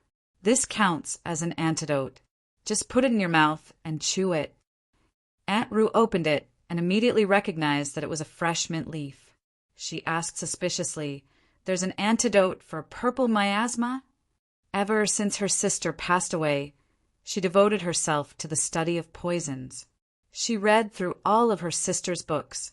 Miasma is the most common poison, but she has never heard of an antidote. Poisons without an antidote and those that don't need an antidote are the most terrifying poisons. The best way to deal with them is not to force yourself, but to prevent them. Mint isn't an antidote, but it can prevent purple miasma from entering the human respiratory system. Otherwise, once the concentration of purple miasma exceeds the threshold, it will become an incurable poison. Han Yunqi explained as she tossed the mint leaf into her mouth. She took the opportunity to break free from Long Fei Yi's grip and walked towards the stone door. Looking at her confident and carefree figure, Long Fei Yi's mind wandered. Aunt Rue couldn't help but whisper, who did she learn her poison skills from? I've never heard of the Han family knowing poison skills. An expert, Long Fei Yi answered without thinking. An expert. Aunt Rue was puzzled. Who? The expert doesn't allow me to say. Long Fei popped the leaf into his mouth and chewed it before immediately following after Han Yunqi, leaving Aunt Rue at a loss. An expert? There are only a few experts in the poison world today. Who is it? Does Yi have to hide it from her? As they approached the stone door, Aunt Rue sensed that there was not only purple miasma behind the door, but it was also very thick. She secretly rejoiced that Han Yunqi had been careful. Otherwise, they would have fainted the moment they entered such a thick miasma. Han Yunqi was about to enter when Long Fei grabbed her hand again and firmly entwined his fingers with hers. This time, Han Yunqi abruptly turned back to look at him, her eyes clear and bright as she stared at him with open and honest eyes. She just stared at him without saying a word. This was clearly a question, or perhaps she was giving him a chance to explain. However, Long Fei Yi glanced at Aunt Rue from the corner of his eye. Not only did he not answer Han Yunqi, he even avoided her gaze. Han Yunqi frowned and suddenly flung her hand away. This time, Long Fei Yi was caught off guard and was flung away by her. Long Fei Yi, you can hold hands in some situations, but you can't simply interlock your fingers. Don't you understand the meaning of interlocking fingers? Han Yunqi flung away Long Fei Ye's hand and strode through the stone door. Long Fei Ye was stunned on the spot. It was Aunt Ru who followed in, but the moment she entered, she exclaimed, "Yee-har!" Long Fei Ye hurriedly entered and saw a large stone room behind the stone door. Under the dual effects of the luminous pearl and purple miasma, the entire stone room was dyed purple. In the hazy purple mist, they saw 5 open stone doors facing them, each leading to different unknown places. They had walked all the way here, but such a situation had occurred. Aunt Ru tried all 5 stone doors and found that the acidic smell in the air was the same in all 5 directions. She subconsciously turned back to look at Han Yunqi. At this moment, Han Yunqi's brows were tightly knitted as she scanned the 5 stone doors. However, the detoxification system reminded her that there was no poison in any of them. 5 choices were placed in front of them. What should they do? Should we split up? Aunt Ru asked. No. Long Fei Ye immediately rejected. This was the most time-saving method, but it was also the most dangerous. Han Yunqi, what do you think? Long Fei asked. They'd been walking for 2 hours now before he finally spoke. Unfortunately, Han Yunqi didn't even look at him. She only shook her head. I don't know. I can't sense any poison. She was still cautious. The acidic smell in the air was getting thicker, but she couldn't detect any poison. However, this didn't mean that there wasn't any corrosive poison in the air. It only meant that she couldn't detect it.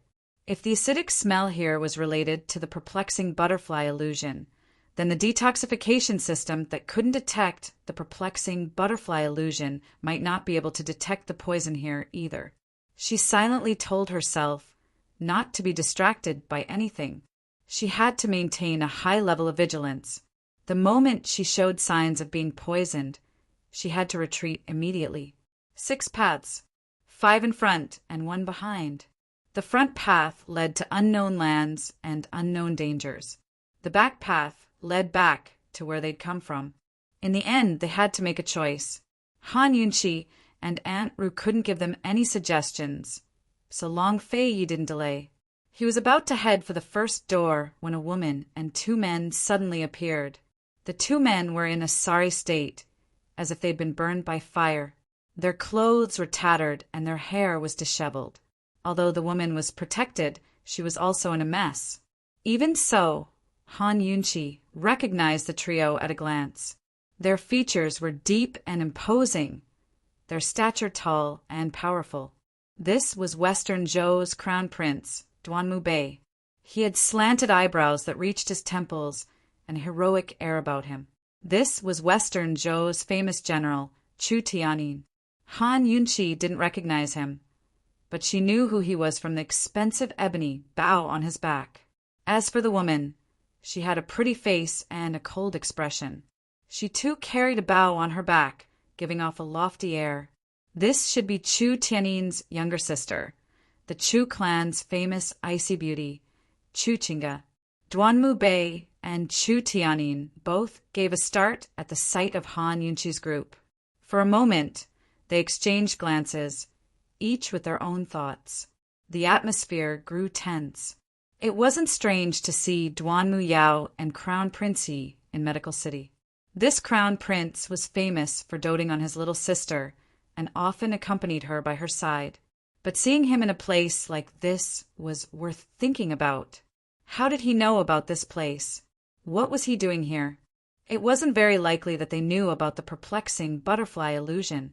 Han Yunqi not only examined Duanmu Bei, but Chu Tianyin as well. The Chu clan was a famous clan in Western Zhou. It was common knowledge throughout Cloud Realm continent that the Chu clan had produced great generals. Chu Tianyin was one of the Chu clan's newest great generals and was even more famous than Tianning's Mu Qingguo. His archery skills were said to be the best in Cloud Realm continent. On the battlefield, a single bow from him could kill a line of 10 soldiers. Why had someone like him come here with Duanmu Bei? Han Yunqi was still wondering when Long Fei Yi suddenly grabbed her hand again. Not only that, but he pulled her behind him as if to protect her. After all, Western Zhou and Tianning were allied by marriage, but he didn't have a good relationship with Duanmu Bei. Add that to the fact that Duanmu Yao's recent marriage had caused Duanmu Bei to hold a grudge against him. Moreover, this was the poison sex forbidden underground palace. Both sides were thieves, so nothing that happened here would spread. There was no Duke of Qin or Crown Prince here, only enemies. Currently, Duanmu Bei and Chu Tianyin were also examining Han Yunqi's group. Compared to Chu Tianyin's low-key demeanor, Duanmu Bei was much more arrogant. He glanced at Aunt Ru, but didn't take it to heart. Instead, he murmured to Chu Tianyin, Han Yunqi doesn't know martial arts, so our chances of victory are high. You and I will keep Long Fei Yi occupied while Chinga takes 2 of the girls to test the remaining 4 doors. Chapter 279. Duanmu Bei's group had been here for a long time, but they had no choice but to try them one by one. Who knew that they'd lose so badly at the very first door? They walked for an entire day without seeing anything until a huge fire suddenly erupted at the end of the path. Fortunately, they'd escaped in time, or else the 2 of them would have been burned to ashes long ago. Of the 5 doors, only one held the thing they wanted. The others all had fatal traps. Duanmu Bei was a very arrogant and high-profile person, but he was always on guard against Long Fei Yi. This time it wasn't because he was arrogant, but because Chu Tianyin and Chu Qingge were present. The Chu clan's archery skills had always been used on the battlefield, but rarely in private fights. Still, they weren't inferior in any way. At least, as Duanmu Bei saw it, Chu Tianyin's archery skills were enough to resist Long Fei Ye's sword skills. Duanmu Bei was very anxious, but the Chu siblings weren't. Chu Qingge's cold gaze was fixed on Han Yunqi, a shrewd glint in her eyes. Aren't you curious as to why they're here? Chu Tianyin's voice was low and magnetic. They must be here for that thing as well. Let's subdue Long Fei Yi first and get the thing. It won't be too late to ask the rest after that. If this was in the past, Duanmu Bei would have drawn his sword as soon as he saw Han Yunqi humiliating Duanmu Yao in Medical City. What kind of thing could make him put aside Yao Yao, who he loves the most, for a while? It was the poison sex treasury. Duanmu Bei had no understanding of Medical City or poisons. In recent years, he'd made few connections with outside powers because he was busy fighting for the throne. This time, he'd come to chase after Duanmu Yao. He'd been the first to find out that Duanmu Yao was in cahoots with the Duke of Kong. For the sake of coaxing her back, he'd come to Medical City himself. Unexpectedly, Chu Tianyin and Chu Qingge sought him out of their own accord on his first day in Medical City. They told him that the poison sex forbidden grounds contained a huge pile of treasures left behind by the poison sect in the past. He had been fighting for the throne with his brothers for many years and had spent a lot of money. He had long been embarrassed. Moreover, once he ascended the throne, he would need a large sum of money to buy the hearts of the soldiers. Cooperating with Chu Tianyin had long been his dream, not to mention cooperating to make money. He didn't think twice before following the Chu siblings here. As he saw it, Long Fei's group had to be here for the treasury as well. Today, even if he had to join forces with the Chu siblings to kill Long Fei, he still had to obtain that treasury. Duanmu Bei's hand was already on his sword, ready to attack. However, Chu Tianyin said in a low voice, "At most, we can only tie with them. Han Yunqi doesn't know martial arts, and that woman doesn't look like she's trained. What are you afraid of?" Duanmu Bei asked unhappily. Han Yunqi knows poison, Chu Tianyin said in a low voice. Doesn't Qingge know it too? Duanmu Bei retorted. If he hadn't come back this time, he wouldn't have known that Chu Qingge was not only skilled in archery, but poisons as well. If she hadn't made them chew on mint leaves, they wouldn't have been able to survive in the violet miasma for so long. At this moment, the quiet Chu Qingge finally spoke up. Although she used honorifics, her tone was Qingge. Chinga has long wanted to compete with her. Han Yunqi had only used the ebony bow to determine Chu Chinga's identity, but Chu Chinga had been investigating her for a long time. Chinga! Chu Tianyin scolded, but Duanmu Bei simply unsheathed his sword. Long Fei Yi, Han Yunqi, you hurt Yao Yao so badly. Hand over your lives. Duanmu Bei's sword was so fast that even Chu Chinga couldn't block it. Han Yunqi truly looked down on Duanmu Bei. If he wanted to fight, he could fight, but he even used Duanmu Yao as an excuse. It was disgusting to hear. Long Fei, you didn't think much of Duanmu Bei at all, much less fight him. He protected Han Yunqi as they retreated, his attention on the Chu siblings. Aunt Ru didn't move either, but secretly shot out a dart. With a clang, Duanmu Bei's sword was broken in half. Duanmu Bei looked at the broken sword in his hand, then at Aunt Ru. He realized that he'd underestimated her, but he didn't promise anything. Instead, he flew into a rage out of humiliation and said coldly, Chu Tianyin, this crown prince orders you to attack. Before Chu Tianyin could make a move, Chu Chinga had already unsheathed her bow and aimed it at Han Yunqi, who was behind Long Fei Yi. You're seeking death. Long Fei Yi simply unsheathed the whip at his waist. He didn't even bother to draw his sword. As she looked at Long Fei Yi, Chu Chinga's eyes flashed with pain, but she hid it so well that no one noticed. She drew her bow to its full length. Seeing this, Duanmu Bei had no choice but to join in. He too unsheathed his bow and stood to one side, aiming at Long Fei Yi from another direction. Seeing this, Aunt Ru immediately drew close to Long Fei Yi, standing back to back with Han Yunqi between them. The Chu clan's archery skills lived up to their reputation. They couldn't afford to be careless. Seeing this, Duanmu Bei tossed aside his broken sword and stood on the other side, his voice cold. Leave Han Yunqi to me. As expected, Crown Prince Yi was known for his despicable ways. This was the first time that Han Yunqi felt such a strong urge to poison someone. 3 against 3. The atmosphere grew even more tense. Don't worry, Long Fei Yi said in a low voice. He glanced at Chu Tianyin out of the corner of his eye. Of the 3 of them, he was the only one who held Chu Tianyin in high regard. He'd experienced his swordsmanship once before. Judging from the current situation, they wouldn't lose, but their chances of winning weren't high either. Amidst the tense atmosphere, Chu Chinga suddenly said coldly, Han Yunqi, if you have the guts, stand out.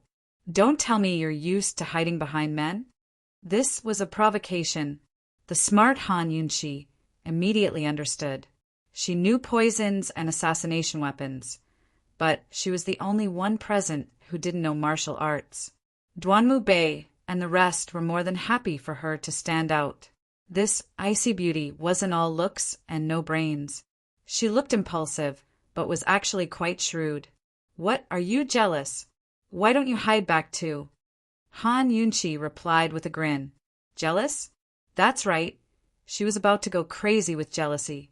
Chu Chinga almost shot the arrow in her hand, but she kept her cool. Instead of showing anger, she smiled and said, No wonder Princess Duan said you were a burden to the Duke of Qin. You'll only drag him down. It looks like Princess Duan isn't trying to frame you out of jealousy after all. At these words, Han Yunqi felt unwell all over. If this was any other time, she would have calmly retorted, even if she heard that name 10 times over.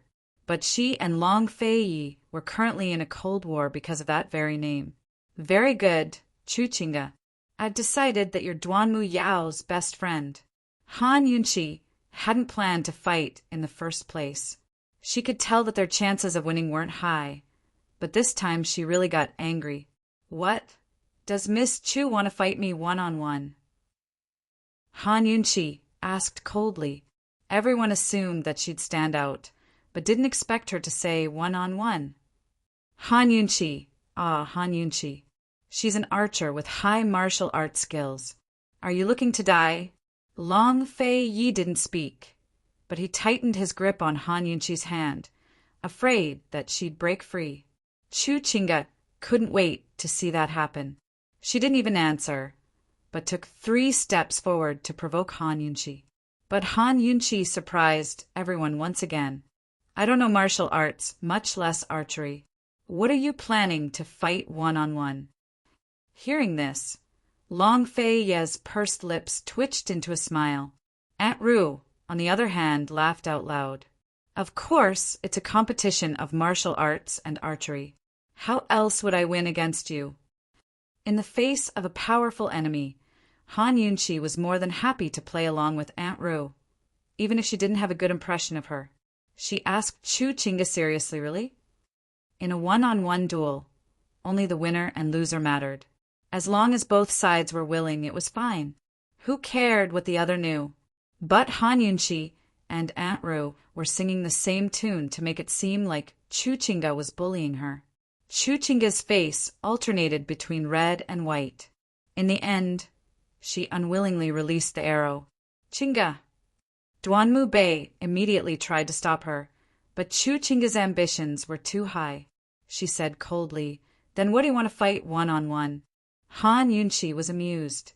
Aside from martial arts and archery, what else did Chu Chinga specialize in? She was about to speak when the silent Chu Tianyin suddenly spoke up. "Your Highness, Duke of Qin, can you listen to this one for a moment?" Everyone could tell that Chu Tianyin had no intention of fighting. Long Fei Yi pulled Han Yunqi's hand behind his back and held her back with his other hand. Han Yunqi knew that Long Fei would give Chu Tianyin face after being surrounded by his 2 arms. As expected, he said coldly, "Speak. Chinga and Qin Wangfei will fight one-on-one. If Chinga wins, I ask that your Highness Duke of Qin make things easy for us and leave this place. If Chinga loses, we'll leave. How's that?" Chu Tianyin said seriously. Chu Tianyin had gotten to the point. He was very clear that everyone was here for the secret behind the 5 doors. If they were evenly matched, no one would be able to get what they wanted. A one-on-one duel was a good idea. One-on-one for what? Long Fei Yi agreed. Poisons, Duanmu Bei said hastily, even if it meant exposing Chu Chinga's poison skills. Chu Chinga knew poisons, so they knew it was her idea to use mint leaves against the violet miasma? Han Yunqi was surprised, but she was more than willing to compete in poisons. Still, Chu Tianyin immediately refused. "Let's see who can emerge unscathed from the 5 doors. You can choose whichever door you want." The moment these words came out, everyone became alert. Han Yunqi couldn't help but have a whole new level of respect for Chu Tianyin. He really was something. This way, not only would they resolve Chu Chinga's predicament, but they'd also avoid a direct confrontation. It was all about luck, while whether or not they could escape depended on their own skills. "Your Highness, Duke of Qin, this is the fairest method. What do you think?" Chu Tianyin asked modestly. Compared to Duanmu Bei and Chu Chinga, Chu Tianyin was far too formidable. His smile was like a knife cutting through flesh, a needle cutting through marrow and tendons. Although he looked modest and polite, he was hard to deal with. Indeed, this was the fairest method, so it was hard to refuse. Long Fei Yi admired Chu Tianyin very much, but he wasn't planning to agree. Han Yunqi's overall strength couldn't compare to Chu Chinga's, and no one knew what dangers lurked behind the 5 doors. He was about to refuse when Han Yunqi nodded. All right, even Chu Chinga had said that she was a burden to Long Fei Yi. How could she let Long Fei Yi reject Chu Tianyin now? Chapter 280. Chu Chinga couldn't wait for Han Yunqi to agree. As soon as she heard Han Yunqi say, "All right," she immediately asked, "Which of the 4 remaining doors will you choose?" Her anxious expression made it seem like she was afraid that Han Yunqi would change her mind. Han Yunqi didn't, but said openly, "You choose first." No need. Chu Chinga was very proud. Han Yunqi was too lazy to argue with her. She shrugged her shoulders and asked, "Will you choose the 2nd door or not?" "I'll choose the 3rd." Chu Chinga replied immediately. Actually, the choice of door wasn't the most important thing to her. The most important thing was that Han Yunqi would be at a disadvantage in a duel like this. Of the 4 doors, only one held the thing they wanted. The other 3 were all filled with traps like the first one and led to a dead end. She refused to believe that Han Yunqi would be lucky enough to pick the right door. Even if she did, she'd still run into traps, perhaps the most terrifying of them all. No matter what, it was impossible for her to escape unscathed. She didn't know martial arts, so she was slower than others when it came to escaping. She might even lose her life here. Of course, Chu Chinga wasn't completely certain that she'd come out unscathed, but she'd rather be injured than risk Han Yunqi's life. At the very least, Han Yunqi's injuries would be worse than hers. Chu Chinga strode to the 3rd door and added coldly, "The time limit is 1 hour. If you can't get out in time, you lose. The one with the most serious injuries loses." All right, Han Yunqi agreed easily. She tried to break free of Long Fei Ye's grip, but Long Fei Ye held on tightly, his expression frightening. This woman who's acting on her own is simply seeking death. "Let go," Han Yunqi said in a low voice. Long Fei Ye wouldn't let go. He was already planning to go back on his word. Rather than risk Han Yunqi's life, he'd rather go all out and fight. But Han Yunqi looked up and said, "Let go and don't worry, all right? Trust me just this once." Let go and be at ease? Han Yunqi, so you actually knew that this prince had a heart. It's good that you know. Since he had the heart, how could he let it go? Long Fei Yi still did not let go. Han Yunqi was helpless. Long Fei Yi, when have I ever lied to you? When have I ever disappointed you? Indeed, she did so well every time. Whether it was her own matters or his, she handled them perfectly. There was basically nothing to nitpick about. Even when she was in great danger, she could turn misfortune into fortune. Under the watchful eyes of the crowd, everyone was waiting, but Long Fei Yi did not care. In the end, what made him let go was the confidence and determination in Han Yunqi's eyes. He lowered his voice and unconsciously softened it. "Be careful. If there's no other way, come out. This prince is right at the door." Just like when they left the inn, he had also told her that he would always be in Medical City. He thought that this woman must have discovered something again, or perhaps she had already found the right passage. Every time, she was always full of surprises. Aunt Rue wanted to persuade him as well, but when she saw Long Fei Yi let go, she didn't say anything. When she saw Han Yunqi and Long Fei Yi staring at each other, Chu Chinga couldn't help but urge, "Han Yunqi, you're not going back on your word because you're afraid of losing, are you?" Han Yunqi strode to the second door and ignored Chu Chinga to look at Chu Tianyin. "The time limit is 1 hour. The one with the most serious injuries will lose, and the loser will leave." Chu Chinga was such a cold and lofty person that no one had ever ignored her. Anger filled her heart as a calculating look flashed past her eyes. "Han Yunqi, do you dare to raise the stakes?" They'd already agreed that the loser would leave. What else did she want? She'd already asked if she dared, so what else could Han Yunqi say? Her expression was calm. There's no harm in saying it. Seeing Han Yunqi's calm demeanor, Chu Chinga smiled coldly in her heart. This woman won't shed tears until she sees the coffin.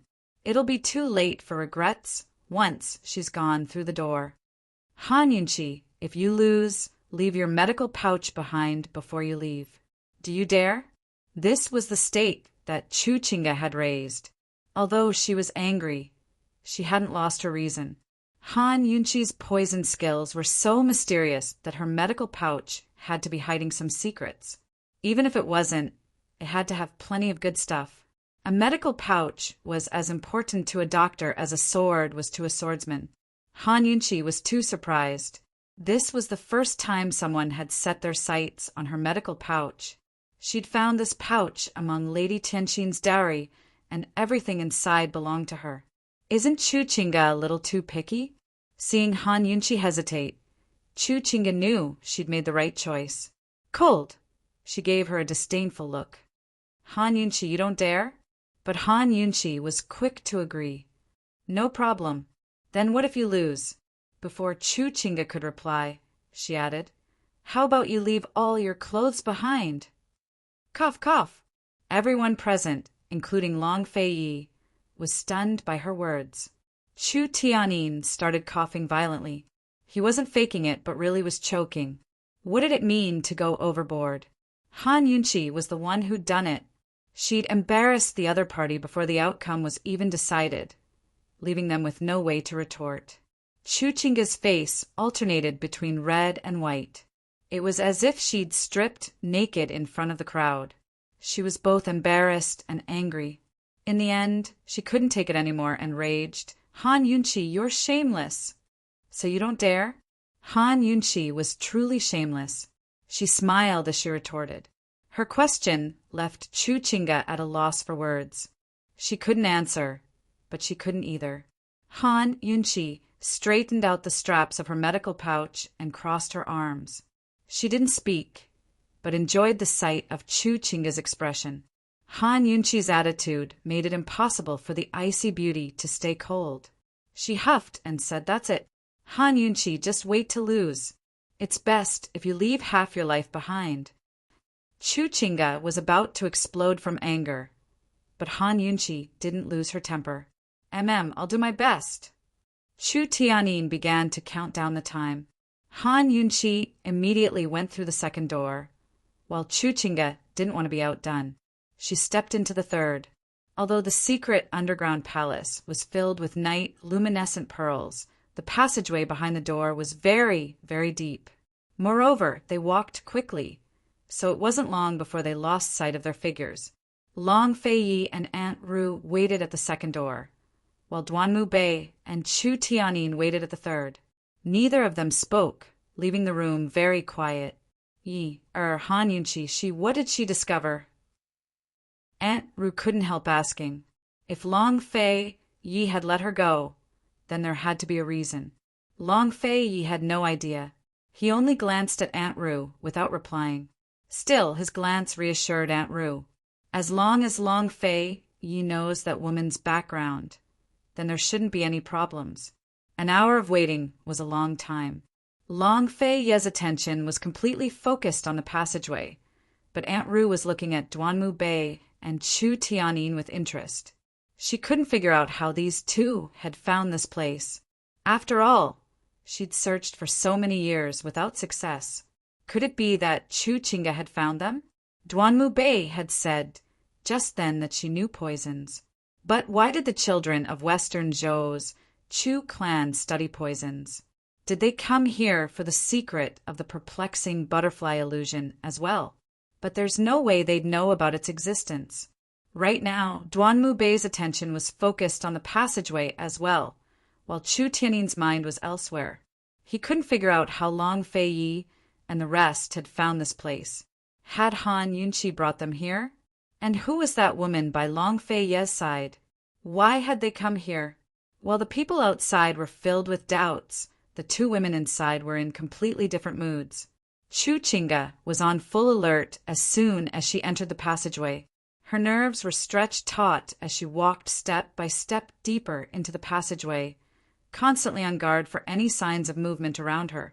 She was truly advancing step by step. Not only did she want to win, but she wanted to win beautifully. Long Fei Yi, when we met 5 years ago in Wild Goose City, do you still remember me standing by Duanmu Yao's side? Everyone was cheering for my archery skills, but you were the only one who turned a blind eye. Today, I won't allow you to ignore me any longer. Chu Chinga held her bow in one hand and an arrow in the other as she quickened her steps. She'd already walked a long way without encountering any danger, which made her feel hopeful. Perhaps her luck had arrived and she'd chosen the right path. She was going to do her best. On the other side, Han Yunchi kept walking deeper into the passageway without encountering any danger.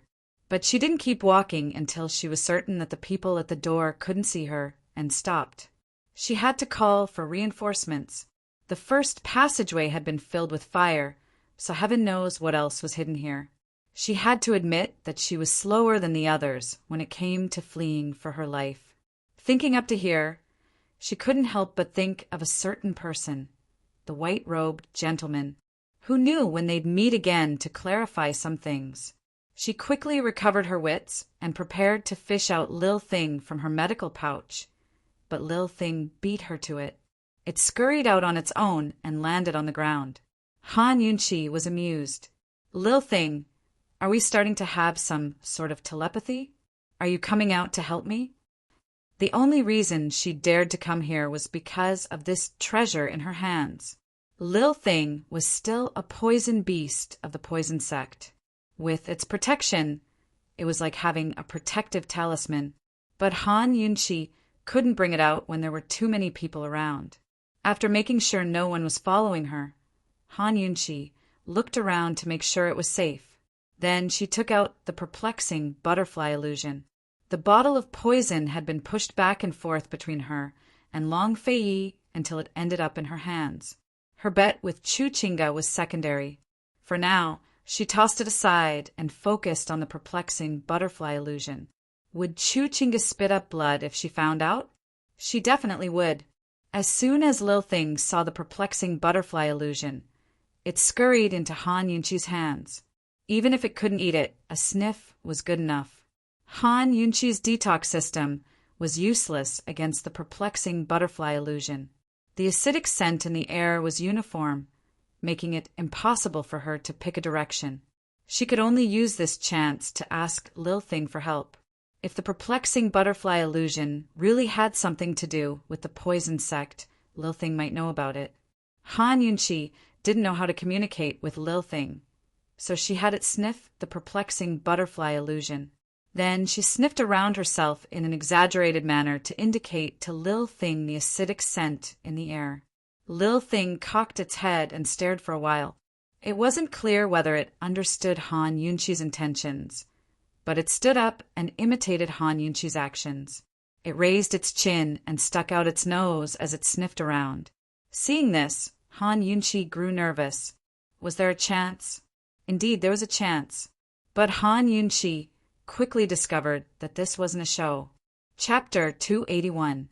Seeing how serious Lil Thing was, Han Yunchi quickly squatted down and let Lil Thing sniff the perplexing butterfly illusion.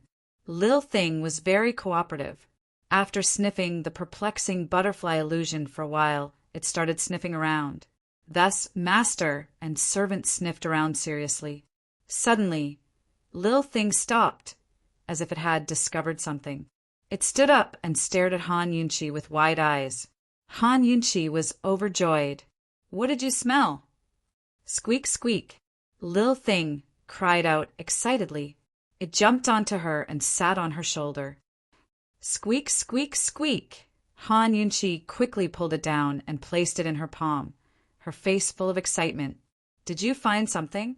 This secret passage has the scent of perplexing butterfly illusion? Is that right?" Seeing how happy its master was, Lil Thing was even happier. It jumped a few times in Han Yunchi's palm. "Really?" Han Yunchi really wanted a definite answer.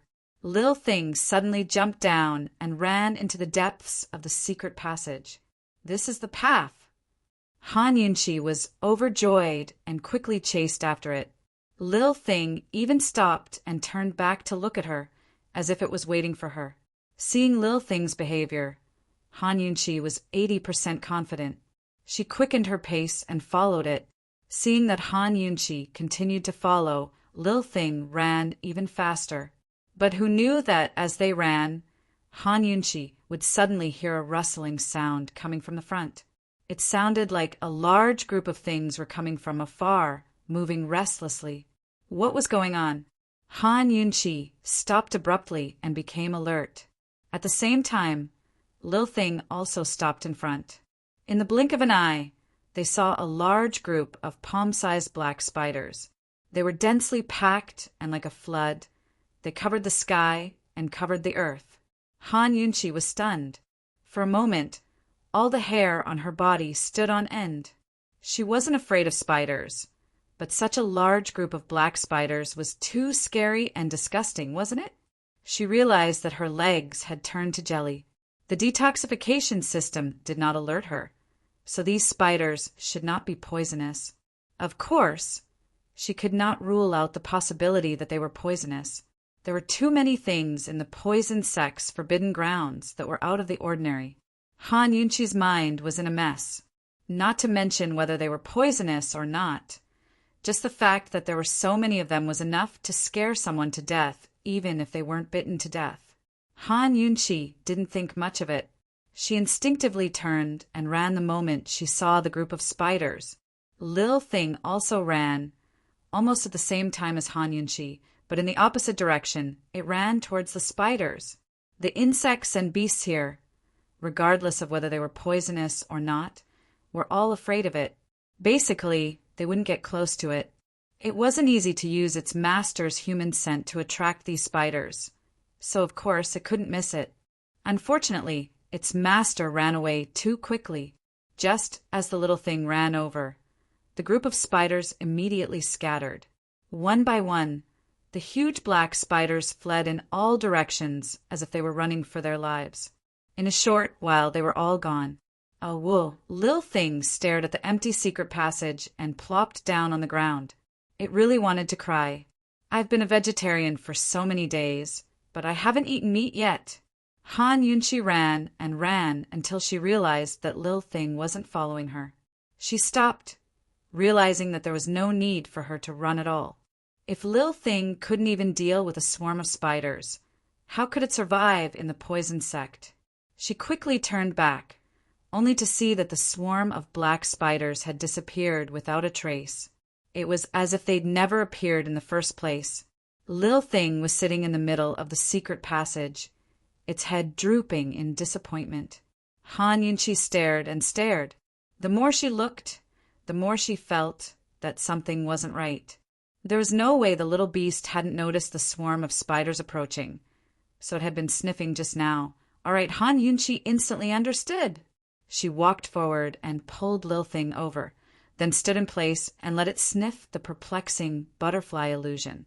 Lil Thing was listless because it hadn't eaten any meat, so it allowed Han Yunqi to grab it. Its little nose was stuck in the opening of the perplexing butterfly illusion bottle as it refused to budge. Han Yunqi couldn't help but burst into laughter at the sight.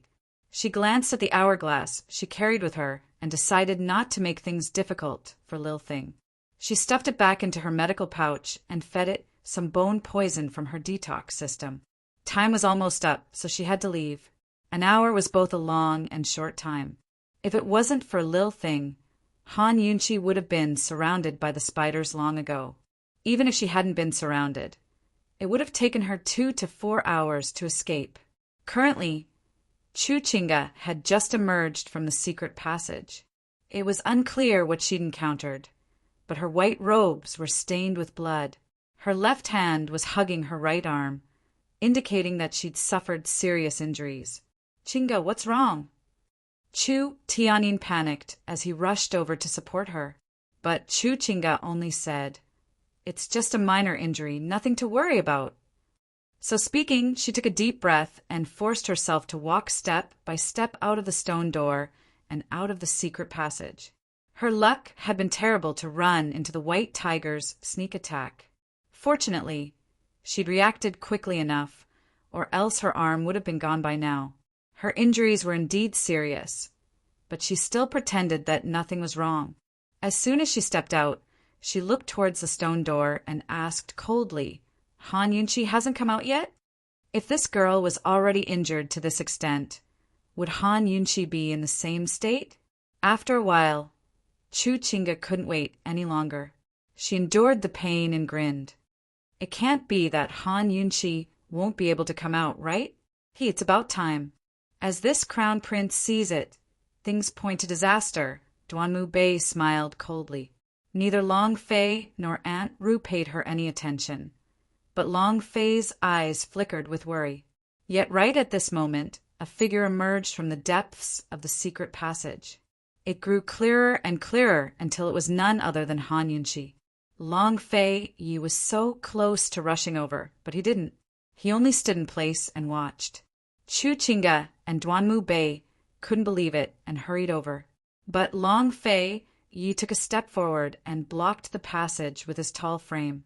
Duanmu Bei was about to speak when Chu Qingge stopped him. Full of confidence, she said in a low voice, "There's no rush. Wait and see." Han Yunqi had seen Long Fei Yi from a distance. For some reason, his tall figure blocking the passage gave her an indescribable sense of loneliness. She walked in front of him, but he still didn't move aside. His tall frame gave off an oppressive feeling, but also a sense of security. He lowered his head to look at her, his dark eyes as deep as the sea. Han Yunqi wanted him to move aside, but when she saw his eyes, she couldn't bring herself to speak. Instead, she lowered her head. The two of them fell silent. Long Fei Yi studied her silently, inspecting every inch of her body to make sure she wasn't injured. Finally, even Chu Qingge couldn't take it anymore. "Cold?" she asked. "Duke of Qin, what do you mean by this?" Duanmu Bei laughed coldly at Chu Qingge's words. "Long Fei Yi, what? Are you afraid to admit your loss?" Long Fei Yi didn't move, allowing them to speak as they pleased. He slowly examined her as if he wanted to inspect every inch of her body. Chu Qingge, who'd been left out to dry, couldn't take it anymore. She raged. "Long Fei Yi, are you going to publicly shield her like this?" It was Han Yunqi who said she wanted to fight one-on-one. Only then did Long Fei turn to look at her. Chu Qingge didn't expect this at all. His cold eyes gave her a start. This was the first time Long Fei Yi had looked her in the eye for the first time. No matter how proud Chu Qingge was, her heart couldn't help but race. But Long Fei Yi only gave a cold snort before withdrawing his gaze and backing away from the door. Now Han Yunqi appeared before the crowd. Her clothes were clean and tidy, her hair in a neat bun. Her eyes were clear and bright, and her smile was light. She wasn't hurt at all. How could this be? Chu Qingge gaped. She couldn't believe it. Duanmu Bei and Chu Tianyin were equally shocked, but their shock differed from Chu Qingge's. The two of them exchanged glances, as if realizing something. Han Yunqi easily stepped over the threshold of the stone door. When she saw Chu Qingge's blood-stained clothes, she smiled. "It looks like Miss Chu's injuries aren't light." "I'm not." Chu Qingge was still holding on. "Then did you lose?" Han Yunqi asked with a grin. Now, Chu Qingge couldn't even hold on. No matter how light her injuries were, she'd still lost to Han Yunqi, who wasn't hurt at all. How could this be? Big Brother had said before that the 5 doors were filled with dangers. No matter what, it couldn't be that she wasn't hurt at all. Chu Qingge couldn't figure it out, but Han Yunqi was standing right in front of her. She had no choice but to believe or act shamelessly. She couldn't help but steal a glance at Long Fei Yi, only to see that Long Fei Ye's gaze was fixed on Han Yunqi. He was so focused on her that his usual cold demeanor was nowhere to be seen. When she recalled Long Fei Ye's soft chuckle just then, Chu Qingge's heart broke into pieces. "If you lose, leave your clothes behind first, then," Han Yunqi said. At first she was still smiling, but when she turned to look at Duanmu Bei, her expression turned gloomy. In a cold voice, she said, "Then you can all scram." Unexpectedly, Duanmu Bei's figure flashed past, knocking aside Han Yunqi, who was blocking his way, and darting into the second door. There was only one explanation for Han Yunqi coming out unscathed, and that was that the second door had no dangers at all. Han Yunqi's luck was good, and she'd made the right choice. Chu Tianyin had said that only one of the 5 doors led to the treasury. Either it had no dangers at all, or it was extremely dangerous. It looked like they were looking for the second door. Seeing Duanmu Bei dash in, Chu Tianyin's eyes flickered with a complicated look. Without hesitation, he pulled Chu Qingge along with him, and the 2 siblings darted through the second door. If the second door was the one they were looking for, then he wouldn't miss it, even if he had to break his promise and throw away his honor. That was because the thing he was looking for was too important. It was related to the clan's mission, and the so-called treasury was nothing more than a lie to trick Duanmu Bei. Long Fei Yi was holding on to Han Yunqi, who'd been knocked aside, so he didn't have time to stop them. After confirming that Han Yunqi was fine, he prepared to chase after them, but Han Yunqi hastily stopped him. "You can't go in, it's very dangerous inside." There was a dense swarm of black spiders inside. If it wasn't for Lil Thing keeping watch, anyone who went in would be hard-pressed to escape. Even if they didn't die, they'd be half dead. Why were Duanmu Bei and the rest fighting to get in first? Were they seeking death? Chapter 282. The second door was dangerous as well. Hearing Han Yunqi's dissuasion, Aunt Ru couldn't help but ask, "How is it dangerous? How did you come out unscathed?" Han Yunqi could hear Aunt Ru's doubts. She assumed that Long Fei Yi would ask the same question, but all he did was remain silent. He didn't add any more details. This guy isn't usually like this. He's always full of questions. Han Yunqi didn't have time to think, nor did she plan to explain herself to Aunt Ru. She laughed and joked. "Why should I tell you?" "You really don't know martial arts?" Aunt Ru asked again. Han Yunqi wasn't an idiot. She knew Aunt Ru didn't have any good intentions towards her. She could work together with Aunt Ru against a common enemy, but that didn't mean she'd bury the hatchet with her. A few hours ago, she'd almost lost her life to Aunt Ru's hidden weapons. She wasn't holding a grudge, but cherishing her own life. "Whether or not I know has nothing to do with you," Han Yunqi declared. But Aunt Ru suddenly grabbed Han Yunqi's wrist. At the same time, Long Fei Yi pressed down on her hand and said coldly, "She doesn't know martial arts. Don't delay, let's find the way." Aunt Ru had already felt Han Yunqi's pulse and knew that she was well suited for martial arts. But before she could continue, Long Fei Yi pulled her hand aside. "Enough!" His gaze was sharp and his voice was filled with anger. Although he didn't express it, Aunt Ru could tell that he was both angry and sad. She never expected Fei to be so serious with her one day. No, she had to interrogate Tang Li properly. No matter how strong or useful Han Yunqi was, if she was truly a source of disaster, she had to be eliminated as soon as possible. Hiding her disappointment, Aunt Ru pretended that nothing had happened. "There's only 2 doors left. Which one should we take?" There was fire in the first, black spiders in the second, and heaven knows what Chu Chinga had encountered in the third. But judging from her injuries, the third was no less dangerous than the first 2. Now, only the 4th and 5th paths remained. "No, it's still the 5 gates." Han Yunqi immediately denied. "The secret passage is very deep. An hour is not enough to finish it. Besides, no one can be sure that the dangerous path is not the right one." Han Yunqi's thoughts were still very meticulous. Putting aside the fact that Duanmu Bei and the others might be looking for the same thing as them, based on the current situation of these 5 doors, either 4 of them were dangerous, and the safe one was the correct one, so Duanmu Bei and the others chose the second door, or all 5 doors were dangerous, and one of them was the correct one. Long Fei Yi understood what she meant. He said calmly, "Let's check out the situation of the 4th and 5th paths first." Han Yunqi agreed, wholeheartedly. Aunt Ru was immersed in her own thoughts, and did not say anything else. But just as they were about to enter the 4th door, Han Yunqi suddenly felt something tickling her from inside her sleeve. What else could it be but Lil Thing? This little fellow was always able to slip out of her medical pouch without anyone noticing. Even Han Yunqi couldn't sense it. Why was it tickling her now? She couldn't respond to it.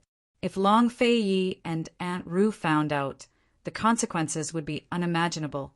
Heaven knows if stealing the poison beast was one of Long Fei Ye's goals for this trip. Han Yunqi allowed Lil Thing to tickle her as she continued to walk forward with Long Fei Yi.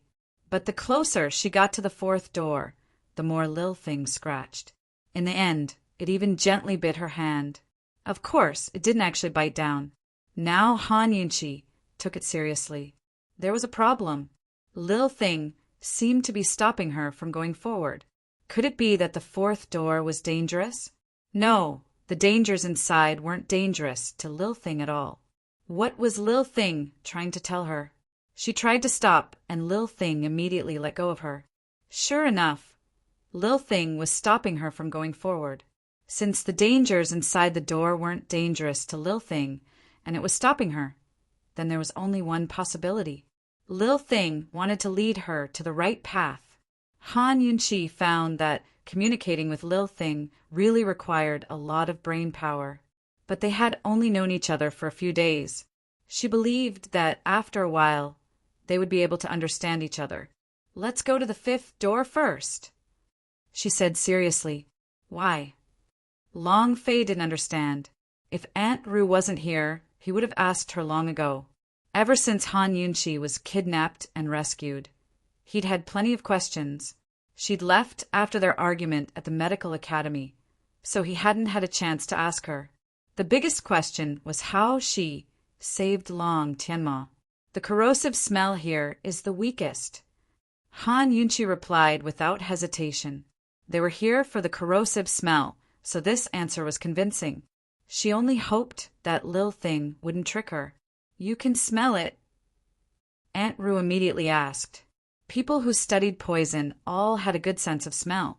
She could smell that there was no difference between the 5 doors. If you don't believe me, you can go in and try. Han Yunqi's words blocked Aunt Ru's mouth. Aunt Ru was very unwilling, but she knew that her poison skills were not as good as Han Yunqi's. She could only endure and wait. Long Fei Yi didn't have any suspicions and was about to walk towards the 5th door. Han Yunqi stopped him. Wait, let me take a good look and then we can decide. Rather than letting Long Fei Yi and Aunt Ru test each door with her, it would be better for her to do it herself. It had to be said that Han Yunqi was very smart. This way, she wouldn't answer questions like why. Long Fei Yi nodded. Han Yunqi touched Lil Thing in her sleeve and walked towards the 5th door. This time, Lil Thing immediately scratched her again. She stopped and saw Long Fei Yi and Aunt Ru looking at her. She didn't explain and changed to the 3rd door. She didn't expect Lil Thing to still scratch her. She couldn't take the 3rd door either. Now, only the 2nd door and the 1st door were left. Looking at the 2nd door, Han Yunqi's mouth twitched. This little bastard couldn't be thinking about eating spiders, right?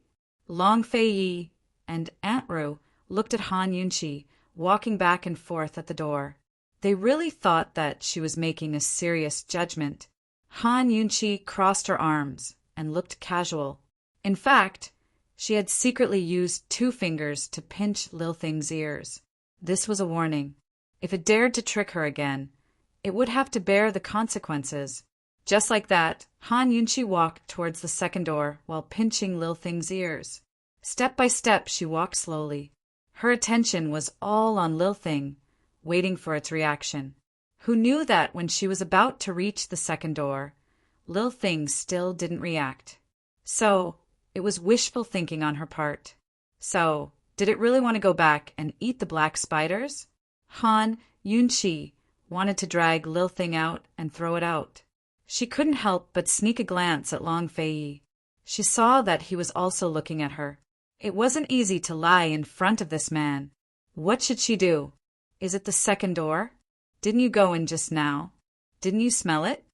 Aunt Ru immediately questioned. Han Yunqi was in a difficult position. She didn't know how to answer. At this moment, Lil Thing suddenly scratched her again. Han Yunqi was stunned. She couldn't believe it. Lil Thing curled up in its master's sleeve, its mouth squirming nonstop. Actually, it had been conflicted for a long time.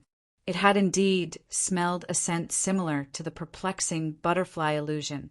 However, it was really conflicted. 3 people had just gone in. The human scent was so strong that it would definitely attract more black spiders to suck their blood. It couldn't bear to miss it. However, in the end, it still decided to be a loyal guardian beast. Seeing that its master still didn't move, Lil Thing scratched her again. This time, Han Yunqi regained her senses. She walked towards the first door. Lil Thing didn't scratch her again. Instead, it rubbed its little head against her arm, coquettishly. She didn't expect Lil Thing to want her to go through the first door. Seeing that Han Yunchi had been standing there for so long, Long Fei Yi and Aunt Ru also came over. Here. Long Fei Yi was a little uncertain. There's a fire in here. The three of them were burned out just now, Aunt Ru said seriously. Duanmu Bei and the others were burned out. Who knew where the fire came from or how it burned them? Not to mention Long Fei Yi and Aunt Ru. Even Han Yunchi wasn't too sure. However, this was the path that Lil Thing pointed out, so she chose to believe it. This Lil Thing would play with her, but it wouldn't harm her. This is it. Let's go. Han Yunchi was very decisive. Long Fei Yi didn't say anything and pulled her hand domineeringly again. Han Yunchi struggled again, but she still failed like before. Although she was decisive and straightforward in her actions, she hated ambiguous relationships, and especially hated his lack of explanation. However, in the face of his domineering behavior, she would always unknowingly admit defeat, make an exception, and give in. She let him hold her hand and gradually intertwine their fingers. She lowered her eyes and told herself to ignore it. After entering the first passage, they walked for a very long time, but they didn't encounter anything. Han Yunchi adjusted her state of mind and seriously paid attention to the changes in the air. However, other than the purple miasma becoming fainter and fainter, there was nothing unusual about the rotting smell, and no poisonous gas appeared. The big fire that they were worried about also didn't appear. Even if they had to leave, they would have to leave for 2 days. Fortunately, they were prepared and had some dry rations on them. Otherwise, they would have to go hungry. On the second night, they saw the end of the secret passage. They saw that the surrounding walls were pitch black, and the luminous pearls were also damaged. It was obvious that it had been burned by a big fire. At the end of the passage, there was a wooden wall. The fire had burned a huge hole in it, and it could accommodate 2 people at a time. Long Fei Yi examined it seriously and found that the wooden door was at least half a meter thick. With this thickness, it couldn't be cut open by people. The fire would probably burn for a few days. Han Yunchi also looked around and said seriously, "Looks like Duanmu Bei and the others made the wedding dress for us." From the looks of it, the fire was triggered by a mechanism. After it was triggered, it burned for a few days and burned through the wooden door. And this kind of mechanism was a one-time thing. Once it was triggered, there wouldn't be a second time. They were relatively safe. If Duanmu Bei and the others knew the truth, would they be angered to death? At this time, they might still be trapped in the second door. Thinking of this, Han Yunchi was happy. She smiled and said, "Let's go in and take a look." Seeing Han Yunchi's happy expression, Long Fei Yi's usually cold lips subconsciously curled up. What would they find behind the wooden door?